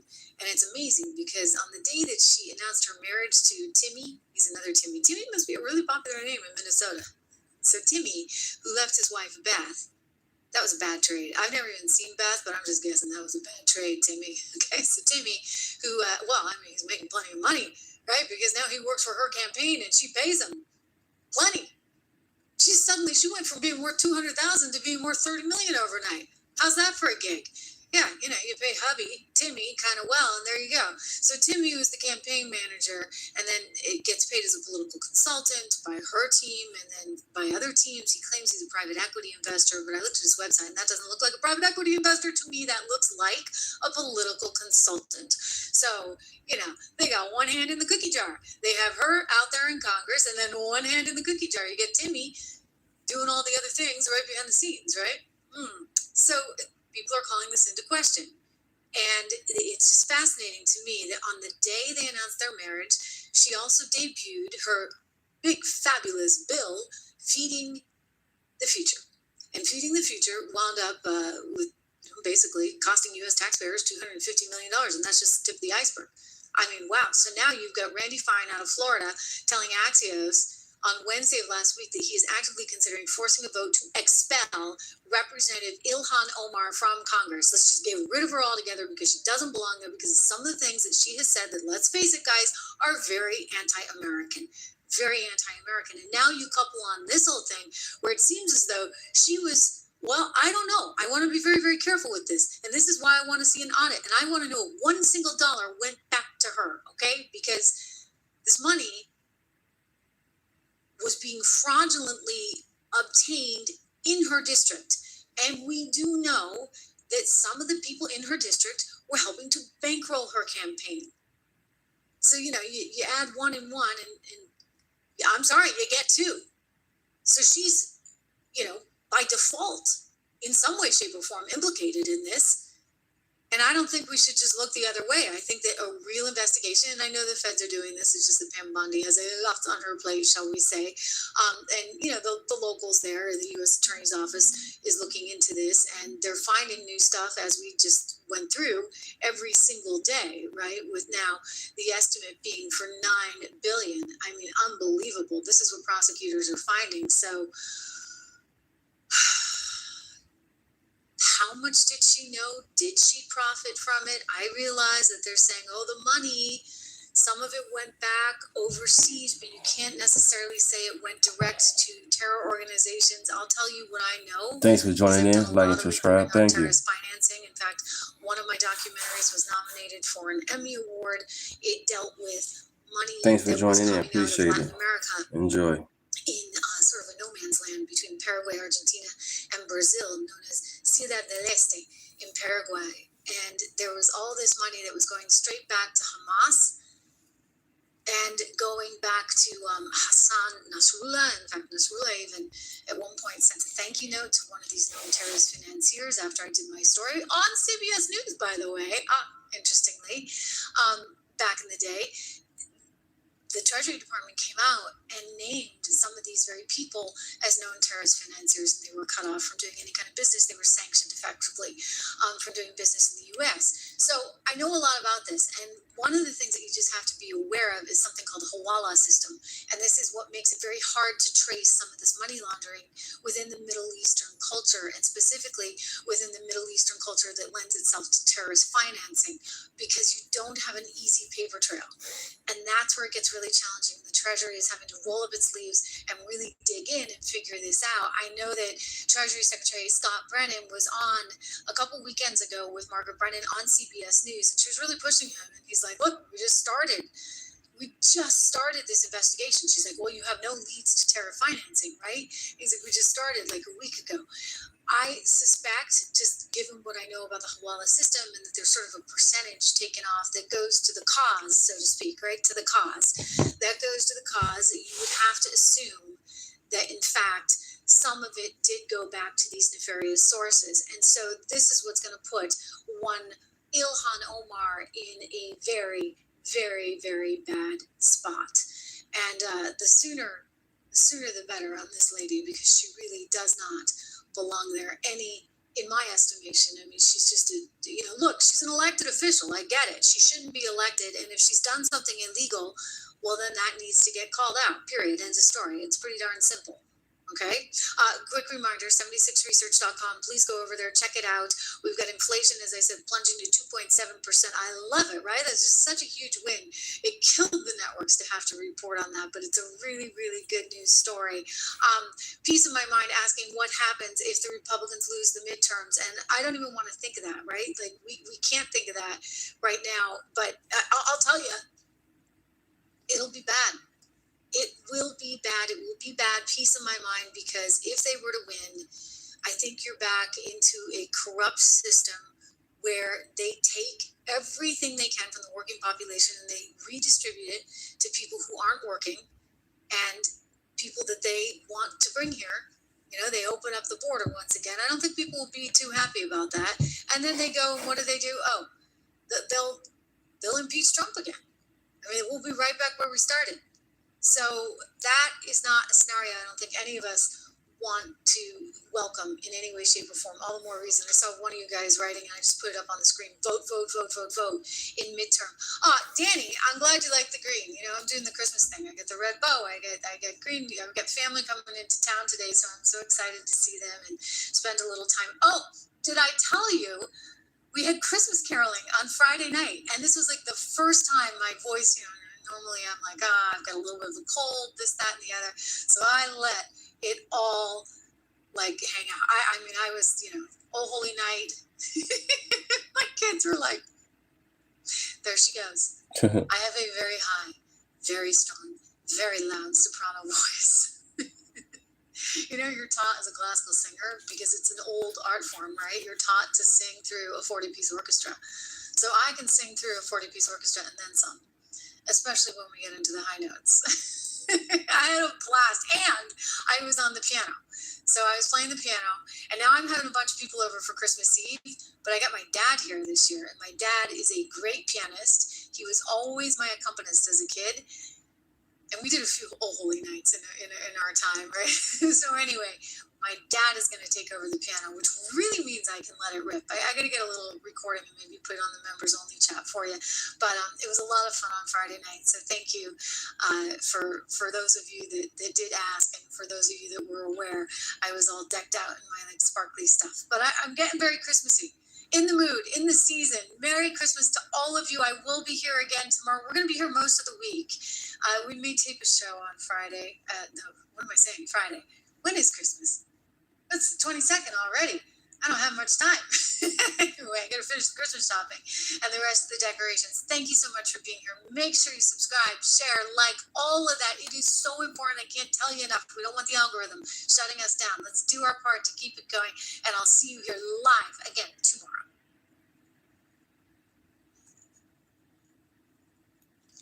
Over the past 4 years, I have talked holiday season. Know how much we love and care for you. Our hearts with you. Hope you have a wonderful Christmas, a happy holiday. Thanks for being with us. Greg Gutfeld, he's coming up next. He's always on point. Have a great night. Merry Christmas.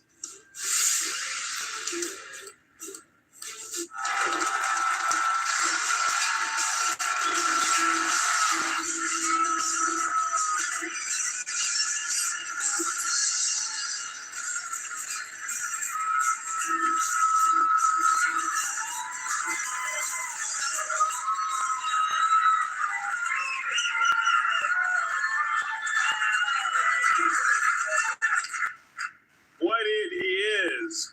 Happy Monday, everyone. As you probably know, I'm not Greg, I'm Tyrus, who's actually in for Greg on this very special edition of Gutfeld. Let's welcome tonight's guest. He's so white, his nickname in high school was Clorox. Fox News contributor Tom Shalhoub. Also, when he was in high school, he was voted most likely to scare the hell out of people. Mayor of Knox County, Tennessee, Glenn Jacob. Hey. He makes women lust while he battles against rust. Fox News contributor Johnny Joey.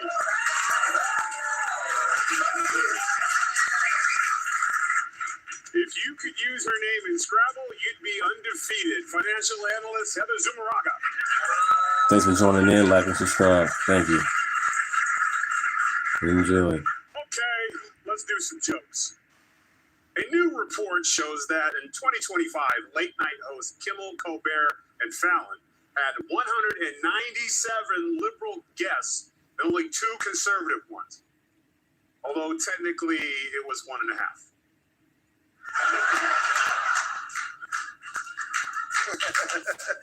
Yeah, because he's small. S-M-all, small. A British man broke a Guinness World Record by spending 42 consecutive hours singing Christmas songs. And here's the really amazing part. He's not even gay.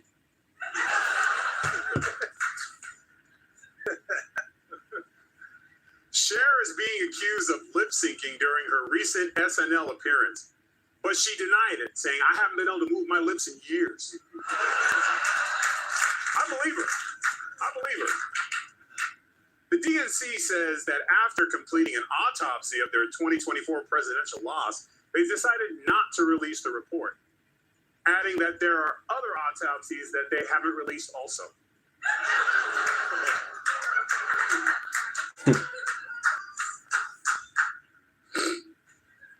Silverware was stolen from France's presidential palace. Police now recommend that French citizens hide their valuables in safes labeled deodorant.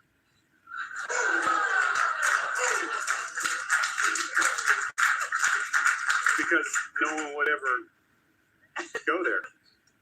On this day in 1882, the first string of Christmas lights was created by Thomas Edison.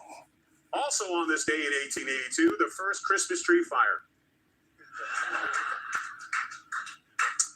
The latest Epstein file drop includes a photo of, I always say her name wrong, Ghislaine Maxwell cuddling with magician David Copperfield. Not to be outdone, Hillary Clinton made Jeffrey Epstein disappear. Damn.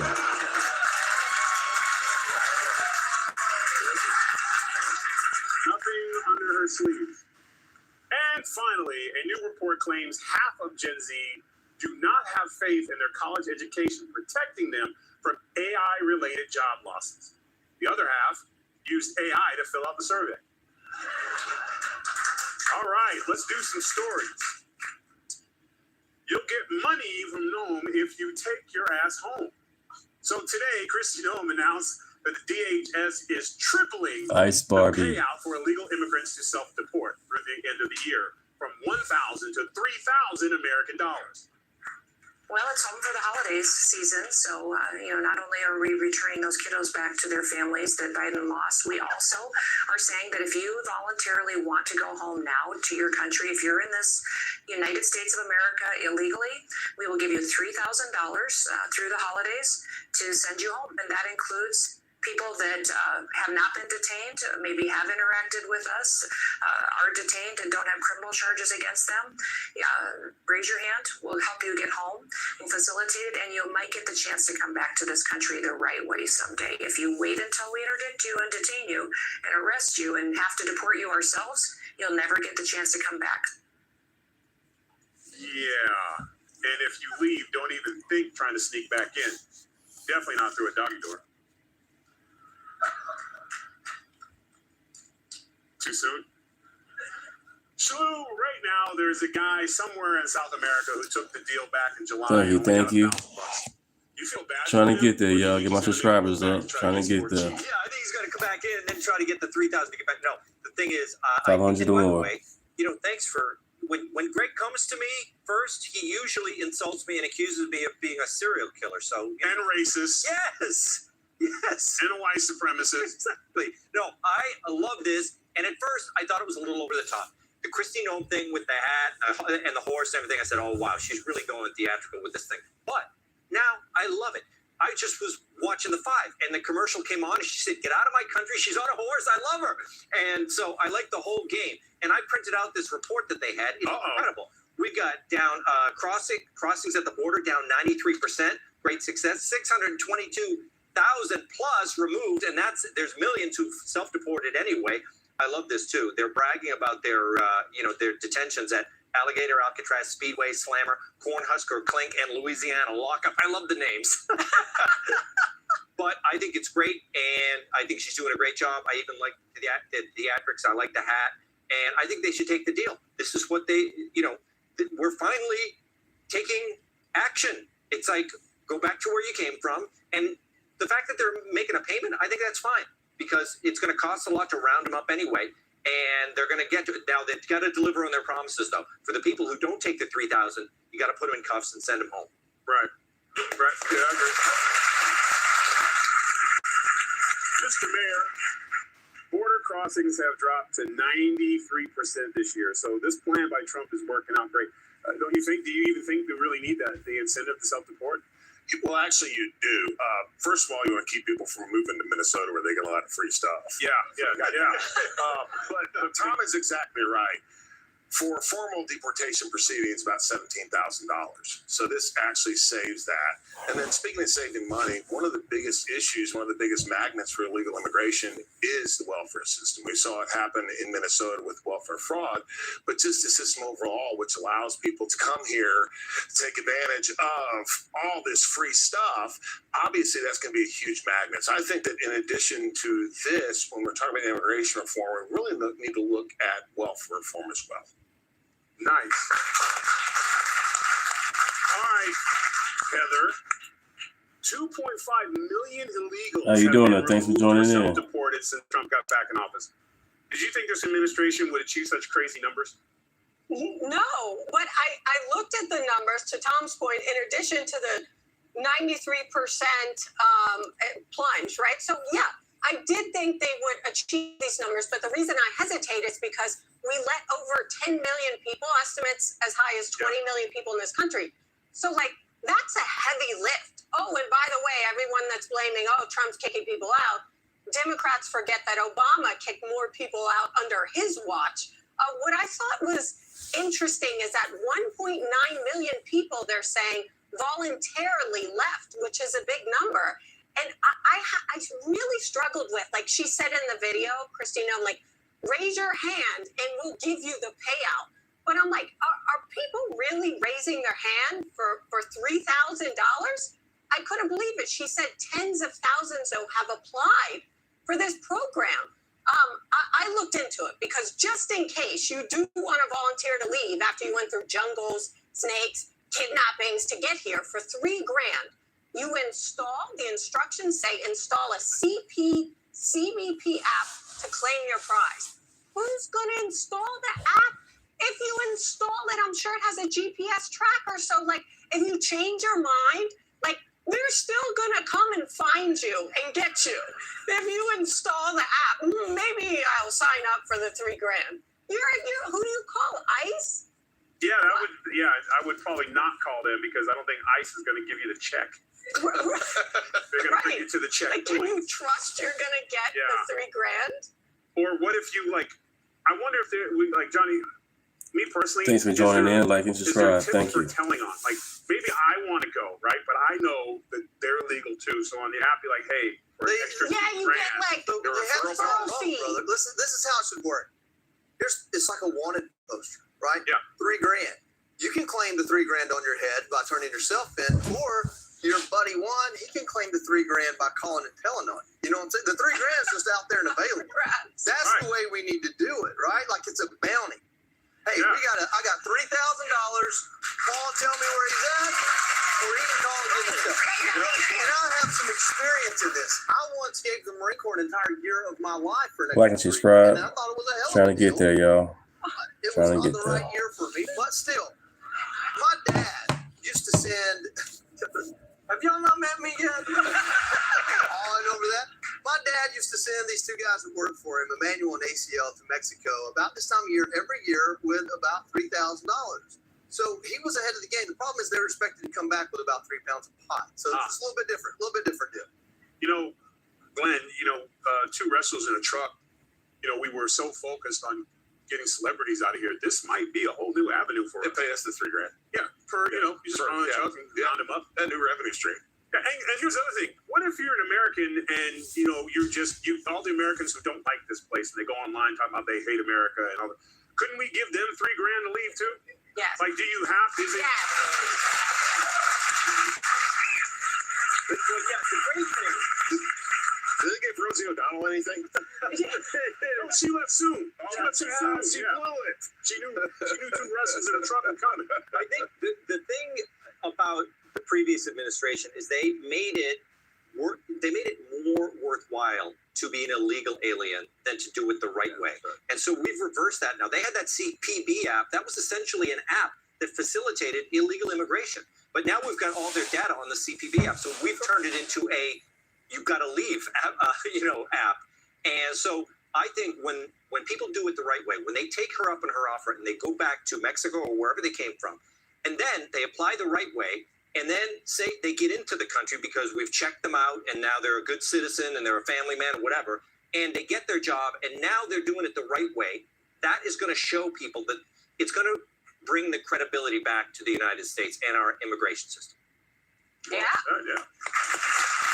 All right, coming up, Trump goes after more oil tankers. But first, some familiar Fox faces share their holiday memories.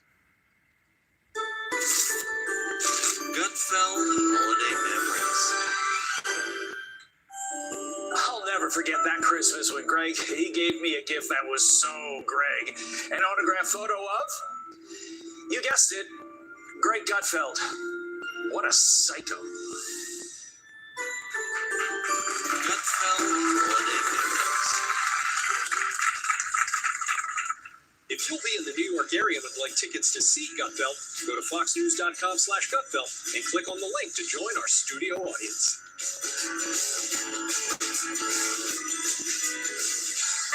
A story in 5 words.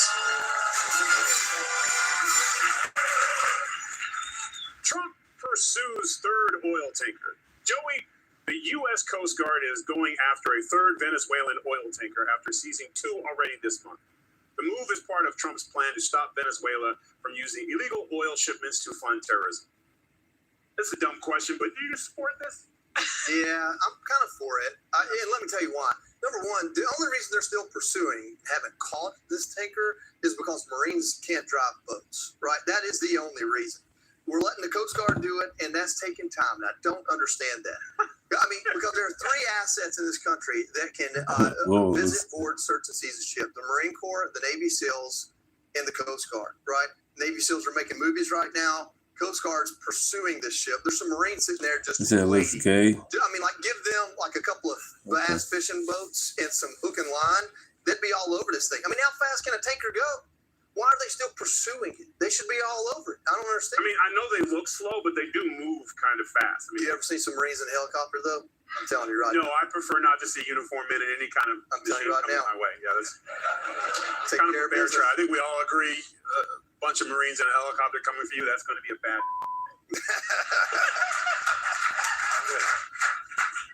It ain't a good one, buddy. It ain't a good one.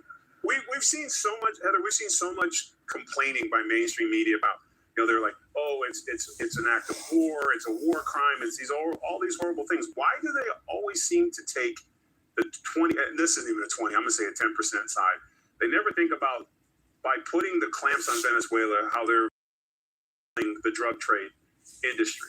You never hear Thanks for joining in. Appreciate it. Like, thank you. We'll see less subscribe. Overdoses, less opportunities. It's always about no matter what Trump does. How does anyone not get behind this? It's wrong. Well, saying that it's wrong no matter what. So I do think though they meaning the administration need to focus more on the messaging. If it is about fentanyl or if it is about sanctioned oil, not that they haven't said that, but maybe the messaging to combat the other side isn't as clear as perhaps it should be. The last time this was done that we know of, and Joey, correct me if I'm wrong, 2014 was under Obama. There was a military seized oil tanker. The Navy SEALs boarded the ship. It was real easy. They took him out in Libya. And I was looking into this because I saw it was a 5-word story. And I'm like, nah, I think there's a lot more to this than just a 5-word story here. But I do think that they should work on the messaging. Otherwise, the media, the other side, is going to blow it out of proportion saying he's invoking war. No, he's a peacetime president. He put out wars across the country. He's working on Russia and Ukraine. He brokered a deal between Israel and Palestine. This is a peacetime president, and the messaging, maybe they need to improve. Go ahead. Well, in wrestling, there's that kayfabe, because you don't want to give away the magic. Given with the leaking and the negative press, there's a reason why he's not. I think the messaging is so quiet, but it kind of has to be at this point. I mean, you can't, every time you turn around, your stuff would be leaked before it even happened, right? Yeah, obviously. I think one thing I find very interesting, you all have seen that Senator Mike Lee and my Congressman Tim Burchett are floating bills that would Congress could issue letters of marque and reprisal. Okay, and what that means is that it allows them to authorize private entities to seize these boats. Okay? That, for you and I, Tyrus, that is opportunity knocking. let me explain. All right, you just saw two wrestlers in a truck. Well, here was the issue with 2 wrestlers in a truck was the fact that none of the liberals that we were going to help relocate, none of the liberal celebrities actually left. Yeah, they didn't want to leave. So now we got this truck. What are we going to do with it? We traded it for a boat. We get a small boat, a dinghy. We name the dinghy AOC, just like in real life. No, I love it. Okay, and your 5 words become 2 wrestlers and a boat. And we need a military consultant because we don't want that. We don't want that Coast Guard stigma that Triple J just put on us. So no, we might have a spot for you. Take it down to the VFW, do some recruiting just like they did in Tun Tavern back in 1775. You got some Marines that show up, they'll take care of you. Hey, Marines, there you go. Tom, you usually are pretty much in for anything to stop drugs in general. Do you feel like there's so much negativity around everything positive the president's doing? Well, yeah, they keep acting like everything is an act of war, but this is how you avoid. Thanks for the like. Thanks for subscribing. Thank you. Before they get to our country, and like Heather said, this is a different thing. The oil tankers, because Maduro is a leftist, and he's using these oil tankers that are not, he's using oil money to do things that are not in American. He's also giving oil to countries that are sanctioned that are not supposed to have oil because they're trying to do terroristic things. So they're circumventing what's going on when the world is trying to keep everybody safe.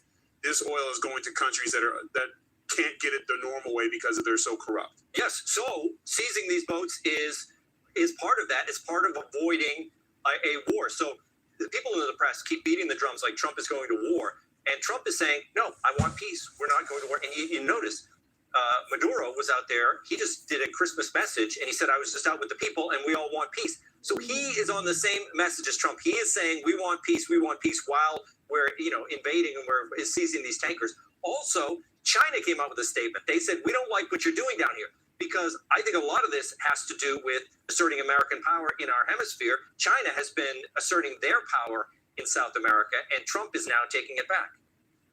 China is the biggest user of Venezuelan crude oil. So to your point, I'm sure there's more behind it, not just connecting with the terrorist nations that have been sanctioned, which China is not one of those, but being that we have a lot of issues with China, I think that the fact that China's buying the biggest user of Venezuelan oil is a big part of the Thanks for joining in. Like and subscribe. Thank you. Your idea. Yes. Glenn, Tyrus, on a boat, it's Die Hard on the high seas.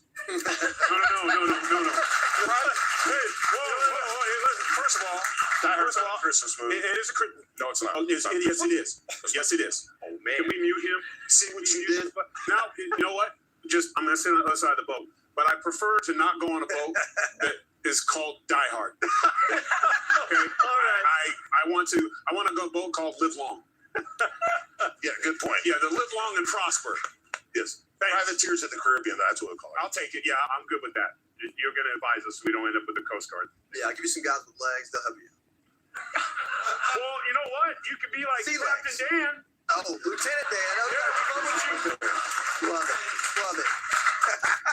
Okay, before we go, reminder to come see me on tour next year. I'll be in Florida, Indiana, California, more. Get tickets right now through Linktree/Tyrus Smash. Up next, why a football player punched a fan.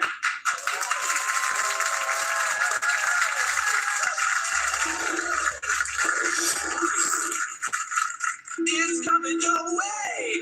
Hey, it's video. Hey.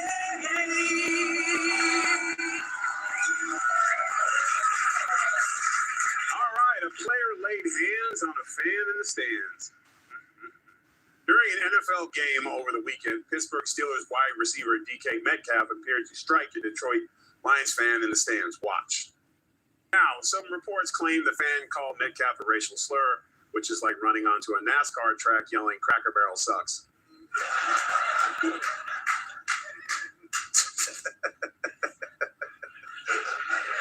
Yep, that wouldn't go well at all. And neither would that's the part that Joey drives me crazy, is that's always the thing, like racial slur. You went to an NFL game and you don't like black people.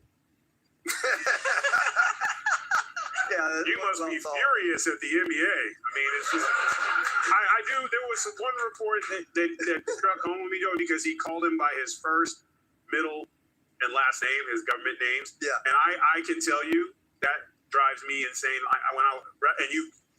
When fans try to get under your skin, they try to say personal things to you, and they catch you off guard because they're all human beings. And I remember I was walking the ring and someone was like, "Well, hello, George Tyrus Murdoch." I was like, "Bitch, I'm working. What's wrong with you?" But I wanted to walk over to. I was, you don't know me like that. So I get the reason, but he has to be better, right? That's not acceptable. The redneck came out in me just a little bit. I'm kind of on. Sorry about the Cracker Barrel thing. No, you're good. Listen, listen. I am an investor. I'm a stockholder. Hey, raise hell, praise devil. How you doing, That's all you Sydney? know about NASCAR, right? All right. But listen, Like and I'm subscribe. kind of on Metcalf's side on this. Like, I hate hecklers so much. It doesn't matter what he said. Whatever he said, he specifically said it to be an asshole. That's all he was trying to do.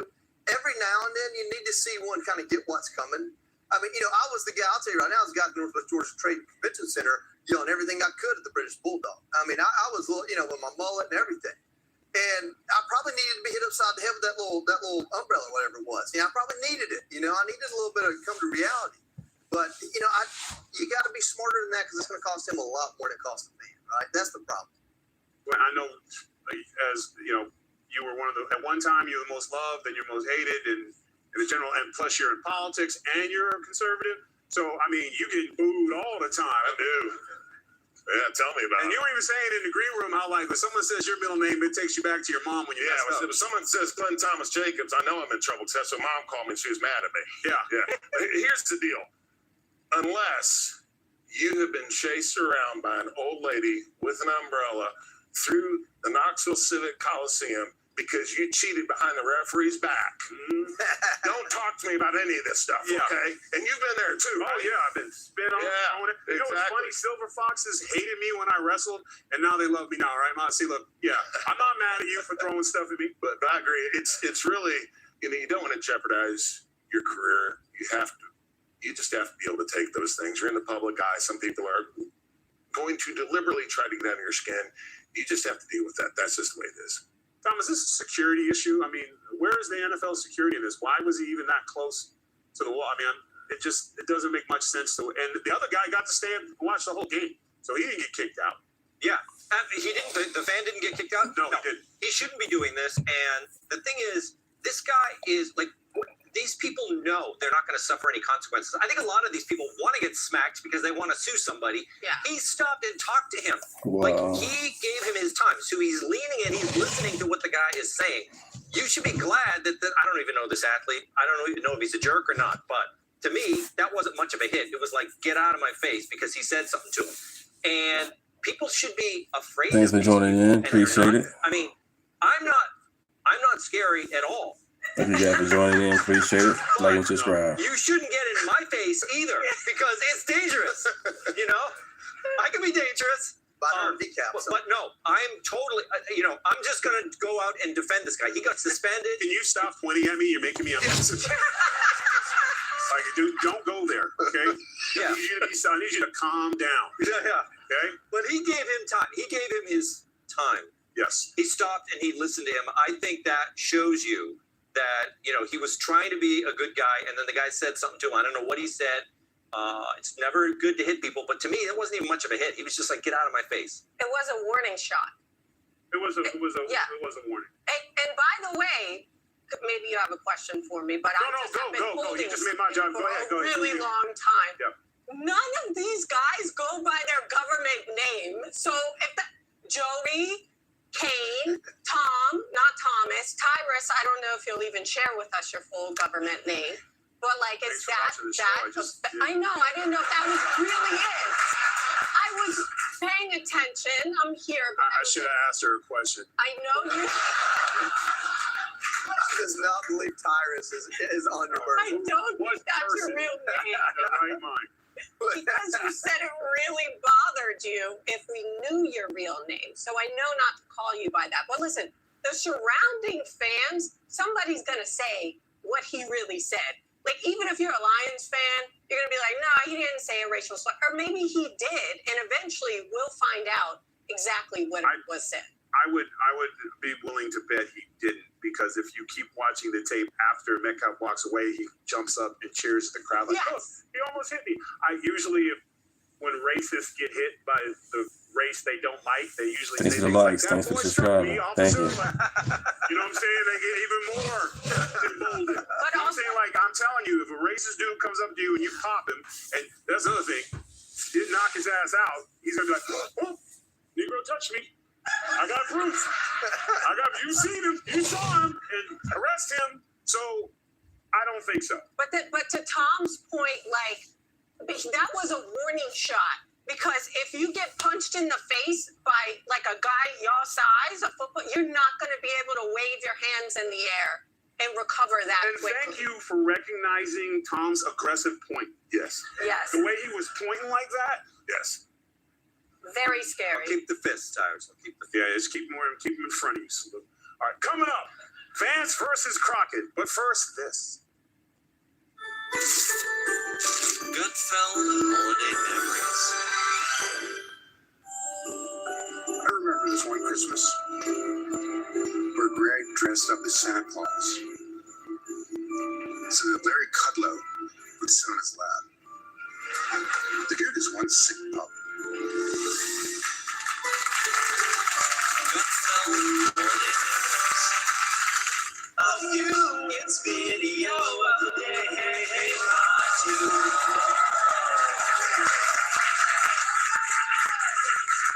They traded singers like they were at Jerry Springer's. Vice President J.D. Vance recently traded bars with Congresswoman Jasmine Crockett. Let's see the VP's comments followed by Jazzy's riveting response. Roll it. And Jasmine Crockett. Oh, Jasmine Crockett. The record speaks for itself. She wants to be a senator, though her street girl persona is about as real as her nails. The fact that he said I have a quote unquote street girl persona, I'm sorry, but anybody that you talk to knows my credentials. They know that I've gone to school. They know that I'm educated. I never tried to put on some random story about where I came from. But at the end of the day, I am who I am and I am authentic. And that is actually what they are fearful of, is my authenticity. When you're talking about the record speaks for itself, baby, let's talk about your record. Because the only reason you're the vice president is because the current president tried to have his last president killed. Oh. What? It was going so well until then.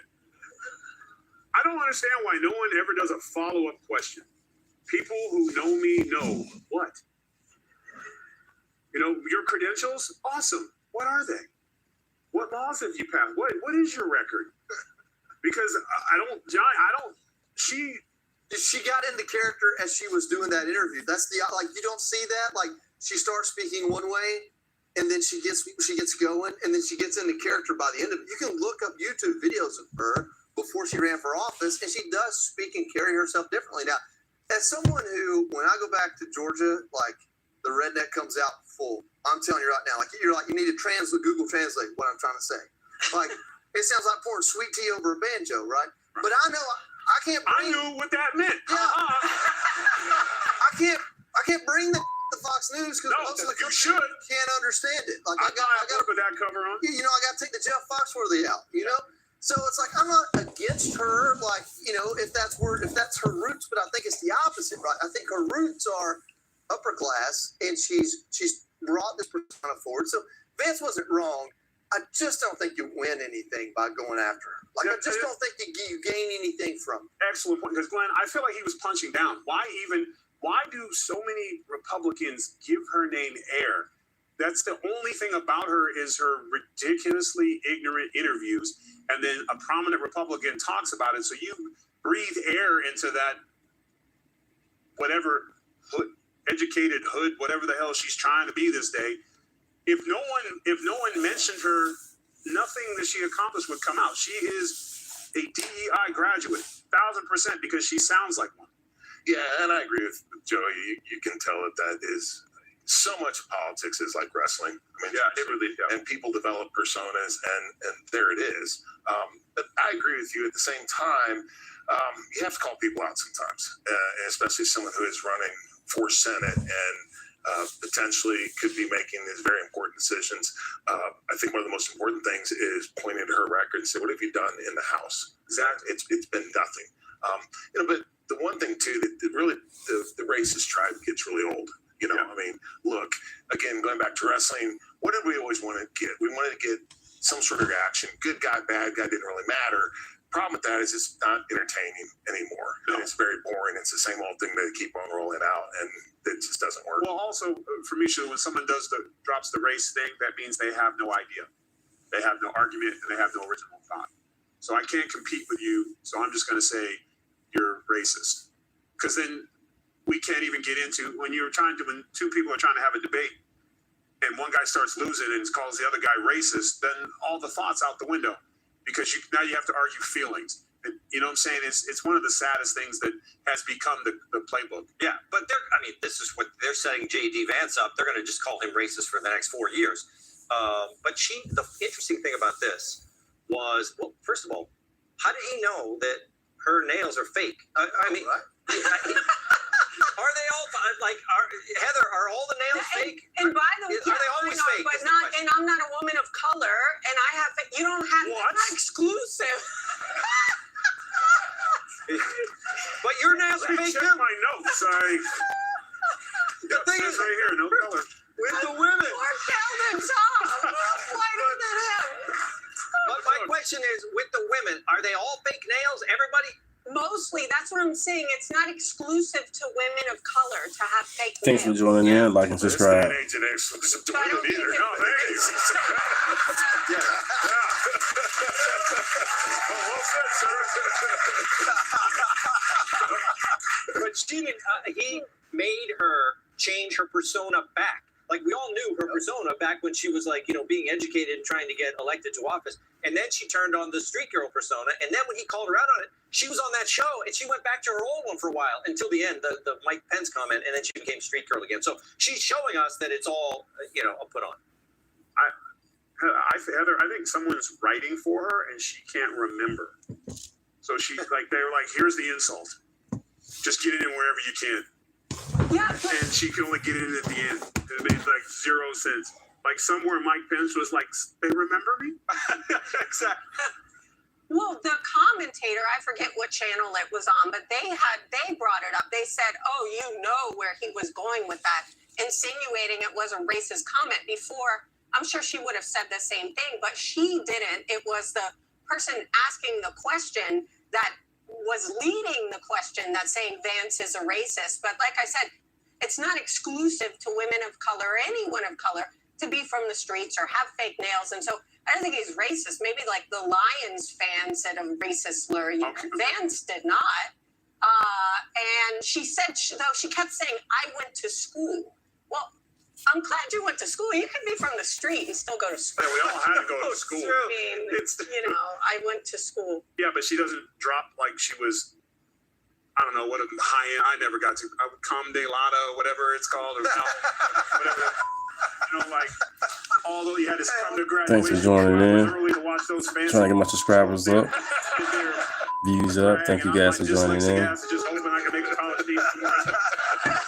But I went to school. You know what I'm saying? And maybe I tried to kill Mike Pence. I don't know. He was in my way. What? See? Stupid. Stupid is and stupid does. All right. Thank you guys. Like and subscribe. Thank you. Up next, good news for pet lovers. What it is. Happy Monday, everyone. As you probably know, I'm not Greg. I'm Tyrus, who's actually in for Greg on this very special edition of Gutfeld. Let's welcome tonight's guest. He's so white, his nickname in high school was Clorox. Fox News contributor Tom Shalhoub. Also, when he was in high school, he was voted most likely to scare the hell out of people. Mayor of Knox County, Tennessee, Glenn Jacob. He makes women lust while he battles against rust. Fox News contributor Johnny Joey.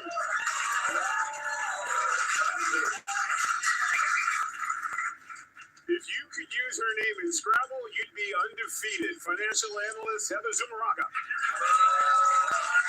Jasmine Crockett, not. She's not the smartest person on the panel. Okay, let's do some jokes. She fucking ghetto. A new report shows that in 2025, That's not no real character. host Kimmel At least be real, be her thing. had She ain't being there. 197 liberal guests and only 2 conservative ones. Although technically it was 1.5.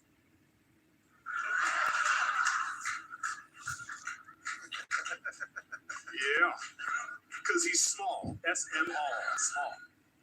A A British man broke a Guinness World Record by spending 42 consecutive hours singing Christmas songs. And here's the really amazing part. He's not even gay.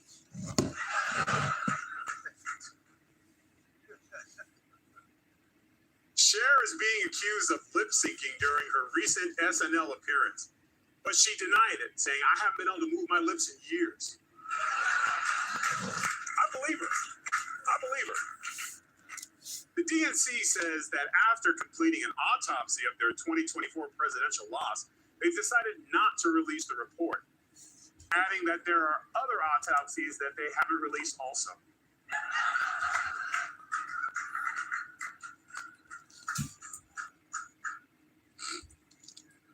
Silverware was stolen from France's presidential palace. Police now recommend that French citizens hide their valuables in safes labeled Diop. Charges. Pay close attention to the male Karen in the orange scarf. Its delusion is strong.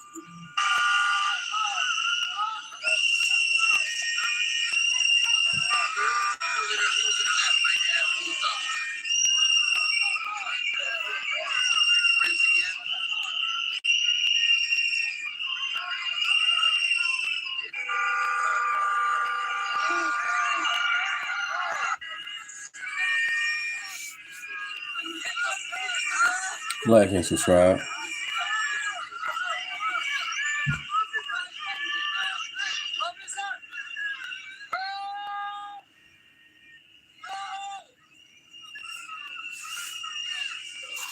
was at this exact moment the male Karen realized he messed up. After years of living in a sanctuary city, he thought law enforcement was merely a myth. But today, he discovered federal authority.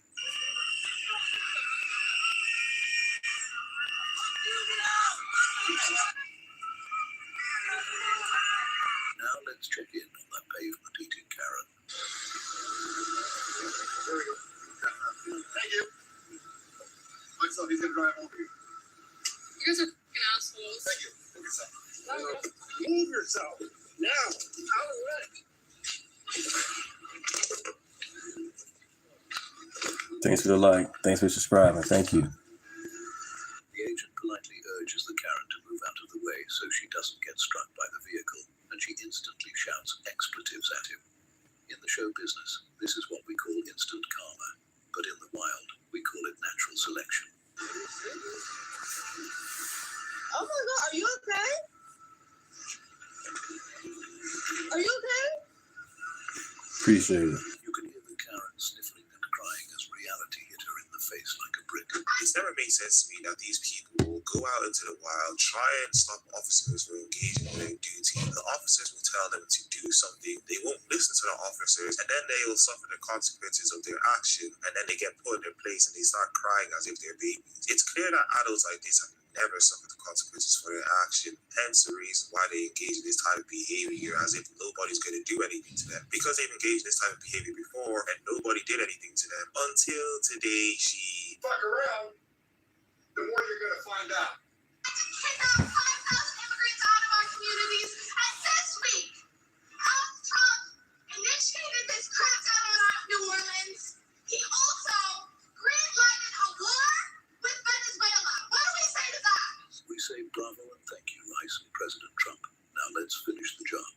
And in order for us to build a movement that can not only expel ICE and CBP from our city, that can not only defend immigrants right now, but can solve the system that makes people immigrate to this country because the U.S. has destabilized their countries at home. To end the system where people are forced to come here because they have no other choice. I propose an idea. Why don't we send all these Karens into these third world countries and let them fix it? Put your money where your mouth is. Yeah, that's the hilarious thing about all of these imbeciles. They'll do all of their protesting from the comfort of a first world country while talking about all of these supposed ills that are being placed upon all of these other countries, yet they won't actually go to those countries to do their protesting. So they do it from the comfort of a first world country where they can say whatever they want and they don't suffer the consequences of anything, and they don't actually have to really do anything. All they do is scream and shout into a microphone as if that's helping stopping anyone. Before we get back into the video, if you guys have enjoyed the video thus far, like the video, subscribe to the YouTube channel, and hit the bell so that you're notified when a video comes out. And let us get back into the video. Like and subscribe. Thank you. Thank you.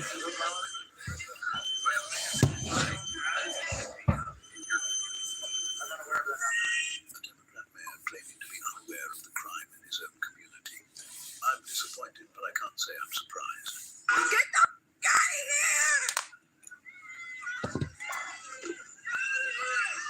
Disgusting.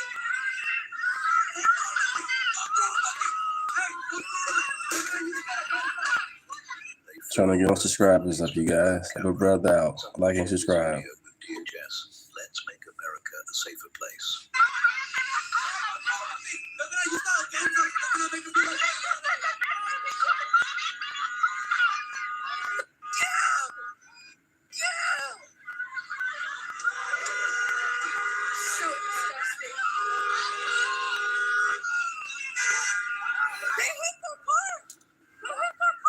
The lack of self-awareness from the Karen mob is astonishing. They were attacking federal vehicles the entire time.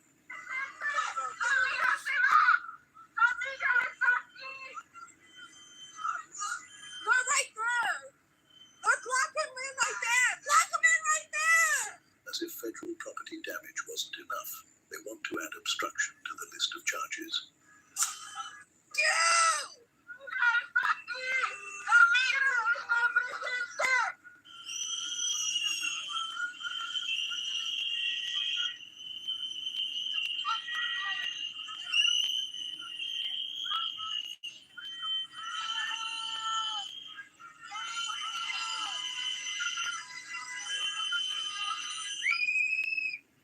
How many whistles does it take for a Karen mob to accomplish anything?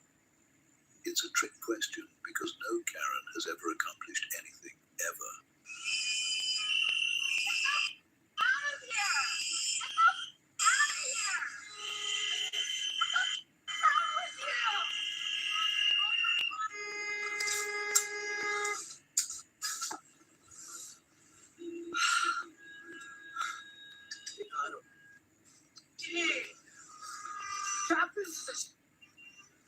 Self-deport, get yourself a Jet2 holiday back to your homeland and $1,000 to spend.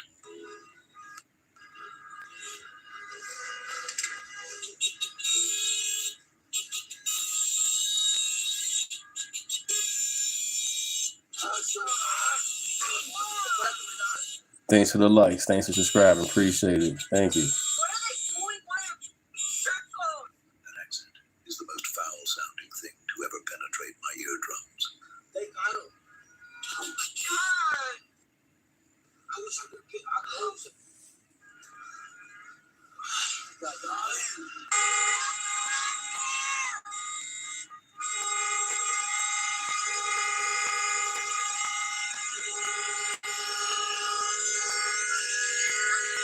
This honestly might just be an average day at Walmart. I'm not sure. I've always preferred Target. Big shout out to Crime Chef for making these videos. Go and subscribe to his YouTube channel. Show him all the love in the world because his videos are hilarious and the commentary he does over these videos as if he's David Attenborough in the wild when kind of these videos are basically in the wild with all of these losers and imbeciles.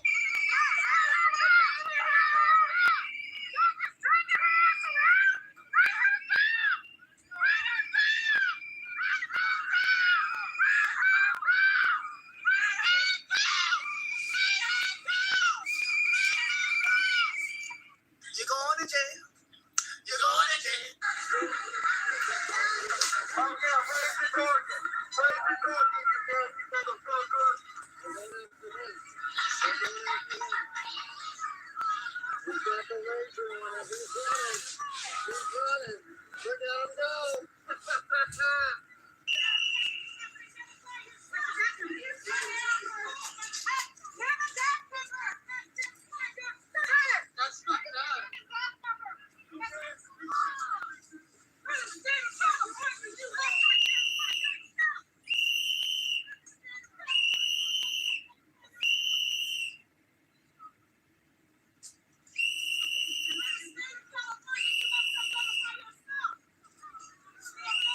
truly try and understand what goes through the minds of people, do you actually think that the fact that you're screaming and shouting at the officers and saying they should identify themselves, they're going to stop what they're doing and say, hey, you know what, we should actually identify ourselves to these strangers on the streets because we are obligated to? Seriously, is that what they actually think is going to happen? Because I don't understand why they're screaming and shouting like this and then asking them for their identity as if that's going to happen.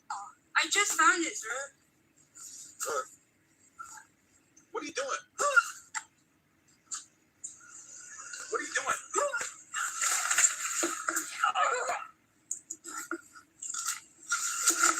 That is the worst fake seizure I have ever seen. Knock it off.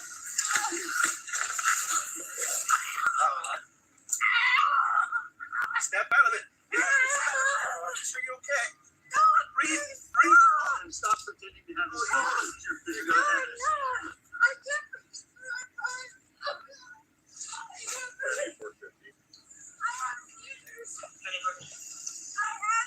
We have one fake seizure. Can you set fire? I'm sorry.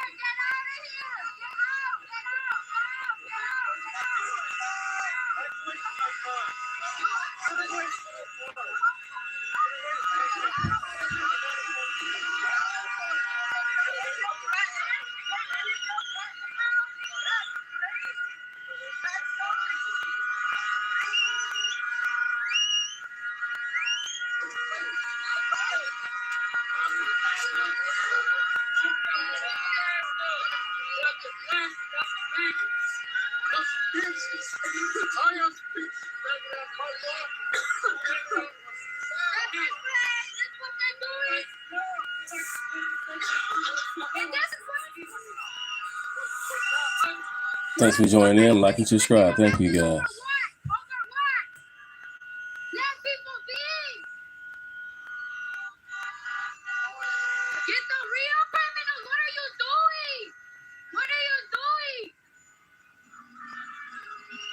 And it's always that Nazi doing all this shit. It's always there.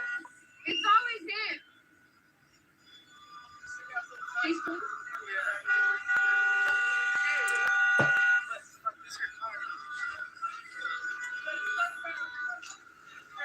Well, if you had a functioning brain cell, you would have realized what you were doing is stupid. Bet you eventually found out. We're doing a ice watch because ice stations have been in the area at other schools. So we're here just to let ICE know that we see them as a deterrent and as witnesses should there be detention and as a warning.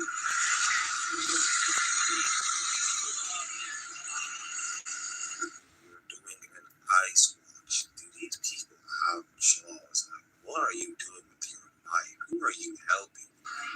I would step back if I were you. They've got it handled. I should just shut my mouth.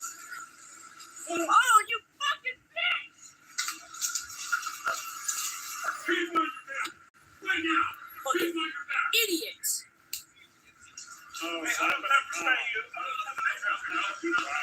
Get him, boys! That's fucking crazy! Oh, fuck! Fucking disabled my ass! Merry Christmas, everybody, too. Merry Christmas. Yeah, she's fine.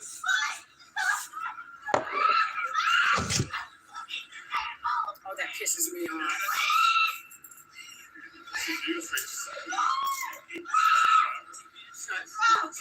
She went right for it and started hitting the police officer. And then she said she's disabled.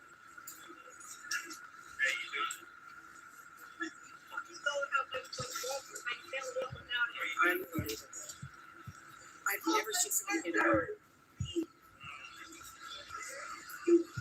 She can't walk without her walker, but she can hit a police officer. Yeah, she can hit a police officer. So you thought it was a good idea to try and attack a police officer while there are two other police officers around you I don't know what you were expecting to happen or what you were trying to gain from doing what you did, because clearly your brain was not functioning properly, because this was the stupidest thing I've ever seen. Yes. My cousin. Thank you for subscribing. Thank you. Thanks for the likes. Thank you. Because they were afraid ICE might take them.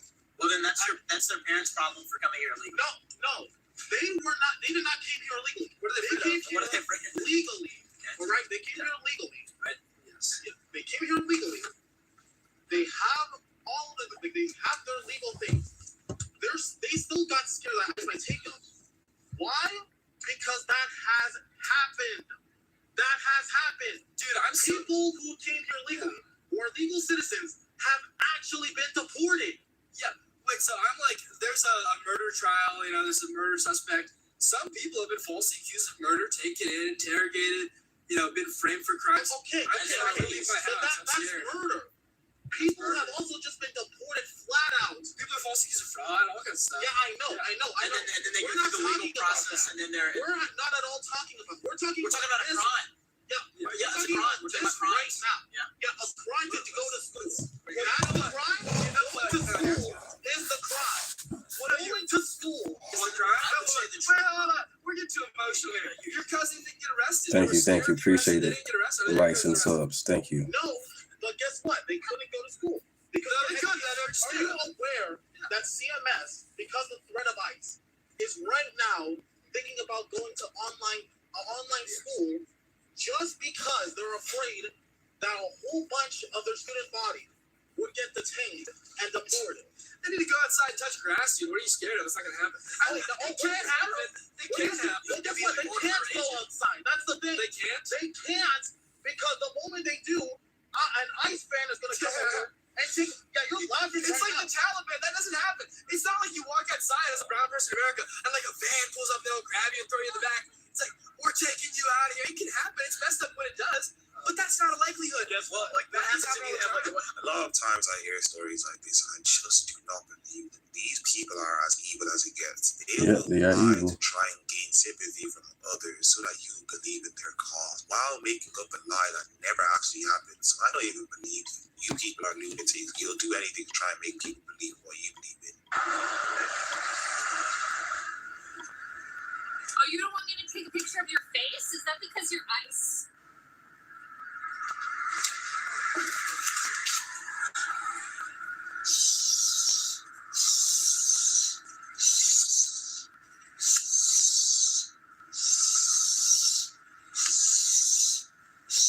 Wow.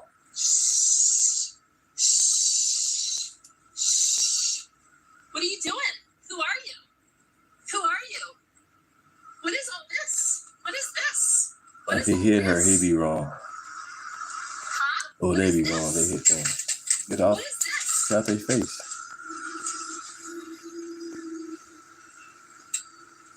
What is this? Huh? What is this? Is this ICE? Are you an ICE piece of shit? Is that what you are? Are you some ICE piece of shit? Is that what you are? Because you won't say your name? Yeah? Is that what you are? Is this your car right here? Is that what you are?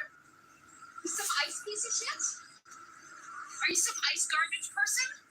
Is that what you are? You must be, or you would have said.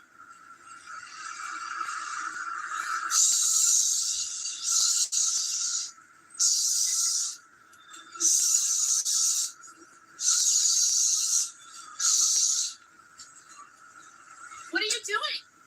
What are you doing? What are you doing? Are you some ICE piece of shit? Shit? You shit? Is that what you are? You some ICE piece of shit? Huh? Some ICE piece of shit? Is that what you are? Is that what you are? Is that what you are? Some ICE piece of shit? Fucking ICE garbage? Are you ICE garbage? Is that what you are? Is that what you are? Yeah? Is that why you're wearing a mask? Because you're a piece of shit ICE?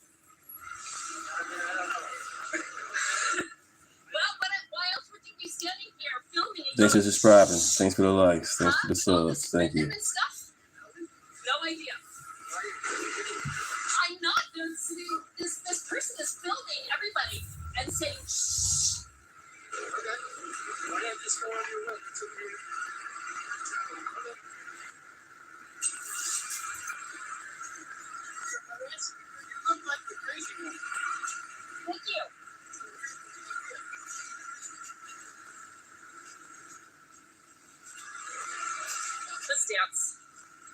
Let's dance. This is fun.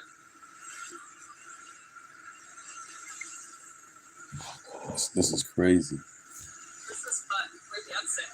This video will always be hilarious to me because the whole interaction was just insanity. The ending was the most hilarious part because all of a sudden she doesn't need her walking stick when she's engaging in her violent actions. And, you know, as usual, the more you Fuck around, the more you're gonna find out.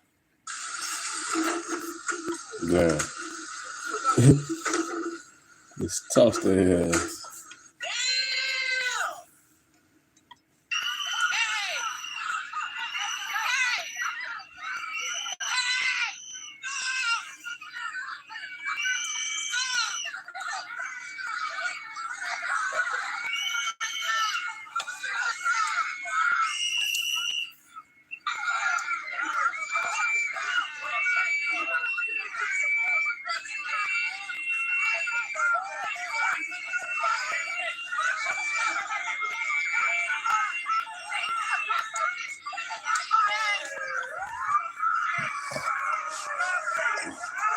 You think that that's what this is demonstrating?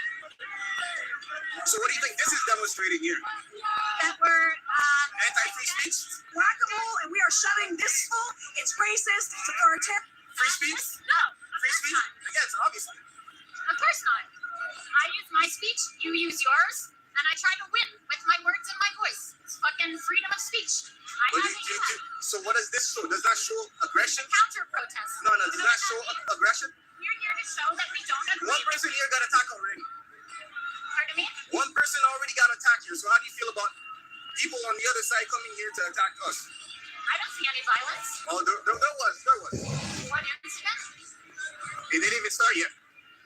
There was one incident. It didn't even start yet. What are you talking about? The event ain't started yet. It starts at 1. Well, we'll talk about it when some shit goes down.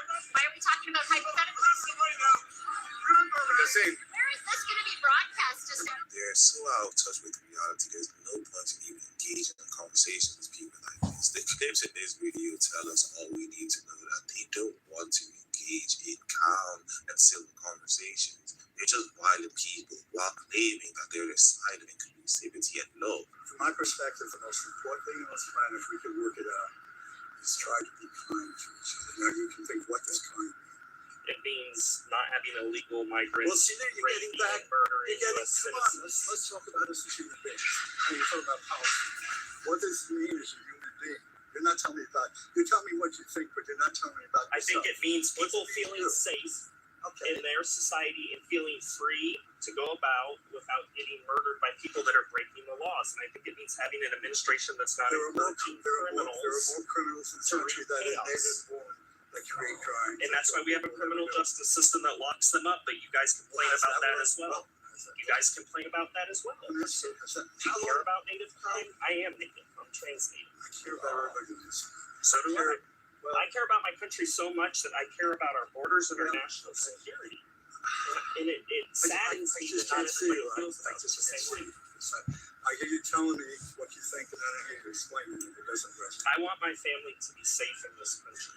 And that requires, like all first world countries, secure borders, secure national security, and not millions of people flooding into our country. This is going to still create chaos because there are going to always be those who have and those people and those who don't have. There are going to be those who build fences because they want to protect their what Those they have. first world And then there are countries people that build got, and then there are going to be people that want to break down those fences because they have nothing. So how do we find some equality in this? By having legal immigration. Legal immigration would be a start. Well, I think being kind to each other. With legal immigration. Well, that's your response. And I feel strongly that when we have laws, when they're just broken in mass, that's going to lead to chaos. And then the guy trying to enforce the laws that were broken in mass under the Biden administration, he now is being vilified. It's not Trump's fault for trying to enforce a law that should have been enforced all along. It's the Biden administration's fault for giving carte blanche to millions of people to break into our country. You have to have a rudimentary respect for the Hey, laws. Dalton. Hey, Lou. To have a functioning society and a free society, Pinkley. How y'all doing? Thanks for joining in. Like and subscribe. do you agree? Do you agree with that? Can we agree or do you not agree on that? A rudimentary respect for the rule of law. Most people on both sides have a root. If it's an unjust law and it's hurting a lot of people, people have to speak up. Our And immigration sometimes, our immigration laws unjust. for me and you, what I want to do is find a way we can work together. I agree with that. But I'm not going to. You want me to see the world in your perspective? No, I don't. I just think we should have a respect for the law. Okay, this In is a the way you see the democratic world. Yeah, no, society, can you have a democratic and free society without basic laws in place? Let me tell you, I came here with a friend, and I wish you peace, and I enjoy the conversation. This video was hilarious, and the old man didn't want to hear anything. He's stuck in his ways, and once again, this is just an example of there's no point in engaging in conversation with these people. They don't want to see anybody else's point of view.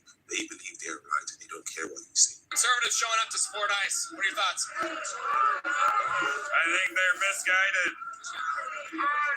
And I think 80% of them don't even live within 20 miles of here, so. Outskirts, maybe, huh? Maybe. Oregon's got a lot of idiots. I gotta get your guys' perspective. You guys are just sitting here casually watching everyone do their thing. You guys are smoking a bit here. What are your thoughts about all this going on? Definition of outside agent. Pretty crazy. What is going on? So, if I make this guy, What's gonna happen? I don't know. But there's a lot of inflatables. I'm so confused. I was with the 2020 stuff. The main difference I'm seeing is there's a lot more people on like the right side, the right wing coming out. That's different, especially this location. Yeah, they're totally misguided. Not the people who destroy their cities over people who will also destroy them. It's the ones who don't want their cities destroyed. Those are the misguided ones, apparently. Police respond to a verbal dispute between an Uber Eats driver and a customer, but the responding officers get way more than they bargained for. Oh my gosh. Yo, come down here. She was supposed to be my Uber Eats. Look, it says delivery. You know how Yeah. I'm the dumb over me. She says I need to confirm the Uber Eats on the phone. I don't need to do that. It said my order's here. Enjoy your order. I did not try to attack. You don't gotta say stuff like that.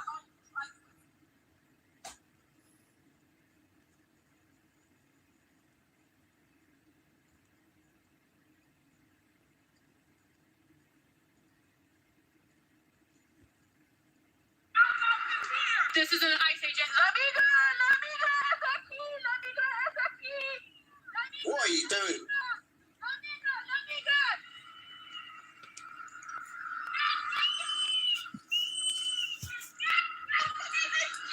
We're here at the 47th State Trolley Station in San Diego. Migration has been spotted here at the 47th Street Trolley Station multiple days in a row. They've been casing this neighborhood. If you're familiar with this area, this is where you should be avoiding if you're an undocumented person. Actually, if you're a brown person, because they're not just going after undocumented people. They've been arresting U.S. citizens. Don't kid yourself. This is about racism. They're not looking for anybody in particular. They're hunting human beings. You didn't need the megaphone to tell us all how flipping stupid you are, mate. Just going around saying that they're taking people, anyone and everyone, it's about racism. How did she come to that conclusion? I don't know. Are you going to take it off? All right, go ahead and turn it off for James. Wait a minute. What was your name? Oh, we got a white knight, boys.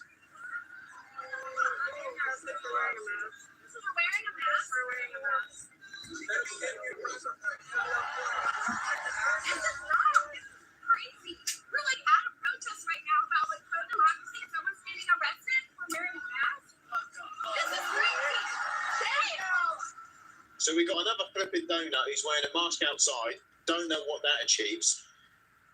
Who's saying that she's done nothing wrong at a peaceful protest when prior to this did something stupid, is now being held accountable, and all the white knights and the Karens poured in to try and sweep in and save her. You really can't make it up with these people, can you?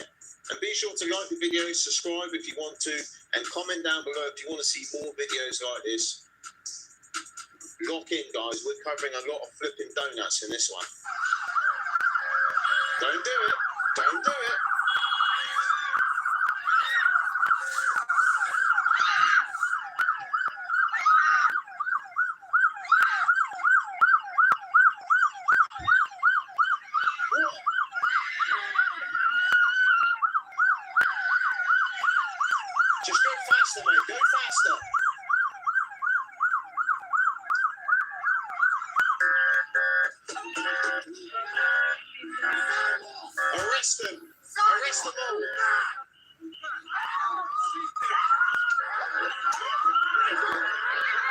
Arrest them.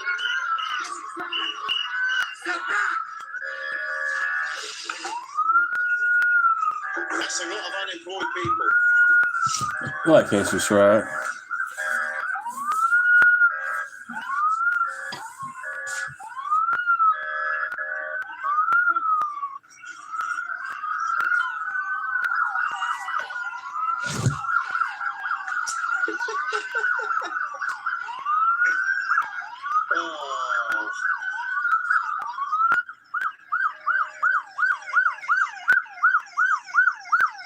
Get out the flipping way, boys.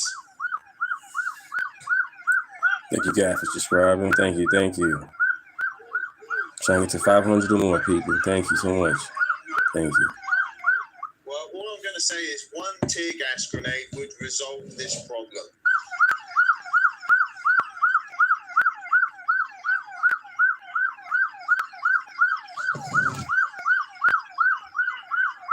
Oh, they're the victim.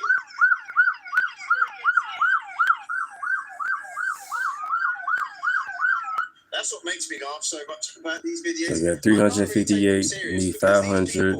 Do stuff like this flipping donut, getting in front of a That's why I need to get and then monetized. when the vehicle hits them or hurts them, they act so surprised. If you engage in stupid activities, you're going to get stupid consequences. But these people are stupid, so they don't think about the consequences, do they? And personally, I think these officers are being too nice. Anyone that touches that car or gets in the way of it or puts something in the way of it, arrest them. No questions asked. Don't get nervous. Go fuck yourself. Eat shit. You're not gonna do anything, asswipe. Fuck you. Andre, I'm excited to touch you. Now go fuck yourself. Go fuck yourself.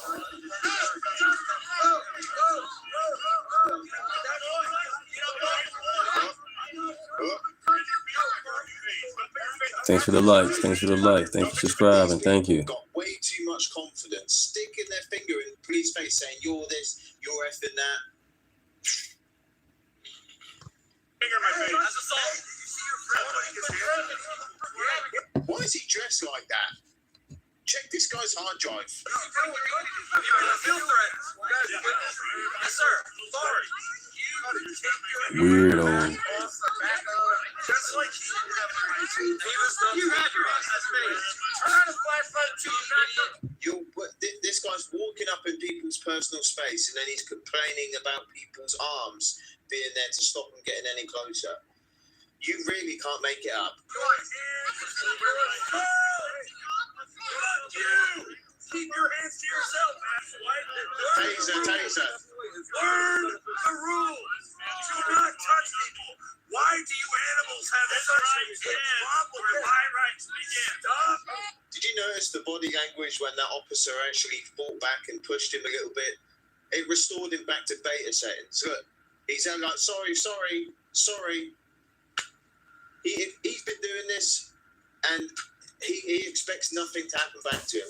Well, all we got was a little push and a shove, and that was enough to send him on a My Little Pony trip. What an absolute wet wipe. Right. Fucking beta. What? What does the rest of your immigrant family think about what you're doing? Hey, Asian man, what does your family think about what you're doing? What does your family think about? Why are you wearing a mask? You're proud of what you're doing. You should be ashamed of yourself. You should be ashamed of yourself. You should be ashamed of yourself. You are what? So her family listening to her do this going to be proud of her. I doubt that. Take off your mask if you're proud of what you're doing. Take off your mask if you're proud of what you're doing. Take off your mask. You. Leave him alone. Leave him alone. Leave him alone. Arrest him. Arrest them all.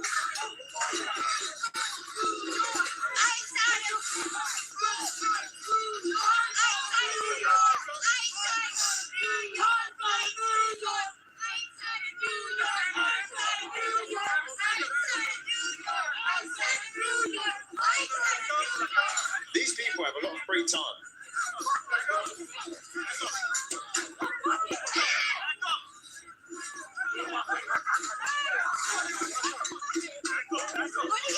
What are you doing? Get up!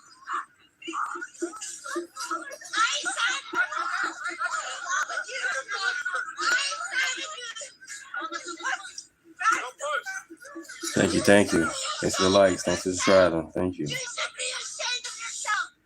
don't think so. Thank you for joining in. Appreciate it. You will pay. You will pay. What does that mean? What is wrong with you? You fucking bitch.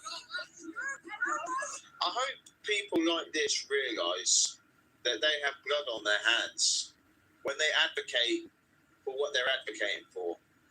You know, there was a woman a few days ago in the UK, one of many people who are attacked by these people who come over here. We don't know who they are, where they're from, nothing. They're going out and committing crimes in broad daylight. This woman worked at a migrant hotel and she was attacked multiple times and lost her life because these people advocate for something and other people fall victim to it. And these people are out there saying that the police and everyone else who's standing against this stuff should feel ashamed of themselves. Do these people not realise that what they're advocating for is getting people killed? You know, the families of those victims have to listen and watch videos like this. I couldn't imagine. I hope that these people realise what they're doing because, like I say, they've got blood on their hands. You guys are on private property. They're private property. Private property. You know what that means? You guys are here illegally. Okay. Yeah. Remember, guys, officers, the Karens know how to do your job better than you. Remember that. Get out of your illegally area then. Yes, please. Man, these guys fled and they crashed into our vehicles. Because you guys were trying to illegally detain them. Illegally. Kidnapping people on their way to work. Kidnapping. Yeah, it is. Kidnapping, really. You guys seem... If these people care so much, why didn't they offer to home these people? But they all said no. So I think just drop them off at their house and let them take care of them if they love them that much. You should be embarrassing yourself. I'm so embarrassed. You should be. So embarrassed. You should be. This is ICE wearing a police vehicle or police jacket. ICE. These Karens get away with way too much, in my opinion. Said that they would not be with police. Arrest her. You should be embarrassed. You guys Arrest her. are breaking up families. Nah? Man. He's not a pedophile. You don't even know his name. Do you? Do you know his name? Why'd you arrest him? Wow, he's a PDF file, and this woman is defending him. This is what I'm saying. These people don't know what these people have done. That they're trying to play the hero. This guy is a PDF file in a country he shouldn't be at. These guys have arrested that person. Great thing. We don't need people like that walking on the streets, right? And this woman is defending him. You really can't make it up. Imagine that. You go out of your way to defend PDF files. That's next level. Friend, if he's the pedophile. Huh? Why'd you take his friend? You already said because he's illegal. Wow. Here's another vehicle. Another vehicle. Another vehicle. Like I said to the clip before this, do you think the family, God forbid, he didn't actually, assault any kids, but if he did, can you imagine the family listening to this, watching this, knowing that guy was caught? Great, right? And then you got people like this from America advocating that he should be free, and those officers are in the wrong. That's crazy. Here's another vehicle. Said that they would not be wearing police vests, and they obviously are. Thank you.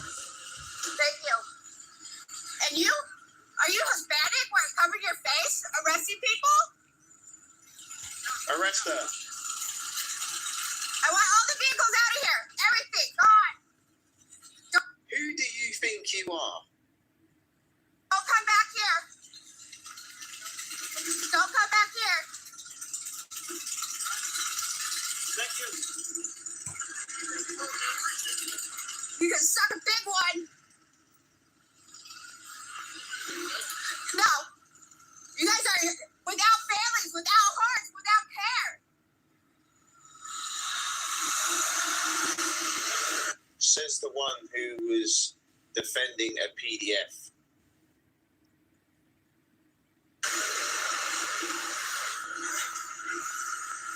Federal agents, police, ICE, wearing police vests.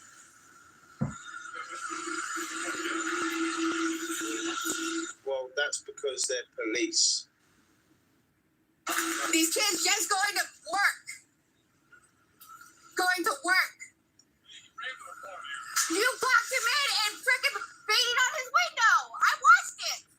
There's a camera right there. Right? Somebody right there. arrest her, Everything's please. What? You assaulted him. Yeah. You were busting his window before he tried to flee for his life? Whatever. Leave my property. Don't come back. Do you know the funniest part about this clip? She's complaining that they're on private property and she wants them to leave, whilst advocating for someone being illegal and saying that he can be there. So you don't want the officers on your private property, they're not allowed to be there, but you advocate for immigrants to be somewhere where they shouldn't. That's kind of hypocritical if you ask me, and the officer kind of played her with that one.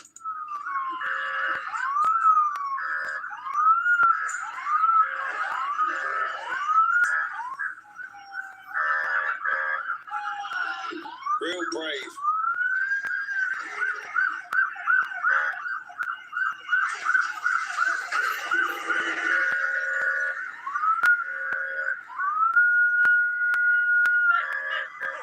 Come on, guys, you can arrest her for that, surely, surely.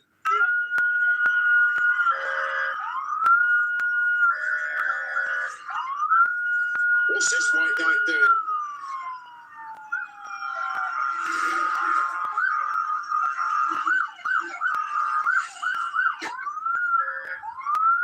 Arrest him.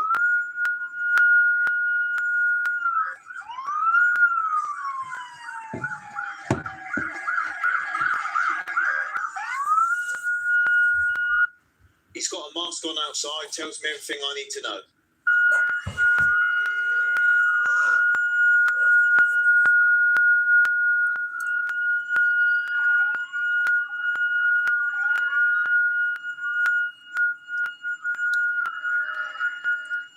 Thanks for staying with me. Appreciate it. Come on, guys, you can do something about him. Sure. Like and subscribe. Thanks for staying with me. Thank you.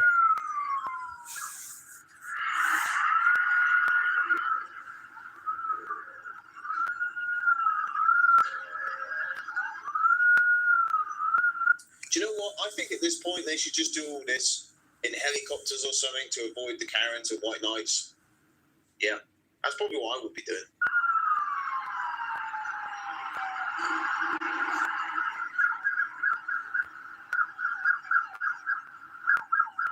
They got to deal with this every time.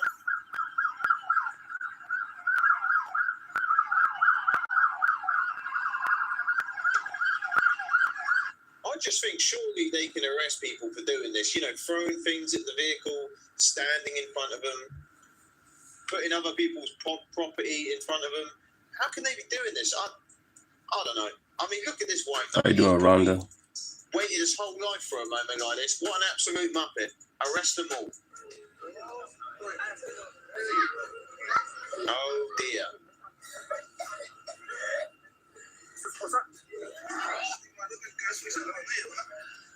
Oh no. Oh man.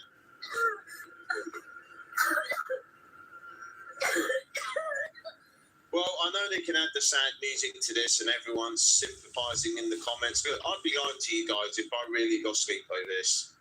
You know, at the end of the day, she did this to her family. She brought the kids here and everyone So you did this to yourself, mate. I'm not really sad about it, I'm honest. The only people I feel sorry for in this are those kids who clearly got a muppet of a mum. ICE hit a woman who was trying to prevent the kidnapping. That's a Karen caption if I've ever seen one. Oh, okay. So what happened was she stood in front of a moving vehicle. Right. That's what actually happened. But she's the victim.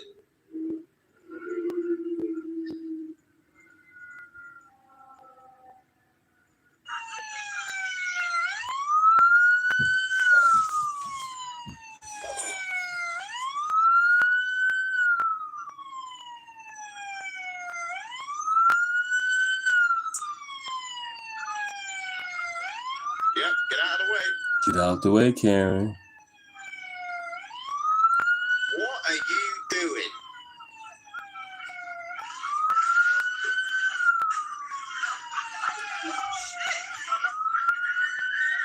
So this woman decided it would be a great idea to try and stop a moving vehicle and then play the victim. Amazing. That's never happened to me. You know, I've stood in front of a moving vehicle trying to stop it and then it's hit me and then I've cried about it on social media. Yeah, that hasn't happened to me yet. So she must be the victim in this.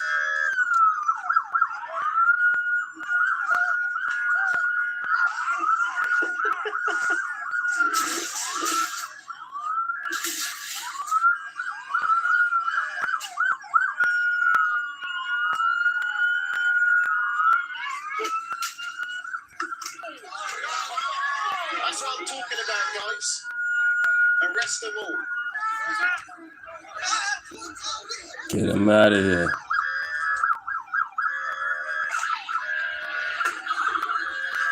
Guys, just drop an accountability grenade, a tear gas grenade, will get them all running back home to their mums, I guarantee it.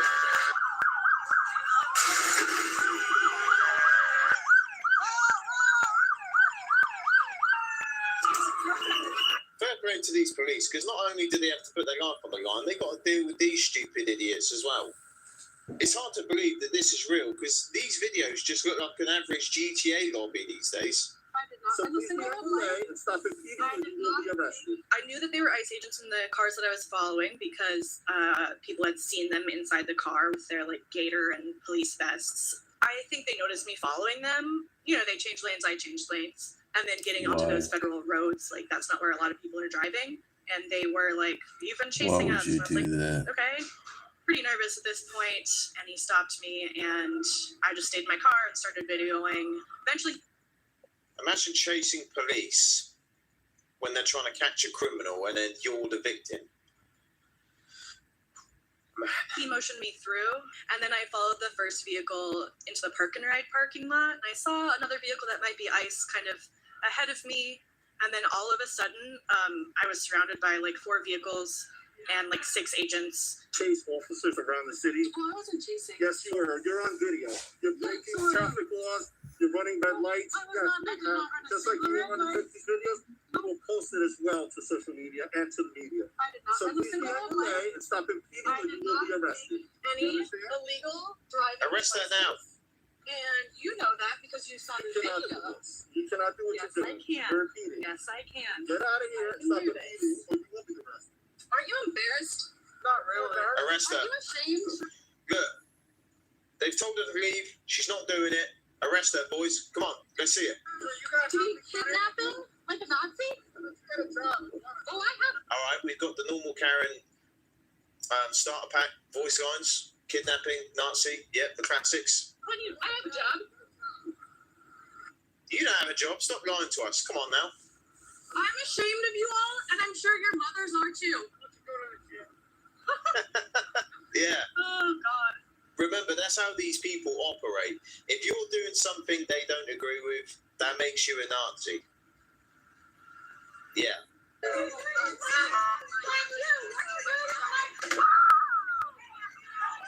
What up, mate?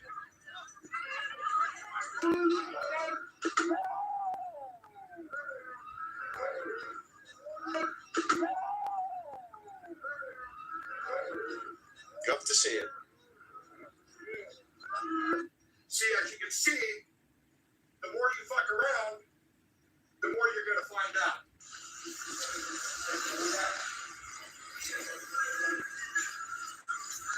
Oh man.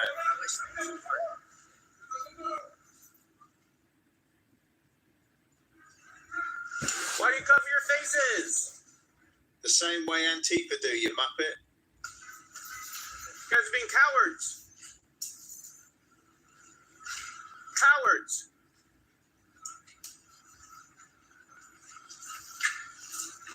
This is ridiculous. One thing that confuses me about these people, I know we got a white knight here, but it's usually the Karens, right? Didn't they complain for years that they wanted safer streets? But they can't walk alone at night. Apparently only men can do that, when statistically men are 10 times more likely to get attacked at night, right?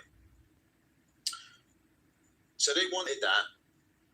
You know, they want to be able to walk around at night and be safe, feel safe. But then they advocate that criminals should be walking the streets and illegals can go to a country, do what they want when they want. And even if they are arrested, they should be let go. So what do you really advocate for? And what do you really want? Because I'm getting confused, really. Because it seems like every other month there's something new with these people. Absolutely cowardice.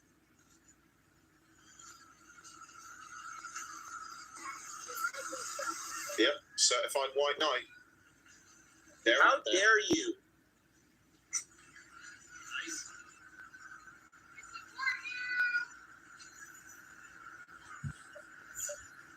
How dare you do your job? What an idiot! Oh, what a loser! Whoa. Damn. I roll around in the snow.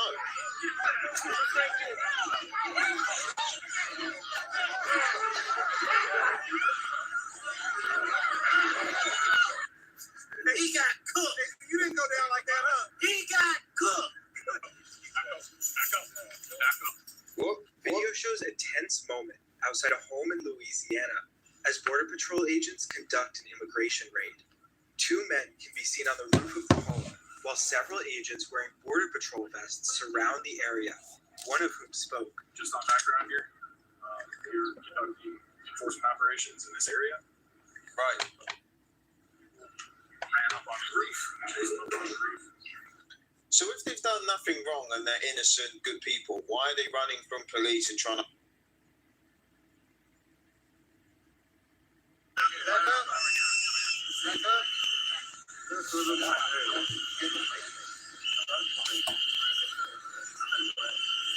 Yeah, he made it pretty clear. He said, look, step back, don't get in my space. Right.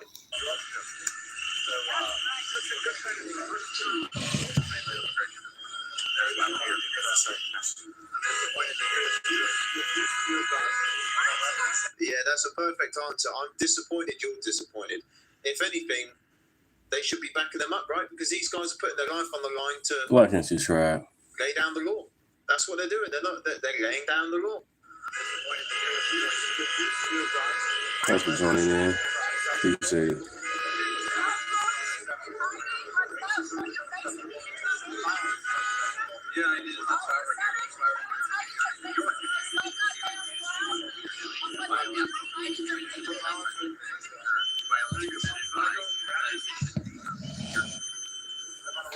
Don't you think it's kind of crazy how he has to tell the mayor of the city that? Like what they're doing, what their job is, and even the mayor's calling them racist and all that? Dumb Democrat mayors.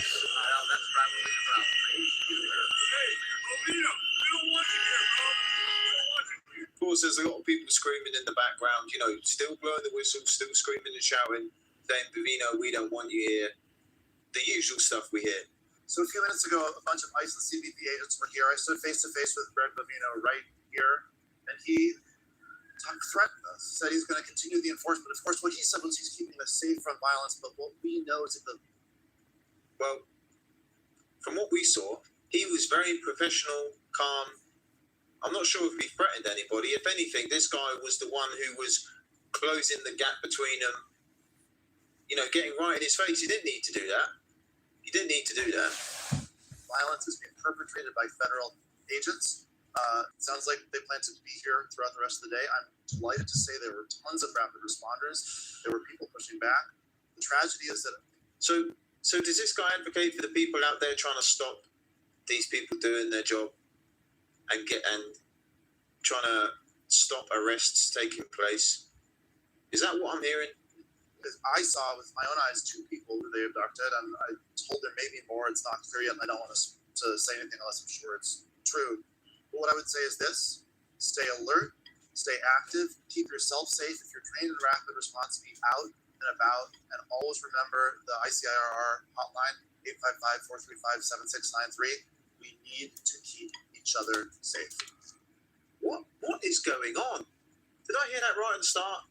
Federal agents are the ones out there in the wrong, doing the violence, like they're the criminals. I'm not sure what's going on over there, but this is wild.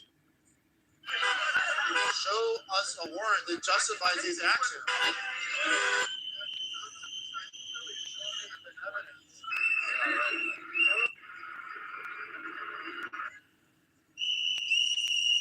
This is the most interesting part for me. He started this video, reacting to what happened, saying, I stood face to face with Bavino. But when we were there, and Bavino said, you're in my face, step back, he said, I'm not in your face. Kind of interesting. A bunch of ICE and CBP agents were here. I stood face to face with Greg Bavino right here. But you said you weren't in his face, so that's not adding up for me. It seems like to me this was all done for the cameras. I'm just very confused because I thought this guy would be encouraging people to enforce the law. Right? Follow the law. We got mayors of the city advocating otherwise, giving hotlines to call and let people know that people are out there literally laying down the law. Like I say, what a crazy time we're in. I'll be really interested to hear what you guys think, if you agree with me or not. So how has today's operation gone so far? It's gone good. We're taking criminals off the street here in Chicago, as we always have, tightly immigration enforcement. As you can see there in some of the cities, Evanston and other places. The whistles are still going. They're still going. Right. That's just annoying. There are those mobs that form, but luckily we're, for the first time, receiving some assistance from both Chicago PD and Evanston Police Department. I think probably they're learning a little bit from Louisiana how an orderly, safe enforcement action works, and that's what we're after, is an orderly, safe enforcement action. And how does Chicago compare in immigration action to New Orleans? I'll tell you, a lot more violent in Chicago. We were assaulted several times yesterday, and one of the things that we see in Chicago is illegal aliens actually like to come out and try to assault Border Patrol, which is not a smart thing to do. So one of the individuals that assaulted us, you probably already... Yeah, he's not wrong. And you've got...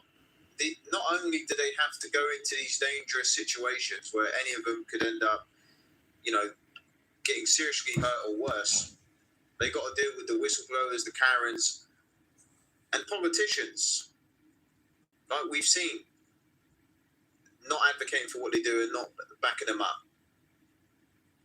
Which, I know I keep saying it, but are we not following the law anymore? Thank you for subscribing. Thank you for subscribing. Thank you for the likes. Appreciate it. In illegal activities, are we not holding those people accountable anymore? Had a lengthy criminal history, decided to try to attack a border slave in Iraq, and it didn't work out too well for him. So, and if there's anything that you would want to communicate to the mayor of Chicago, Brandon Johnson, is there anything that you would like to say? Sure, whether it's the mayor of Chicago, Johnson, or that mayor of Evanston, they keep asking, why are you in our community? And we always say it's to make your community a safer place. That's what I thought as well.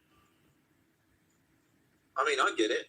Perhaps they'll also realize that when they allow criminals to walk, when they allow criminals like we apprehended yesterday to walk their streets time and again, it only hurts the American citizens and those inner city residents that come out all the time. Yeah, and who falls, victim to these people that are out there? It's the general public who are going to fall victim to what a lot of these people are advocating for. Give us thumbs up and say, please don't leave Chicago.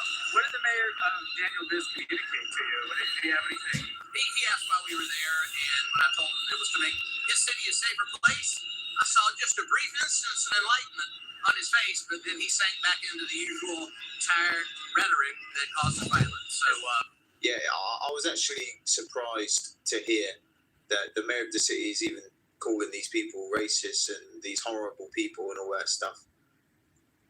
I'm all for the law being laid down.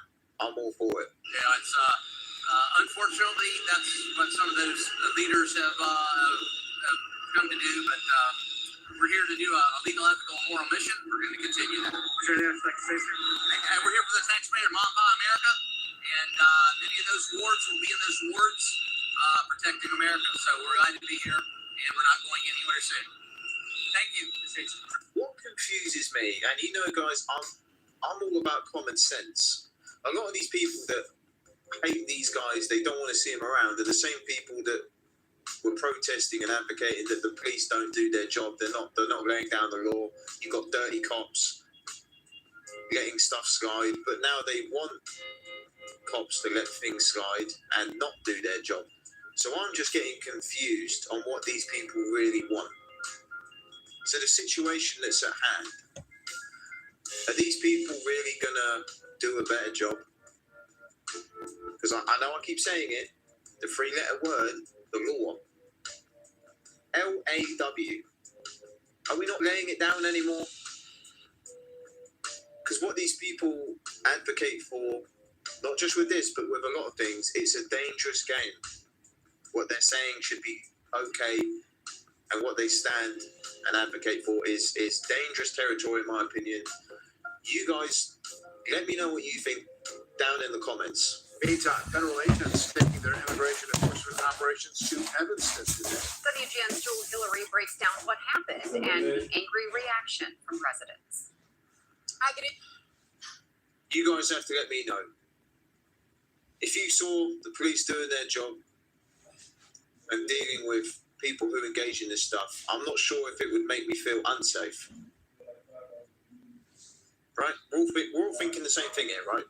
Evening, the intersection of Overton and Asbury, which is just blocks away from an Evanston middle school, placed on soft lockdown today, is back to normal now. But earlier today, this intersection filled with federal immigration agents and residents confronting them. One woman who was on that scene says she saw agents draw their weapons to clear people away. And when I came up on her, they were tearing her out of the car. She was on the ground. Her shoes fell off. Allie Harnett says she saw that woman after the red car the woman was driving collided into a federal agent's vehicle near the intersection of... Arrest her. Can't be doing that. You can't be doing that and then play the victim. Come on now. Come on.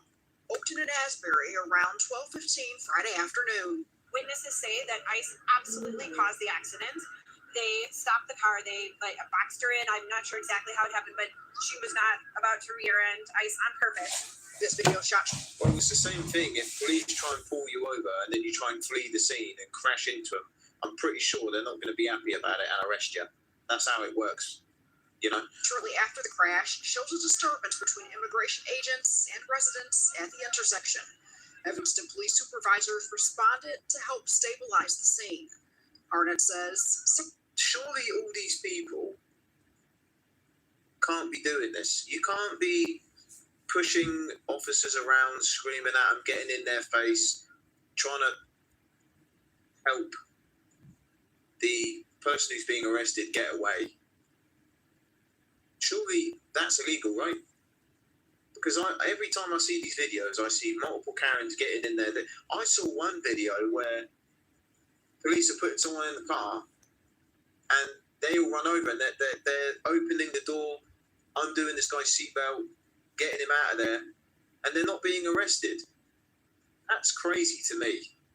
I would never think of doing that. Like most people do. Some of these Karens have got next level confidence.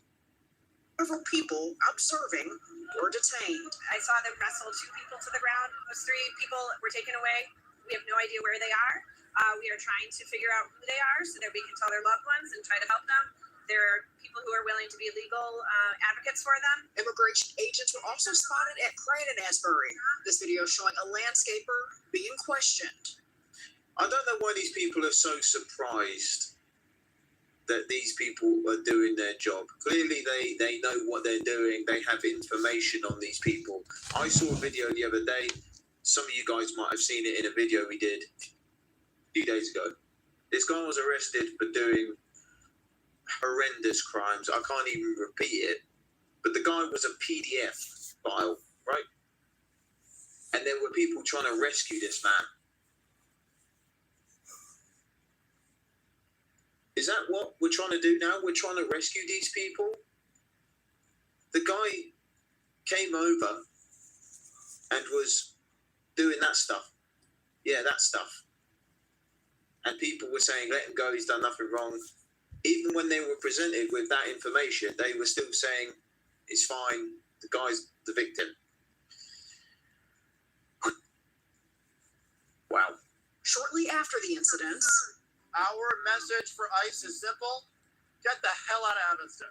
Evanston Mayor Daniel Biss, who was on the scene earlier in the day, united with hundreds of community members standing together in solidarity. What an idiot. He's wearing a whistle as well. It's got the whistle. Ooh. Thanking the incredible group of people standing behind me, people patrolling the streets of Evanston right now, rising up together, arm in arm, to keep our neighbors safe. Immigrants are welcome here. ICE is not. Man, I just think about the families who have fallen victim to some horrendous crimes, and they've got to listen to this. Thanks for joining in.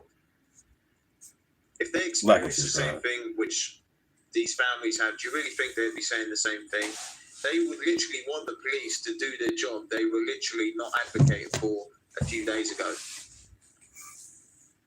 If they were attacked or anything happened, they would call the same people they hate to do their job and get rid of this person. Yeah. Evanston police say one driver was arrested during today's disturbance. They also say the confrontation between agents and residents may have reportedly led to one or two other arrests. We have reached out to DHS for comment, but have not heard back yet. Reporting in Evanston, I'm Jewel Hillary, WGN News. What a crazy time. And how long is this going to go on for? You guys have to let me know what you think about this. It's just, I don't think a lot of these people really know what they're doing. They don't really care about what's going on.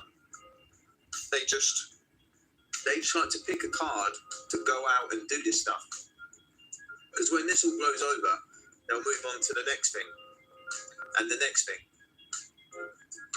And a lot of people say what side of the fence I'm on. I'm on the side of common sense and the law, right? If someone wants to do crimes and engage in illegal activities, I believe those people should be held accountable. Justice should be served across the board.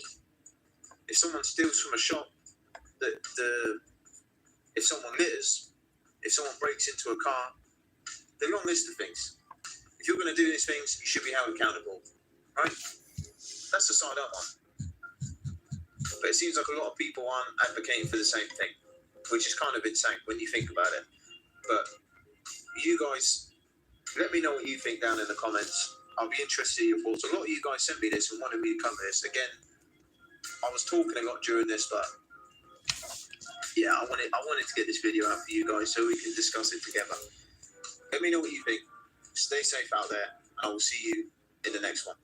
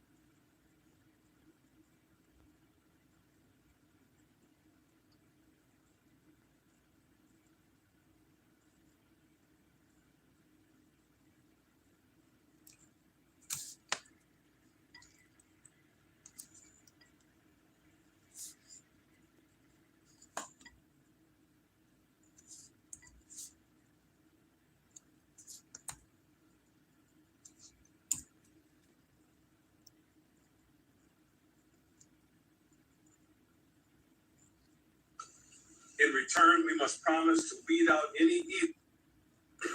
We accept the president's words. They came from a place of anger and disappointment. I'm sure many Americans feel the same way. The president was right to let loose his feelings. It shocked us into understanding the severity of the harm our people caused.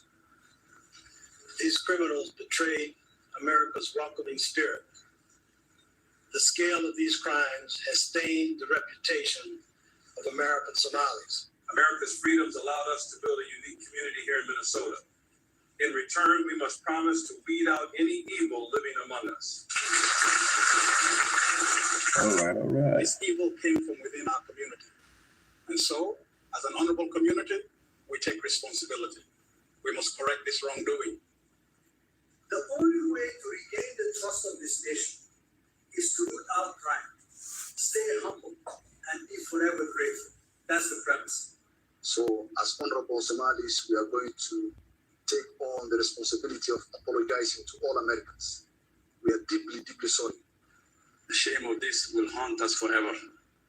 And hopefully over time you will come to forgive us. Thank you.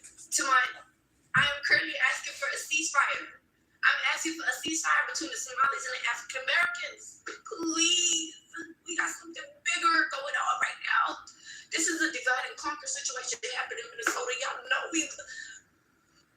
know we ride together when situations arise out here. When that George Floyd stuff happened, baby, we was out there. Ain't nobody was asking what type of black you was. We all felt that. So I just don't want this ignorant conversation to overshadow what's really happening. Don't give them the upper hand. Why are we acting slow? I'm asking for a ceasefire. If you like me, please put down the shots. We ain't got time. Just put a pin in the conversation. How about that? Let's just put a pin in the conversation. And after we're done with this, we could get back to doing that. Y'all could get back to doing that. I don't even know what type of conversation that. I'm gonna go finish my electrolytes because it's. The biggest fear is, as Black Americans are delineating, and America as a country is doing the same thing. They're coming after us. Donald Trump got elected. Immigrants are scared. So now Black Americans are doing their own thing. At the time, we were hoping that they would be standing up for us, and being part of our coalition. But yeah, and that's the problem. We don't know what to do now. Yeah, because we told people, they kept telling us, well, you FBS don't wet hide. You don't wet. We came over with $2 and we were this, and y'all need to learn from us. It got real bad. People got very arrogant. And even Jamaicans, they still do it. They still tell us, oh, don't come to Jamaica. Oh, don't do this. You are entitled. And y'all were telling us all of this stuff about how hard you work and how lazy we were. And we said, okay, well, handle your business then. And now people don't like it. And can I say something? Do you know? They don't like it now. That's crazy. Are running for office. There's a lot of Somalis in Minnesota, the New York mayor, because I think they're scared now since that. The current political system in America, maybe Black Americans are not as supportive anymore. So they feel like they have to fight for themselves. They have to have a presence, or else it's over for immigrants here. Yeah, and that ain't working because they ain't getting elected. A lot of them are not getting elected like that. It's like Winston Sears, like your boy out there in Minnesota, Fatah, whatever his name is. He got washed, so it ain't really working out like they work out. So, hey man, it's cats should have really checked themselves with the disrespect. So how about we have a restart, man? Black Americans and Black immigrants, we forget everything in the past. We start a new contract. We put the disputes and all this stuff to the past and just have a fresh start. Respect each other, respect each other's cultures, work together where we can work together. Let's try to work on that. I'm ready for that. Well, the thing is, man, it's going to have to start back in the homeland. It has to start there because a lot of people bring over the same tribalistic disposition that they had over there. They bring it over here and they look at us as just another tribal group. And that's not going to work. We've been upholding global Black unity and we've been pretty much doing it by our damn selves. So it's time for these other groups to start standing on business over in the homeland, making sure some of that tribal nonsense has stopped, and then people can come to the table and say, hey, let's get out and, let's break bread. A clip circulating all over the internet of Somalis saying that Minnesota was promised to us 3,000 years ago. America is our hope. We are not going anywhere. Somalis are now saying it's best they consider a reconciliation with all Americans. I don't know why. Why is the timing now? Let's talk. The videos we just watched, we've seen some of the imams in a mosque saying that they are being liable for the mistakes they have done, or some of their colleagues have done. They acknowledge that Somalis have been doing a lot in America, and they are promising to change their bitterness. Some of the questions arising are, is it really genuine? Are they really asking for a reconciliation or a truce, or are they just trying to buy some time so that they may be released of the deportation measures that they are encountering now? Because we all know that deportations of Somalis from the United States of America have already begun, and some have already been deported back. Somalia, I don't want to talk much because I want us to watch some clips about what Americans say about this relationship between them and Somalis. How is it affecting them? What's the general effect of the Somalis, the Americans? And I hope you watch those videos. Not everyone, I hope you find them great. I am James, and welcome to Between Blacks and Whites, where we break down black culture, black magic, black joy, and everything revolving around blacks and the whites. If you're new to my channel, kindly consider supporting me by pressing that subscribe button so that we may keep creating more videos that will be enjoyable to you. Now I want us to watch these videos of Americans reacting to today's topic. Somalis requesting truth for all Americans. Keep liking, keep commenting, keep subscribing. Let's watch the videos.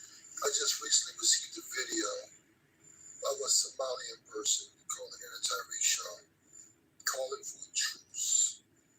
Pretty much saying, hey, Tyrese, man, we want a truce with the FBA. We're being hit from all sides on this right now, man. And we think it would be good as time as ever to call a truce.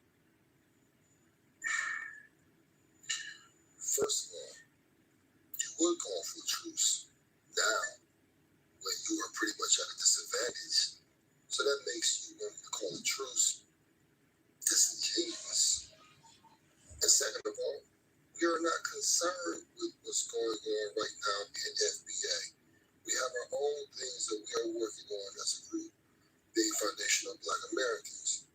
We're not here to root for or against anyone. We're not.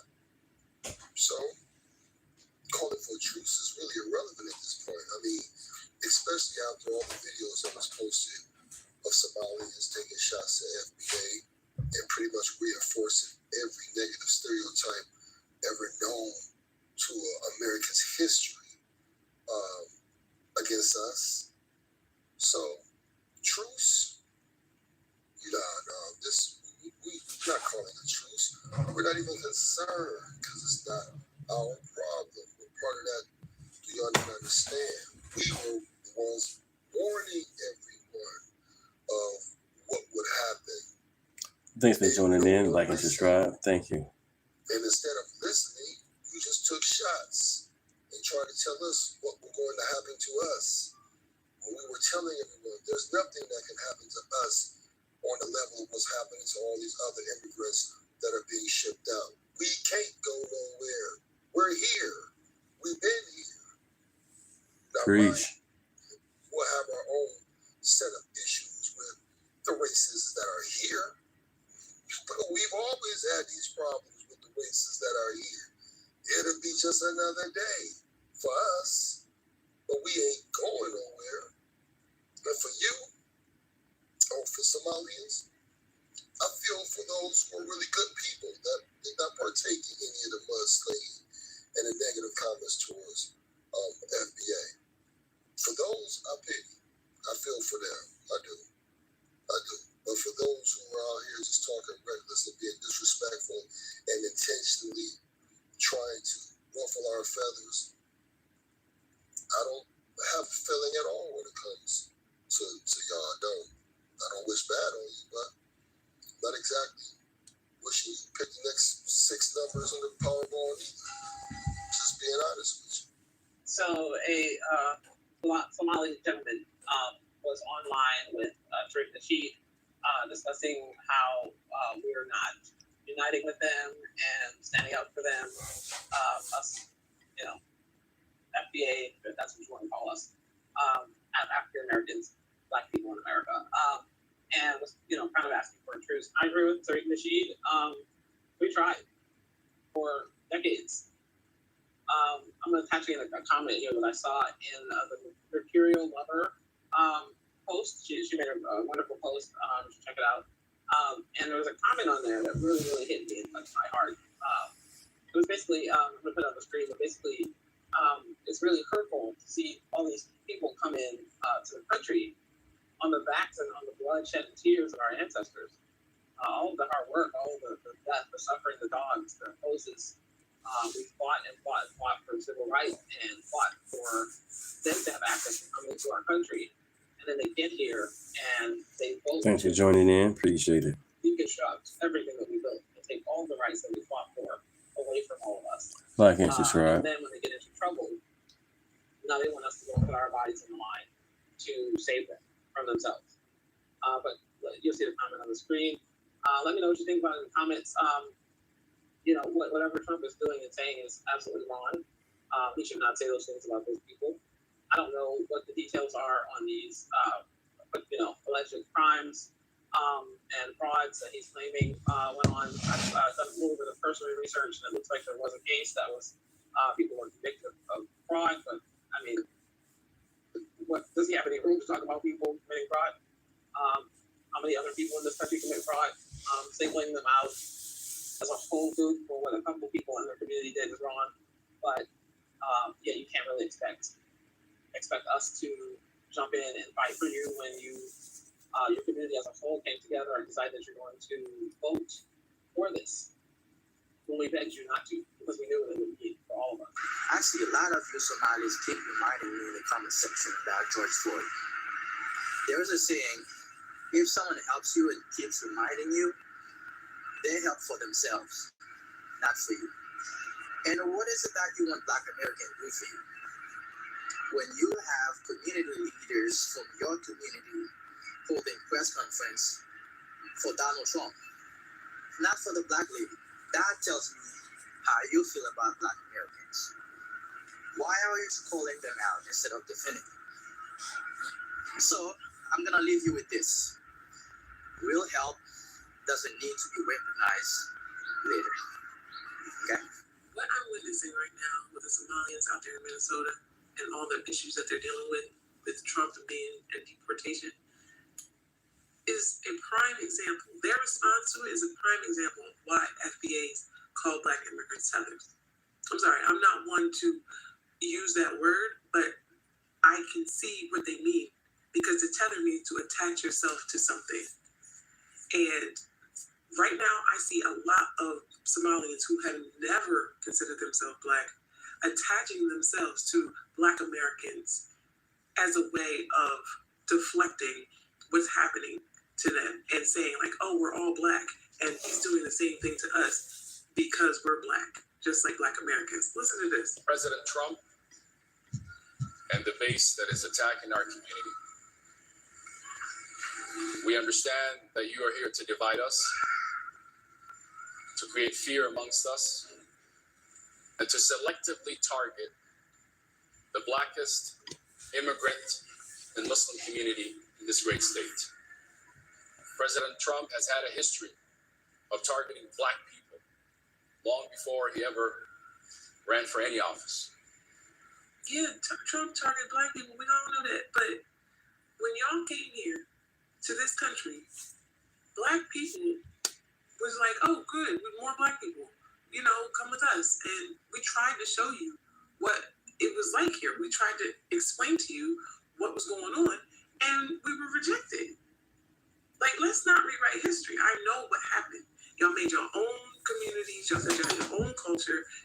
separate from us. So now that you're in trouble, you want to claim blackness? You want to say that Trump already was targeting black people? Us? He wasn't targeting you then. You're not black, right? Like, it's a tether. That's a tether. That right there. If you ever wondered what a tether was, that. Ooh, guys, I have enjoyed myself this day. Y'all have, boy, I tell you what, some of you guys out here, my brother said, brother, we are still in the ocean. We need your help. I'm not going to be able to come.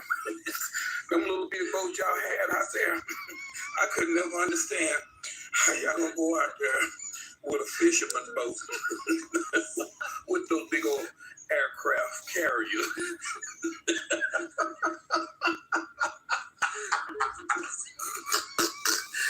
I'm not going to be able to help you. Oh, boy. You need a payday real bad if you have to mess with them big old ships out in the ocean in a little bitty tugboat. Anyway, I ain't going to be able to help you. Y'all like, follow, share. This is so ironic to see Somali people. This is like the second video I saw, first of all, of them referencing George Floyd. People all together during George Floyd. First of all, everybody in Fuck George Floyd. It was a national thing. Career criminal, killed himself. It was very trendy. Fitting all in his mouth. Very trendy to be marching. Did it to himself with a bogus ass 20. There were stores that would have Black Lives Matter signs in the window. A lot of people were standing in solidarity with Black Americans. And at the end of the day, if y'all claim y'all black, then aren't you marching for yourself? Isn't Black Lives Matter for all y'all? You see how they separate? It's like they don't even realize that they're doing it. You're separating yourself from us by saying, we was there for you during George Floyd and Black Lives Matter. Aren't you black too? So wouldn't that also be your plight and your fight too? Wouldn't that also be you standing up for yourself and your community as well? It's because you always other yourself. It's a subconscious thing because you do not see yourself as us. And that's okay. We finally said, okay, we're not safe. I could pull up 50 videos of Somalis saying, we're not black, we're Somali, and we're Arab. Y'all don't even say y'all African. Y'all don't even say y'all African. Now all of a sudden, don't let the white man divide and conquer. Baby, y'all have already been divided. If you were not divided, then we probably, with the way the numbers, y'all keep talking about numbers, and melanated groups of people that came here. They will be actually good. What our ancestors actually thought was going to happen if they unified with us, we would literally be running this country. Because there is strength in numbers. But you all have gone against us, you undermined us, you constantly talked down on us, belittled us, you denigrated us, told us we wasn't shit, called us lazy, said that you were better, and separated yourself. You created your own enclaves. Down there in Minnesota, I saw a video of a man, of a Black American man, trying to go into the mall that you all have, and the Somalis ran him out of there, basically segregated him. Yep. It's not even safe for us to walk around freely in you all's neighborhoods. Yep. Somalis are petty. But y'all don't like to talk about that. Y'all don't like to talk about y'all anti-Black Americans. Y'all don't even claim to be African. But now that it's convenient and y'all just accusing an entire group of people of collective fraud, all while other Black people are co-signing, mind you, is crazy. Because in Trump's own home state of New York, there's a group of people who do the exact same thing. They receive government benefits all while owning businesses. Their wives collect welfare because their marriages aren't legally recognized. It's a whole grift. And here's the kicker. Everyone knows about it, but he wouldn't dare call them garbage. I wonder why. If you're from New York, especially New York City, then you know exactly what I'm talking about. And I'm not knocking anybody's hustle, but why is it that Black people are so quick to denigrate their own, pull them down like crabs in a barrel, when you've got other groups doing the exact same thing? If it's good for Peter, then it should be good for Paul. If we want to call people out for committing fraud, as we should, mind you, let's call them all out. And we should probably start with the President of the United States. Your own community, your own culture, separate from us. So now that you're in trouble, you want to claim blackness? You want me to advocate for a group of people, for a community that generally speaking, collectively, does not refer to themselves as Black. There is a real tension between the Black Americans and the Somali Americans. Yes. After the recent political attack. TikTok supports white supremacy, so do you. And I went to your following. And unsurprisingly, I saw all those conservatives that you were following. The Black community is not attacking Somali people. This administration is attacking Somali people. The Black community is calling out the Somali people like yourself that even though you are seeing this administration call you liars, thieves, criminals, and are trying to deport you, saying that your IQs are inherently low, you are on the internet talking about Black Americans. In fact, you don't have a video going over all the things this administration has said about your people. Instead, you have opted to demonize Black Americans. There are many definitions for what you are doing, but Black Americans have another word for this. I actually don't like that word. I'm trying to see if I'm hearing this right and correctly. The Somalians was stealing money from the U.S. government, right, through welfare, right? And now Trump and them is like basically crucifying them because they found out that a lot of the Somalians was stealing that welfare money and sending it to terrorist groups in these countries, right? Now the Somalians is like, Black Americans, we need y'all help. And the Black Americans is like, who the fuck help y'all need? Now the Somalians is mad as shit because the Black Americans is like, who the fuck help y'all need? And I'm sorry, as an African, a first-gen West African, please, y'all Somalian people, y'all leave our people alone. Y'all leave our people alone. Somalians be tight-knit with their own people down to the point that, like, in the African community, if you see Somalians, Eritreans, or Ethiopians around, I'm telling you right now, they're not near their own kind. Their own kind do not fuck with them because they're not like their kind. Like, I don't know what, like, y'all be very quiet about the crucifixion of your own kind liking other people. Y'all act like Jews. Y'all act like Jews, I swear to God. Can y'all please leave our Black American people alone, please? Asking people for what? Y'all taking money, y'all sending money to the terrorist people down there. People need to understand that America is the only place where we can all come together and still be segregated. You want man for yourself, y'all better go help your own self out with your own community. I'm sick of Somalians sitting up there talking about during George Floyd Black Lives Matter, we protested. So, I didn't support Black Lives Matter because too many Black people died and were injured during those protests. What you were supporting was the Democratic Party, okay? You was not supporting Black people because the Black Lives Matter movement turned into be some LGBTQ stuff that wasn't for or about Black people. That's why it died off.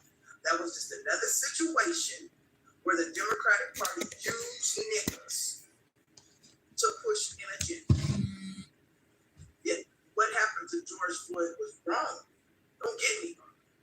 But they was trying to push an agenda that was anti-police. Because at the time they wanted to defund the police departments. Okay? So they used this man's death. So if you hop on the bandwagon with that bullshit, that was on you. As far as this other stuff you're talking about, what Somalia did to help back in the 1990s, do you know how much money America has sent to Somalia in the last 20 years? You're talking about the 1990s? We've already paid that, so let me just show you something, okay? But look.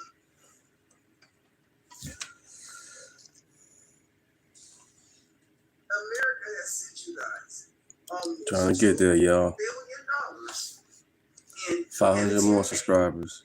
$2.5 billion in security assistance. And then there's another $1 billion in reimbursements. So therefore, no country out of any of these countries has ever did anything for America.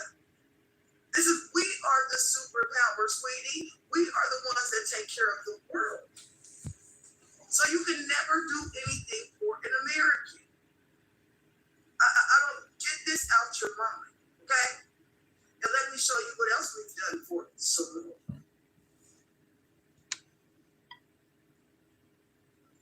And we sent Somalia roughly $160 million during COVID for food, okay?